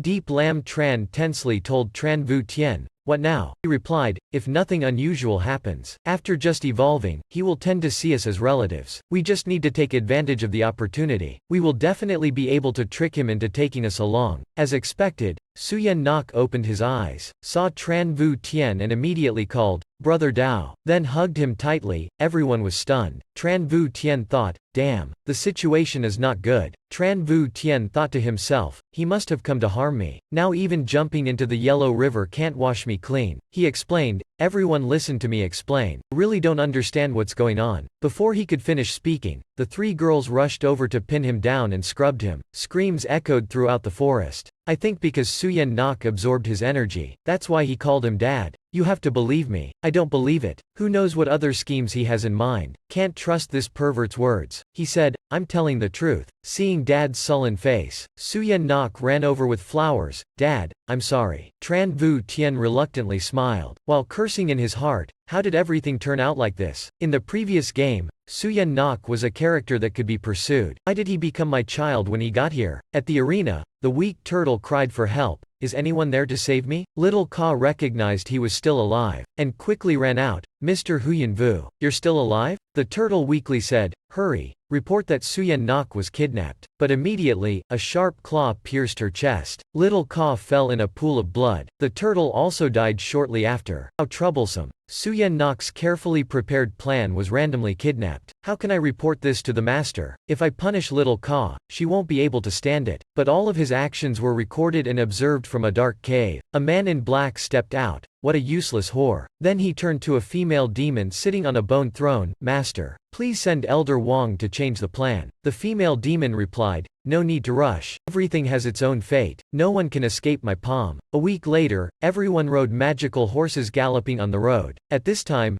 Deep Lam Tran reluctantly massaged Tran Vu Tien as requested. He said, I've taught you so many times. Can you do it or not? She angrily said, I can't do it. I agreed to massage, not some grand pampering. Don't go too far. Tran Vu Tien thought to himself, so hard to teach. If only Bai Haiyuding would listen, that would be great. Bai Haiyuding asked, young master, how much longer until we get there? We've been traveling for a whole week already. Deep Lam Tran said, it's because that stubborn guy insisted on using these slow white geese. Who knows what else he's scheming? Tran Vu Tien replied, my dear young lady can't ride a dragon horse. I had to go through the trouble of collecting this flock of geese as weapons. Deep Lam Tran yelled, shut up, Mr. Tran. Then she punched him hard in the waist. Bai Haiyuding said, Sister Deep Lam Tran, sitting on the white geese is really fun. Bai Haiyuding worried, Brother Tien, we're about to attend the Demon Realms festival, having now regained human form. Will it be okay? Tran Vu Tien replied, don't worry. When I made this flock of geese, I also made some other magic weapons. As long as you carry it and utilize spirit energy, you can transform into a demon. These are for you too.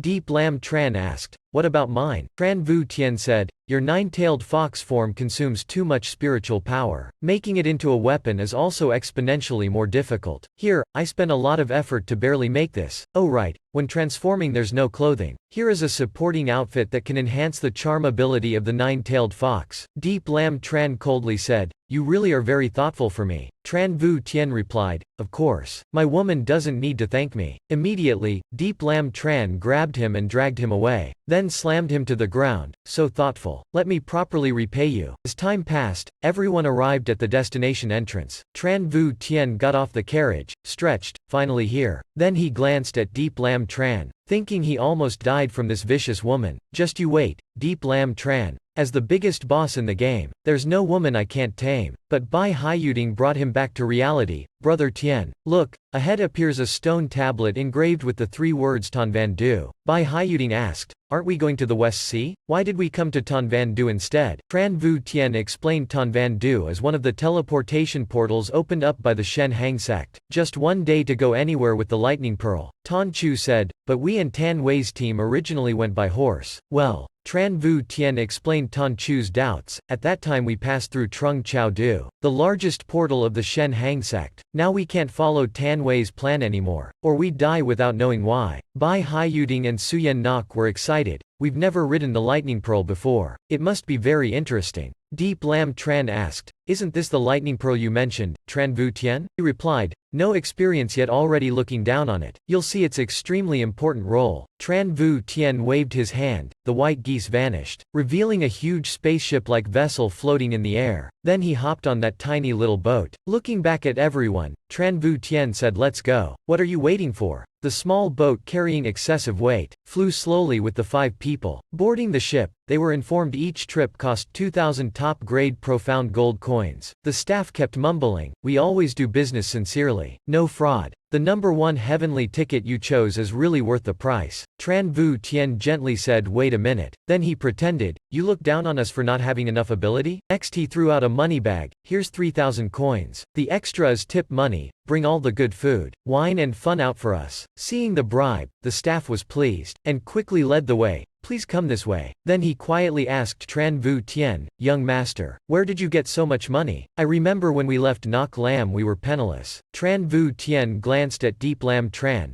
I didn't have any, but some generous disciples did. Deep Lam Tran searched her bag for her wallet. Not finding it, she yelled, you thieving bastard. You must have stolen my money. Tran Vu Tien indifferently said, I can't call it stealing. Deep Lam Tran drew her sword and charged. You have to return my money. He replied, you didn't watch over it. Falling into my pocket makes it mine. They didn't know someone was watching them from the shadows. He reported, those 2 freeloaders have been neatly handled. They are doing hard labor at the bottom of the ship to repay debts. The leader replied, very good, scram. Then he pulled out a brick phone from his sleeve. Boss Tan Tung, I found the people you need. At the bottom of the lightning pearl ship, and little Wa-Fi struggled carrying loads, complaining to each other, and said the ticket fare was enough already. Why did you eat so much? Wa-Fi retorted, you didn't eat a little bit either. Don't make excuses to blame me. Meanwhile on Tran Vu Tien's side, they were leisurely playing mahjong. Deep Lam Tran yelled, Mr. Tran, you've gone too far. How could you steal my tiles? He laughed loudly, fine, I had too good a hand. Clearly you liked the strip mahjong game I came up with, making me play a few rounds. You brought it on yourself. Now losing a big round having to strip 16 items, yet you blame me? Deep Lam Tran stood up embarrassed, yelled it's none of your business, then pulled Suyen Nok's hand, kicked the door and left. Bai Hyuding said, young master, you always bully sister Deep Lam Tran. Isn't that a bit too much? Bai Hyuding also said, that's right. No need to be like that. He explained, clearly she was trying to provoke me. I didn't do anything wrong, yet she got angry after losing and blamed me. Why are you blaming me? All their actions were being watched by Tan Wei through a telescope. Behind him, 2 people hung upside down were Lin Duang and Tru Tu Nuok. Tran Vu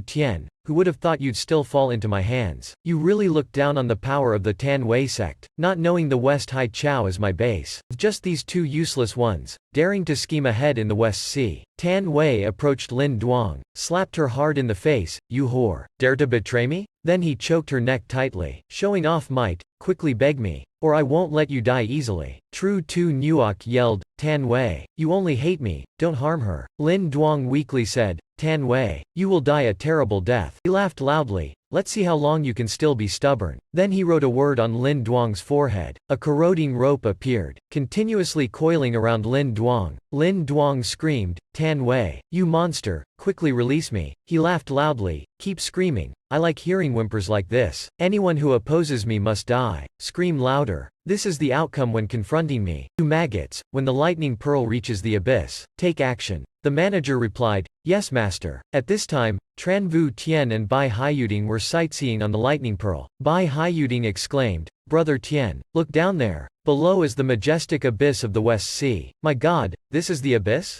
It's amazing. He explained, that's right, the abyss, where the West Sea's water converges into the bottomless hole. If you see the abyss, we're almost at the West Sea continent. When we get there, we must plan carefully. But before he could finish, the lightning pearl shook violently. In front appeared many bombs, continuously attacking the ship's body. Explosions sounded everywhere. Tran Vu Tien was shocked. What's this? Run upstairs, fool, we're done for. Under the continuous assault, the lightning pearl could not withstand it, spewing black smoke and falling into the abyss. The culprit had left the lightning pearl, watching his handiwork from afar. Then the manager called Tan Wei, Master, it's done, but Suyen Nok also fell. What should we do? Tan Wei replied, don't worry, I have a way. As long as I substitute Suyen Nok in the trial, everything was still under control. Back to Dian Wan Zhou, fire broke out everywhere. Screams rang out. Tran Vo Tan led Bai Xiao Ting and Tan Xiao out of the fire. The flame spread rapidly. Finally, a soldier in front had made a typical mistake. He panicked and shouted, "Save me, I don't want to die," completely ignoring the roof above that was shaking. Unexpectedly, 1 second later he succeeded in holding up the collapsing, fiercely burning roof. This minor character really deserves to be praised for his great spirit of self-sacrifice. The system said this area was affected by anomalies, unable to use spiritual power. If we don't do anything, we will die here. It seems this is the buggy area when the game crashed before. We can't even complain here. Damn, the fire has spread to us. The way out of the ship is also blocked. The only way is to open this door. Tran Vo Tan rolled up his sleeves and said, "Ladies, step aside. Let me see if I can open the door." He rushed at the locked door, pounding continuously. Damn, without spiritual power enhancement I can't break it. Bai Xiao Ting worried the young master would get hurt saving them, but she couldn't do anything. He reassured her, "Don't worry, I will definitely get you all out of here." Suddenly, a sword pierced out, nearly stabbing Tran Vo Tan in the throat. Then a burst of sword energy swung up, breaking through the obstacles. Deep Lam Tran appeared. "Vo Tan, I'm here to save you all." Seeing Deep Lam Tran, Tran Vo Tan excitedly said, "My treasure, you're here." She asked if everyone was okay. He glibly said, "Of course we're fine. I was going to come save you." Deep Lam Tran slapped him hard. "At this time you still don't admit your mistakes? If I hadn't arrived in time, you would have met your maker already. Stop hesitating, hurry and follow me." In the sea of flames, they could only find a way out, going to another place but met a dead end. The front had collapsed completely. Bai Xiao Ting asked, "What should we do now?" The front was also blocked off. Tran Vo Tan said, "There's no other way. We can only use all our strength. Although we can't use spiritual power here, demon transformation is still unaffected. Little Tan, summon the jade spirit creature. Let's hold on to it and see if we can break through the water's surface." Bai Xiao Ting raised her hand to summon the jade spirit creature. It transformed from a small shape into a giant in the blink of an eye. "Quickly climb onto my back. Leave this place immediately." Everyone hurriedly climbed on, and Van and Hua Fai Na ran to Tran Vo Tan. "Wait for us." The two just managed to grab the jade spirit creature's tail. The jade spirit creature rushed straight into the water. Right after, the ship exploded violently. "Try a little harder, we're almost at the surface." Then the jade spirit creature leapt out of the water surface. Everyone was very relieved, but Tan Xiao shouted, "Young master, it seems someone is missing. Where is Deep Lam Tran?" At this time,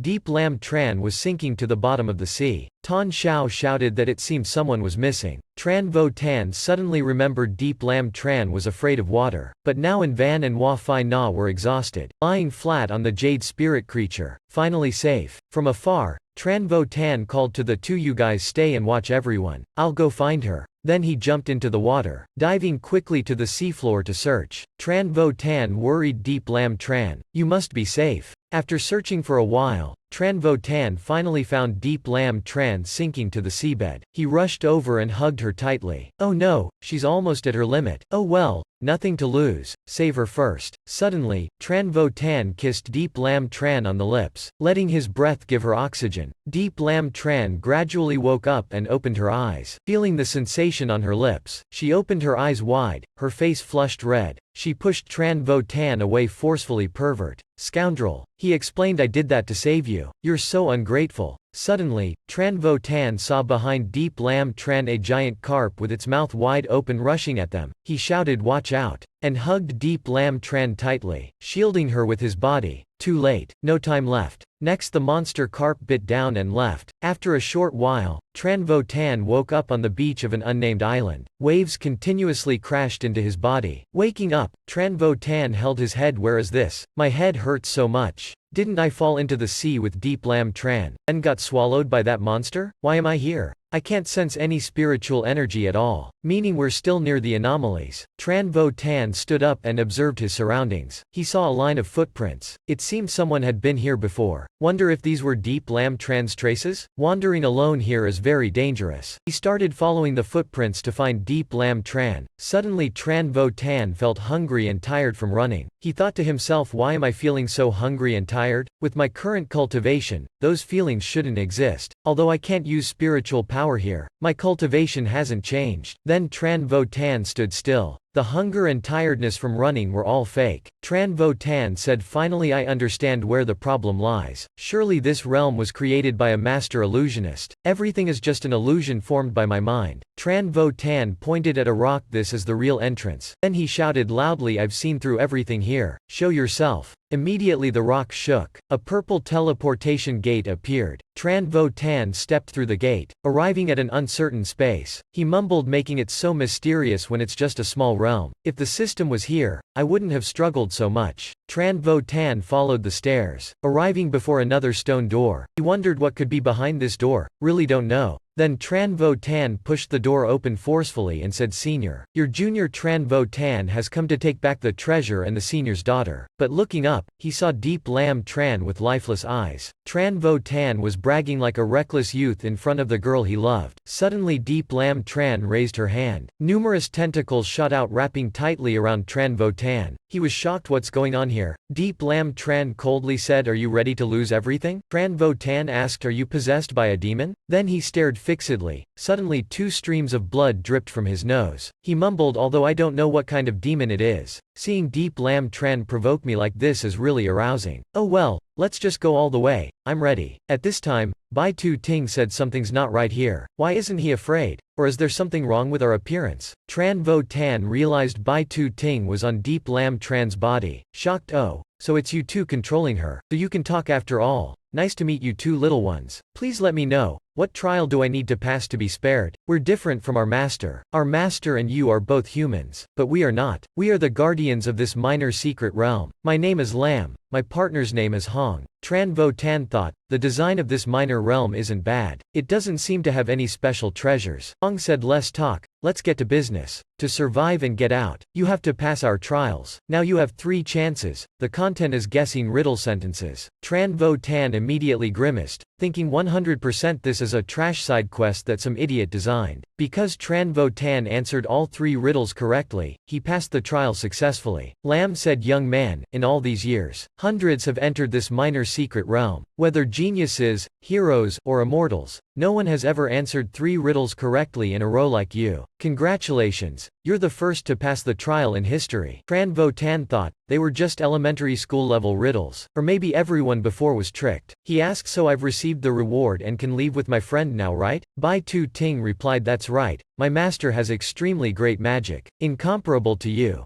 You've received the reward. From now on you'll ascend to the 9th heaven. Then Bai Tu Ting tore open a spatial rift, truthfully looking forward to the boy's reaction when he receives the reward. Tran Vo Tan asked, why hasn't Deep Lam Tran woken up yet? Or does she need to obtain the treasure first to break the seal? After a while, Bai Tu Ting came back with a treasure box. Tran Vo Tan took the box, hoping it's not some annoying toy. Upon opening the box, inside was a glowing statue. Then the illusory image of an immortal appeared. The illusory immortal pointed at Tran Vo Tan. What is your name? Tran Vo Tan seemed to remember something. This was originally the supreme opportunity that Deep Lam Tran obtained in the West Sea State in the game, but now due to the mistake, it was replaced by him. The immortal asked, little friend, what is your name? Are you the villainous young master in the immortal cultivation story? Tran Vo Tan waved his hand. Your disciple Tran Vo Tan, eldest young master of the soul-controlling sect. One day, I will become the strongest man under heaven. The immortal nodded. Very good, very good. That is as it should be for the path of martial arts. I am Zon Thien Tien Emperor, the final immortal to ascend from this realm. Also the final one to know this world is but an illusion. Then the emperor roared, for there was never any immortal realm above the mortal realm. It's all lies. Yet you still want to cultivate immortality? Tran Vo Tan was shocked, thinking could he know this used to be a game, so the system hid information in the anomalies? After a while, Tran Vo Tan clasped his hands. Disciple understands now. Still, I want to cultivate. Hearing this, the emperor slammed the table, roaring, you don't understand. I've been trapped in this empty illusory realm for thousands of years. Then looking at Tran Vo Tan, the emperor sighed, oh well, can't force you. He waved his hand, transmitting a wisp of immortal energy to Tran Vo Tan. Tran Vo Tan asked, the spiritual energy bestowed by Senior can only cultivate Senior's path, right? Suddenly the emperor laughed loudly, then disappeared, leaving the message, benevolence lies in the wise. Tran Vo Tan was dumbfounded. He's gone. Revealed such a big secret, then didn't follow the script. He looked at the empty box. Shouldn't you have left behind treasures and immortal techniques? Tran Vo Tan sighed, at least leave me your legacy, or reveal the master mastermind behind this immortal-less world. You left without anything. Tran Vo Tan turned to the 2x2 after our conversation. You don't have any reactions at all? Seeing the danger, Bai Tu hurriedly explained, waiting for Master's decision. We don't know either. But Tran Vo Tan had grabbed them. Beating them half to death, you must have stolen the reward, right? Give it back. At this time, a rift tore open in the dark night sky. A powerful energy surged out, making the sky shake. This attracted the attention of Elder Dao, and the butterfly turned human in the forest. Elder Dao said, this is immortal energy. Something big has happened. The two flew quickly to Tran Vo Tan. Suddenly a bright radiant light appeared before Tran Vo Tan. When the smoke cleared, a flashing purple sword emerged. Tran Vo Tan thought, this must be Zon Thin Tien Emperor's reward. It looks too ordinary. At this time, the 2x2 hid behind his back, eyes shining brightly. Finally, we can live in a sword. They performed magic, turned into their true forms, then their bodies disintegrated into pure purple energy strands, entering the sword blade. Next was the sword's loud cry. The purple energy surged. Tran Vo Tan was shocked. Could the 2x2 be this sword spirits? Tran Vo Tan looked at the Zan Yuan Heaven Sword and two sword spirits, said, this is the supreme opportunity that Deep Lam Tran obtained in the West Sea State. One arrogant sword spirit said, if not for the master, we would not let someone as despicable as you wield us. The other enthusiastic sword spirit said, hurry up, bleed and accept master. We can't wait to go out and play. Tran Vo Tan thought, in the old storyline, it was thanks to this sword and sword spirits that Deep Lam Tran became powerful. In the old storyline, thanks to the sword and supreme techniques, Deep Lam Tran finally became the undefeated protagonist under heaven. But if I draw the sword and accept it, it would rob her of this opportunity. Tran Vo Tan recalled the joyful and sorrowful memories with Deep Lam Tran, and sighed, what am I thinking? Such a headache. Oh well, consider yourself lucky. Then taking the Zan Yuan sword, he went to Deep Lam Tran. The two sword spirits blocked him. What are you trying to do? You wouldn't give the sword to her, right?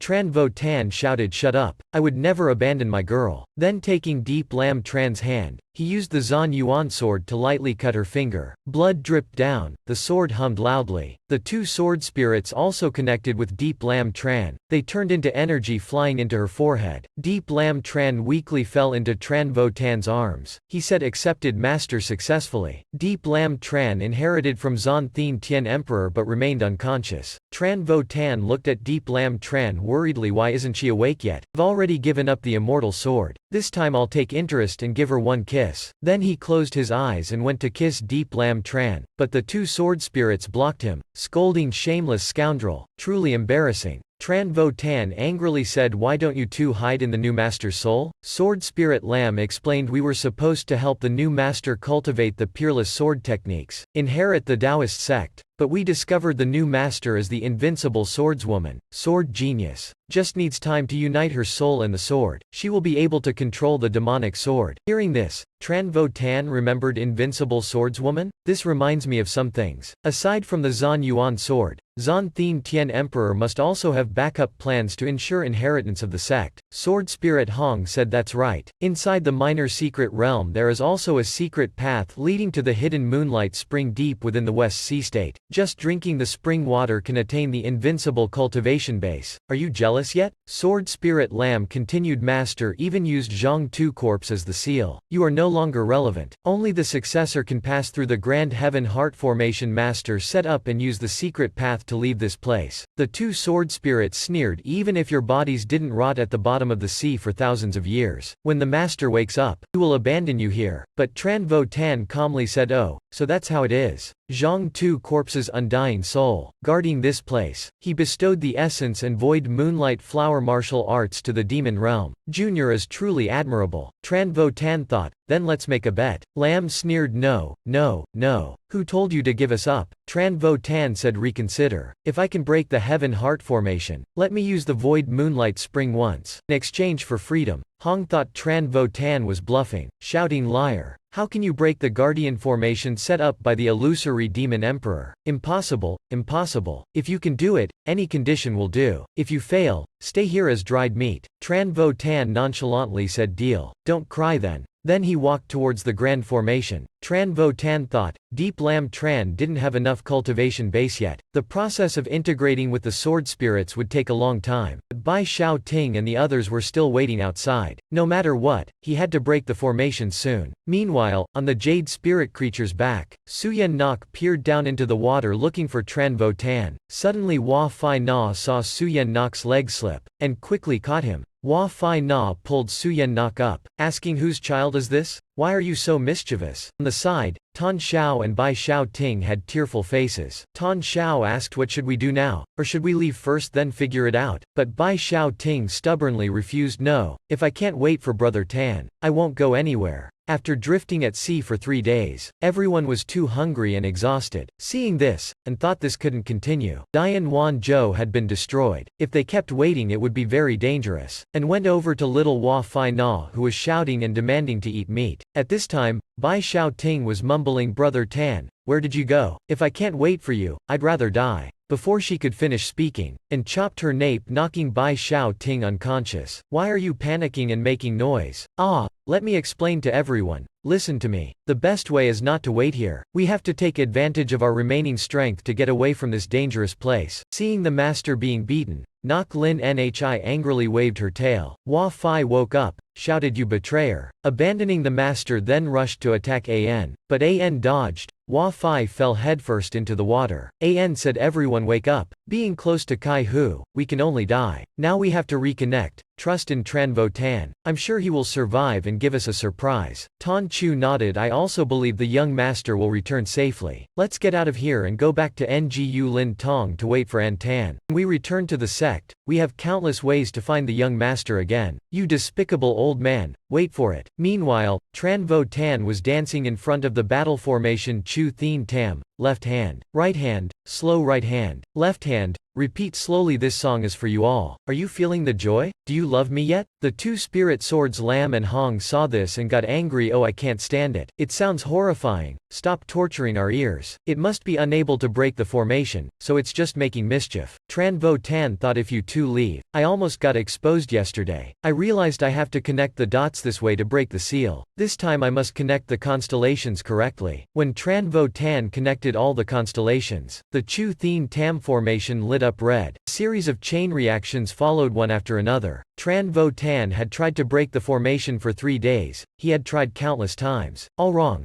How could this game have such a difficult magic formation? Or am I really stuck here? Absolutely not. Time is very pressing. I have to break the formation quickly. A month later, Tran Vo Tan still couldn't break it. He had tried everything. Why can't I break this weird formation? At this time, the two spirit swords mockingly said, you crazy? Don't think pretending to be sad will make us feel sorry for you. Looking at the Chu Thin Tam formation, Tran Vo Tan seemed to have realized something. I think this ceiling formation is in the shape of the 28 constellations. Those two are right. Hu Zon Thin Dia is really formidable. Tran Vo Tan closed his eyes, performed 2 Ho 2 Nha Quan M skills, accurately connecting the constellations. The two spirit swords couldn't believe their eyes. It seems he has really understood Master's magic formation. Could he really succeed? A while later, Tran Vo Tan stopped his hands. Tran Vo Tan shouted loudly, break the formation. The Chu Thin Tam formation broke. He said, the formation is broken. Now fulfill the bet. The Hong sword spirit hesitated. No, you took a whole month to break the formation. But Lam stopped her. Forget it. We lost the bet already. Tell us your condition. Tran Vo Tan said, I'm in no hurry. I just want to ask, why is Lady Deep Lam Tran still in a coma? She has been asleep for a month without waking up. Too outrageous. You two must have been playing around, and ruined the sword inheritance. The two sword spirits awkwardly said, according to the master's inheritance, there can be no mistakes. We also don't know the reason right now. Tran Vo Tan angrily said, damn it. You don't know anything? I suffered so much, only to still be tricked by you two in the end. Lam awkwardly said, we didn't do it on purpose. Don't get angry. Master left restorative elixir at the spring. Drinking it will cure her. Now take me to Hu Vo Wei Hua stream. If anything else happens, I will destroy the Huyan Thin sword. The two sword spirits quickly said, we know.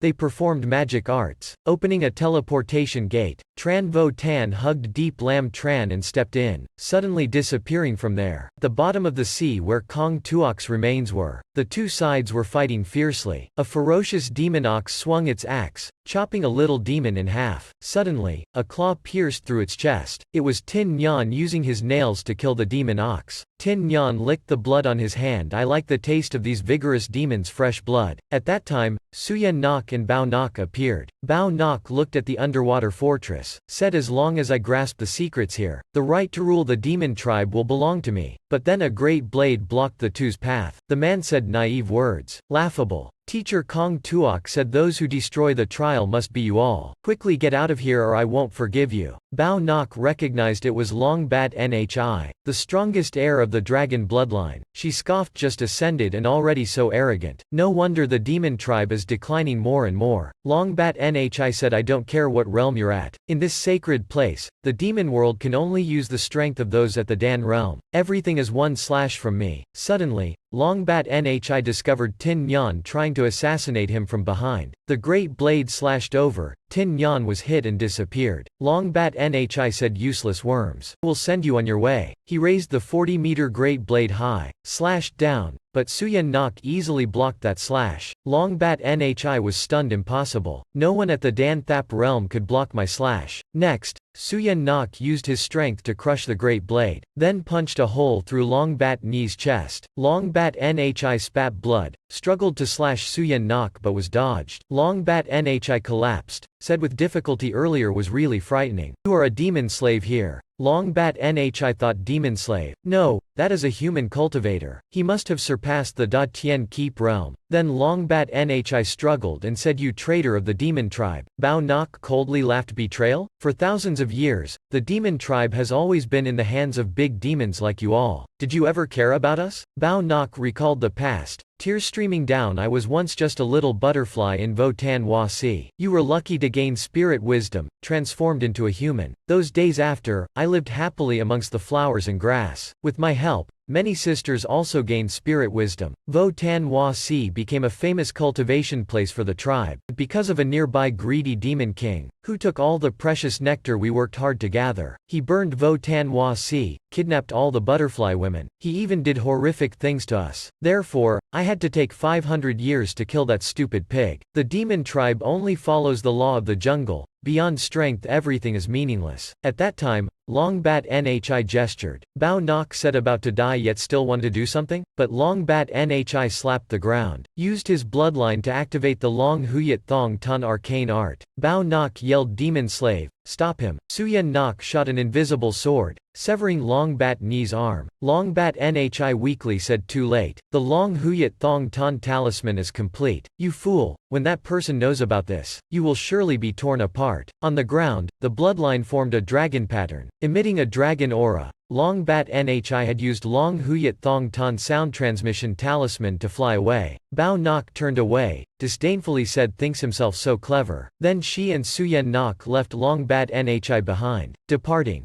Bao Nok thought as long as there is a foolish one who takes the initiative to ask to be controlled by me, no one can stop my plan. In another place on the battlefield, a gigantic demon held a mace. 1/1 kill. He said too weak, all too weak. Then grabbed a struggling little demon, said then you all become spirit power for me. He opened his mouth, used his innate talent art to swallow the victim. So boring, not enough to stick between my teeth. Still lacking 3 more, then I can break through to the great completion here. Suddenly, the dragon talisman flew over, attracting his attention. He grabbed it. Oh, a sound transmission talisman asking for help, then swallowed the talisman into his belly, turning it into nutrients for himself. After eating his fill, he headed towards Kong Tuok's remains.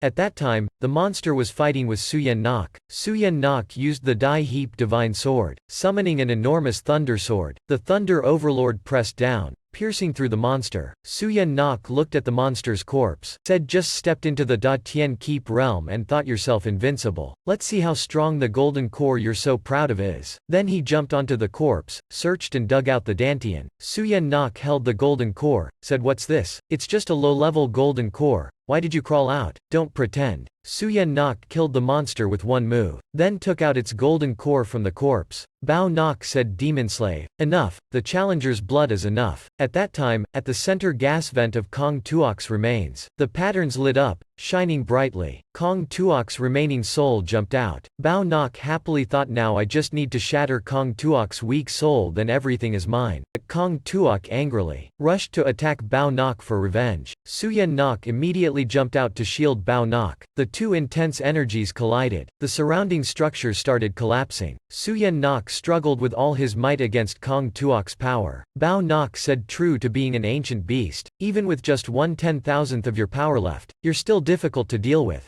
Bao Nok took out a prepared magic tool. She blew the tool, using the Tui Loi Win method. The continuous deafening sound attacked and weakened Kong Tuok's soul. Finally Kong Tuok couldn't endure it. His body shattered. Bao Nok happily said, success. After that, the gas vent lost its center, exploded, revealing a golden staircase enveloped in spirit energy. Bao Nok said to Suyen Nok, let's go down and see. But Suyen Nok refused, no rush. I think it's best if just I go down to get it. Bao Nok was stunned. Don't tell me you want to turn your face? Don't dream. You're just a demon slave under my control. The taste of that pill I fed you. How could you forget it? Suyen Nok sinisterly laughed. That wonderful feeling penetrated to my bones. Even if I die and come back to life, I can't forget it. But I also don't intend to let you leave here. Bao Nok drew talismans in the air, activating the Tam Nguyen internal destruction spell to kill Suyen Nok, hurriedly biting her finger to write a talisman and send it out. Strawman took shape to shield her. Bao Nok used her blood to draw on the strawman, turning it into a scapegoat to take the disaster for her. At the same time, Bao Nok tightened her grip to kill Suyen Nok, but the strawman suddenly exploded. Inside were poisonous insects. Bao Nok was shocked. How are you completely unharmed? How did you easily break my Van Trung Tam skill? Suyen Nok smiled at Bao Nok, as if looking at a madman. Bao Nok took out the Tui Loi Win magic tool, but Suyen Nok struck, severing Bao Nok's arm holding the tool. Blood splattered everywhere. Suyen Nok strangled Bao Nok's neck, said, you should know I don't like women. Why not? Because you all always think of yourselves as the center. Then Suyen Nok fatally strangled Bao Nok. He threw her away like trash.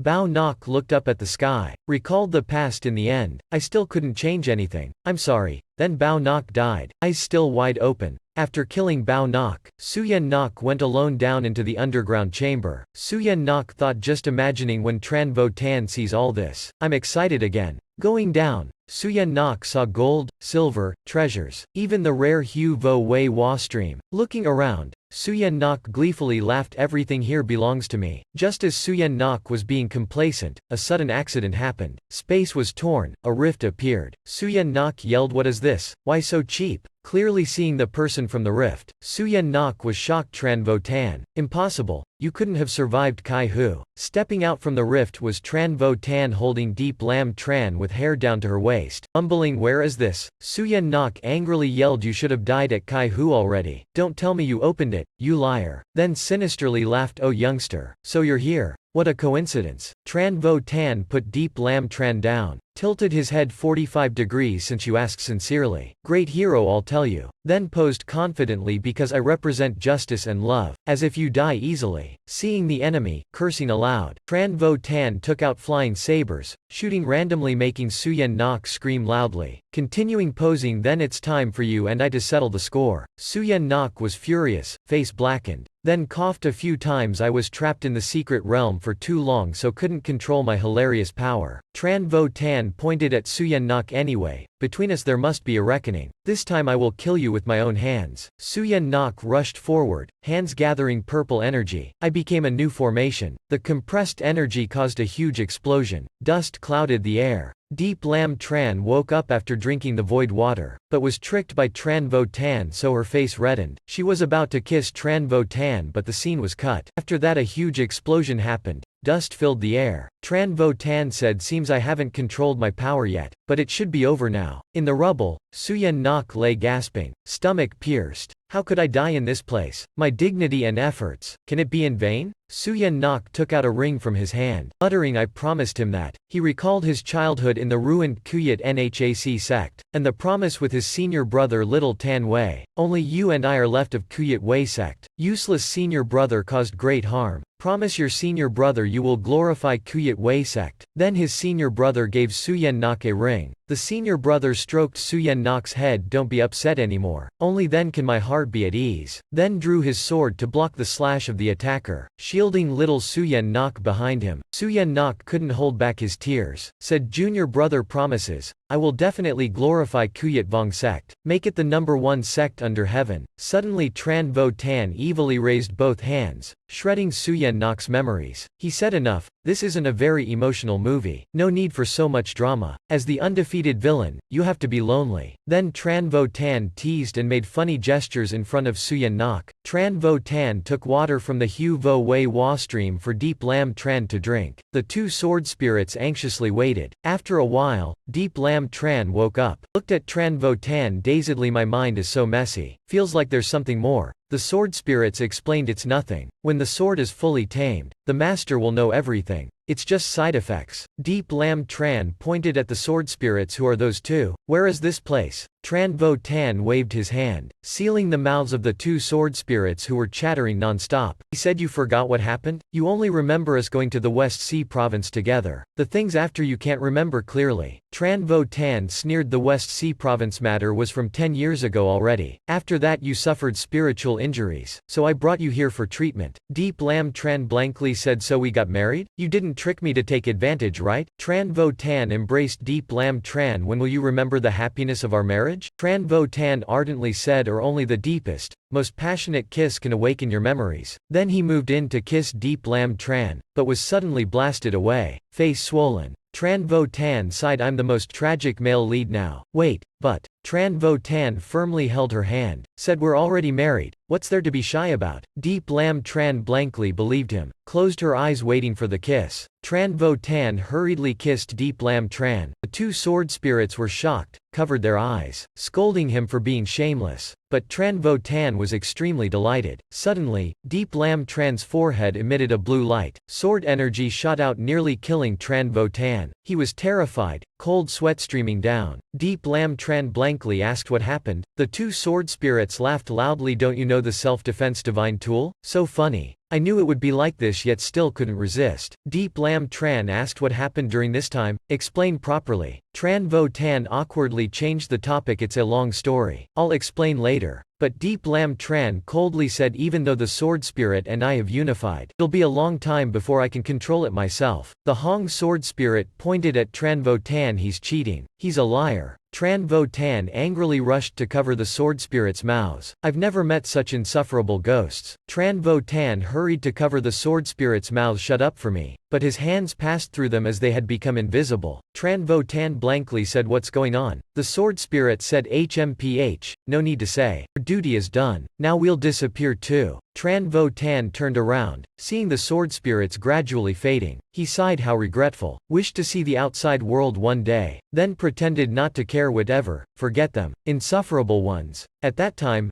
Deep Lam Tran called N Tran Vo Tan. Tran Vo Tan's spine chilled. He turned to see Deep Lam Tran approaching him with a murderous aura. He awkwardly said, don't get angry. Let me explain. Next was the miserable screams of Tran Vo Tan echoing the cave. Afterwards, Tran Vo Tan was beaten into a muddy pig, sitting drinking Hu Vo Wei Wa stream water and reflecting. He told himself, anyway, she'll eventually be my wife. Joking a bit as no big deal. This praised magical water. Drinking so much yet feels no effects. Even the wounds don't heal. Forget it, won't drink anymore. Deep Lam Tran said, serves you right for stealing. Dare to harass me, this is the outcome. Tran Vo Tan sighed, I'm the most tragic male lead now. Suddenly Deep Lam Tran asked, why do your eyes look strange? Tran Vo Tan looked at his reflection in the water. My eyes look normal. I still look handsome and elegant. Deep Lam Tran coldly thought I shouldn't care about people like him. In the water, Tran Vo Tan saw a shining object. He thought, could this be my destiny? Finally I can also have a proper storyline. When Tran Vo Tan reached down to take it, he was kicked into the water by Deep Lam Tran. Suddenly the system appeared. Tran Vo Tan cursed, then took a wooden box from underwater. He gleefully said, let's see. What treasure is this? Mysterious box opening part is here, must be the legendary gold. But when he opened it, Tran Vo Tan was disappointed. Inside the box was only a stone ring. He held it up. What's this? No spirit energy at all. Making me excited for what? This elaborate decor is just a common gemstone ring? The color isn't even nice. Then threw it away.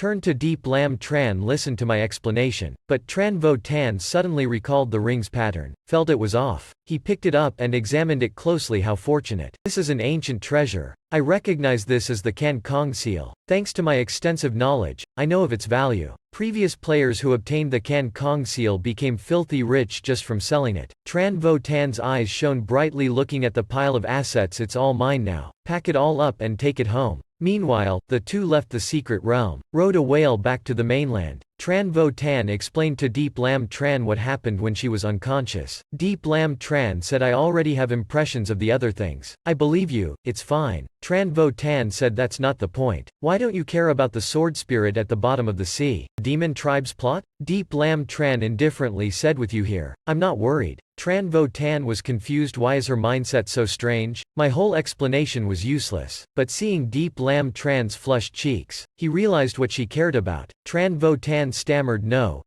I don't believe those fabricated words. Then Deep Lam Tran kicked Tran Vo Tan into the sea. 1 month later is the deadline you promised B Hugh Tin. At that time you'll understand. If you really want to marry me, when you're done, come to the sect to find me. Then she left. Tran Vo Tan mumbled, women are so troublesome. Why are they so easy to conquer in games? Suddenly the system appeared. Tran Vo Tan scolded, where did you die to? Where's the promised energy source to nurture my body? Damn, I almost died because of you. The system said, it's because of the system, dummy. 1 week later, Tran Vo Tan happily sang. Admiring the Kan Kong seal he obtained from the secret realm, he went to Ngu Lin Sec's courtyard and saw B Hugh Tin looking dejected. And Gao An comforted her, young miss, he'll surely be fine. He'll return soon. But B Hugh Tin said, tomorrow is the deadline already. If An Tan still doesn't return, what will I do? Suddenly dogs barked noisily. Everyone looked towards the gate. Saw Tran Vo Tan riding a donkey over, cheering, he's back. Tran Vo Tan happily said, here I am, my lovelies. Seeing that,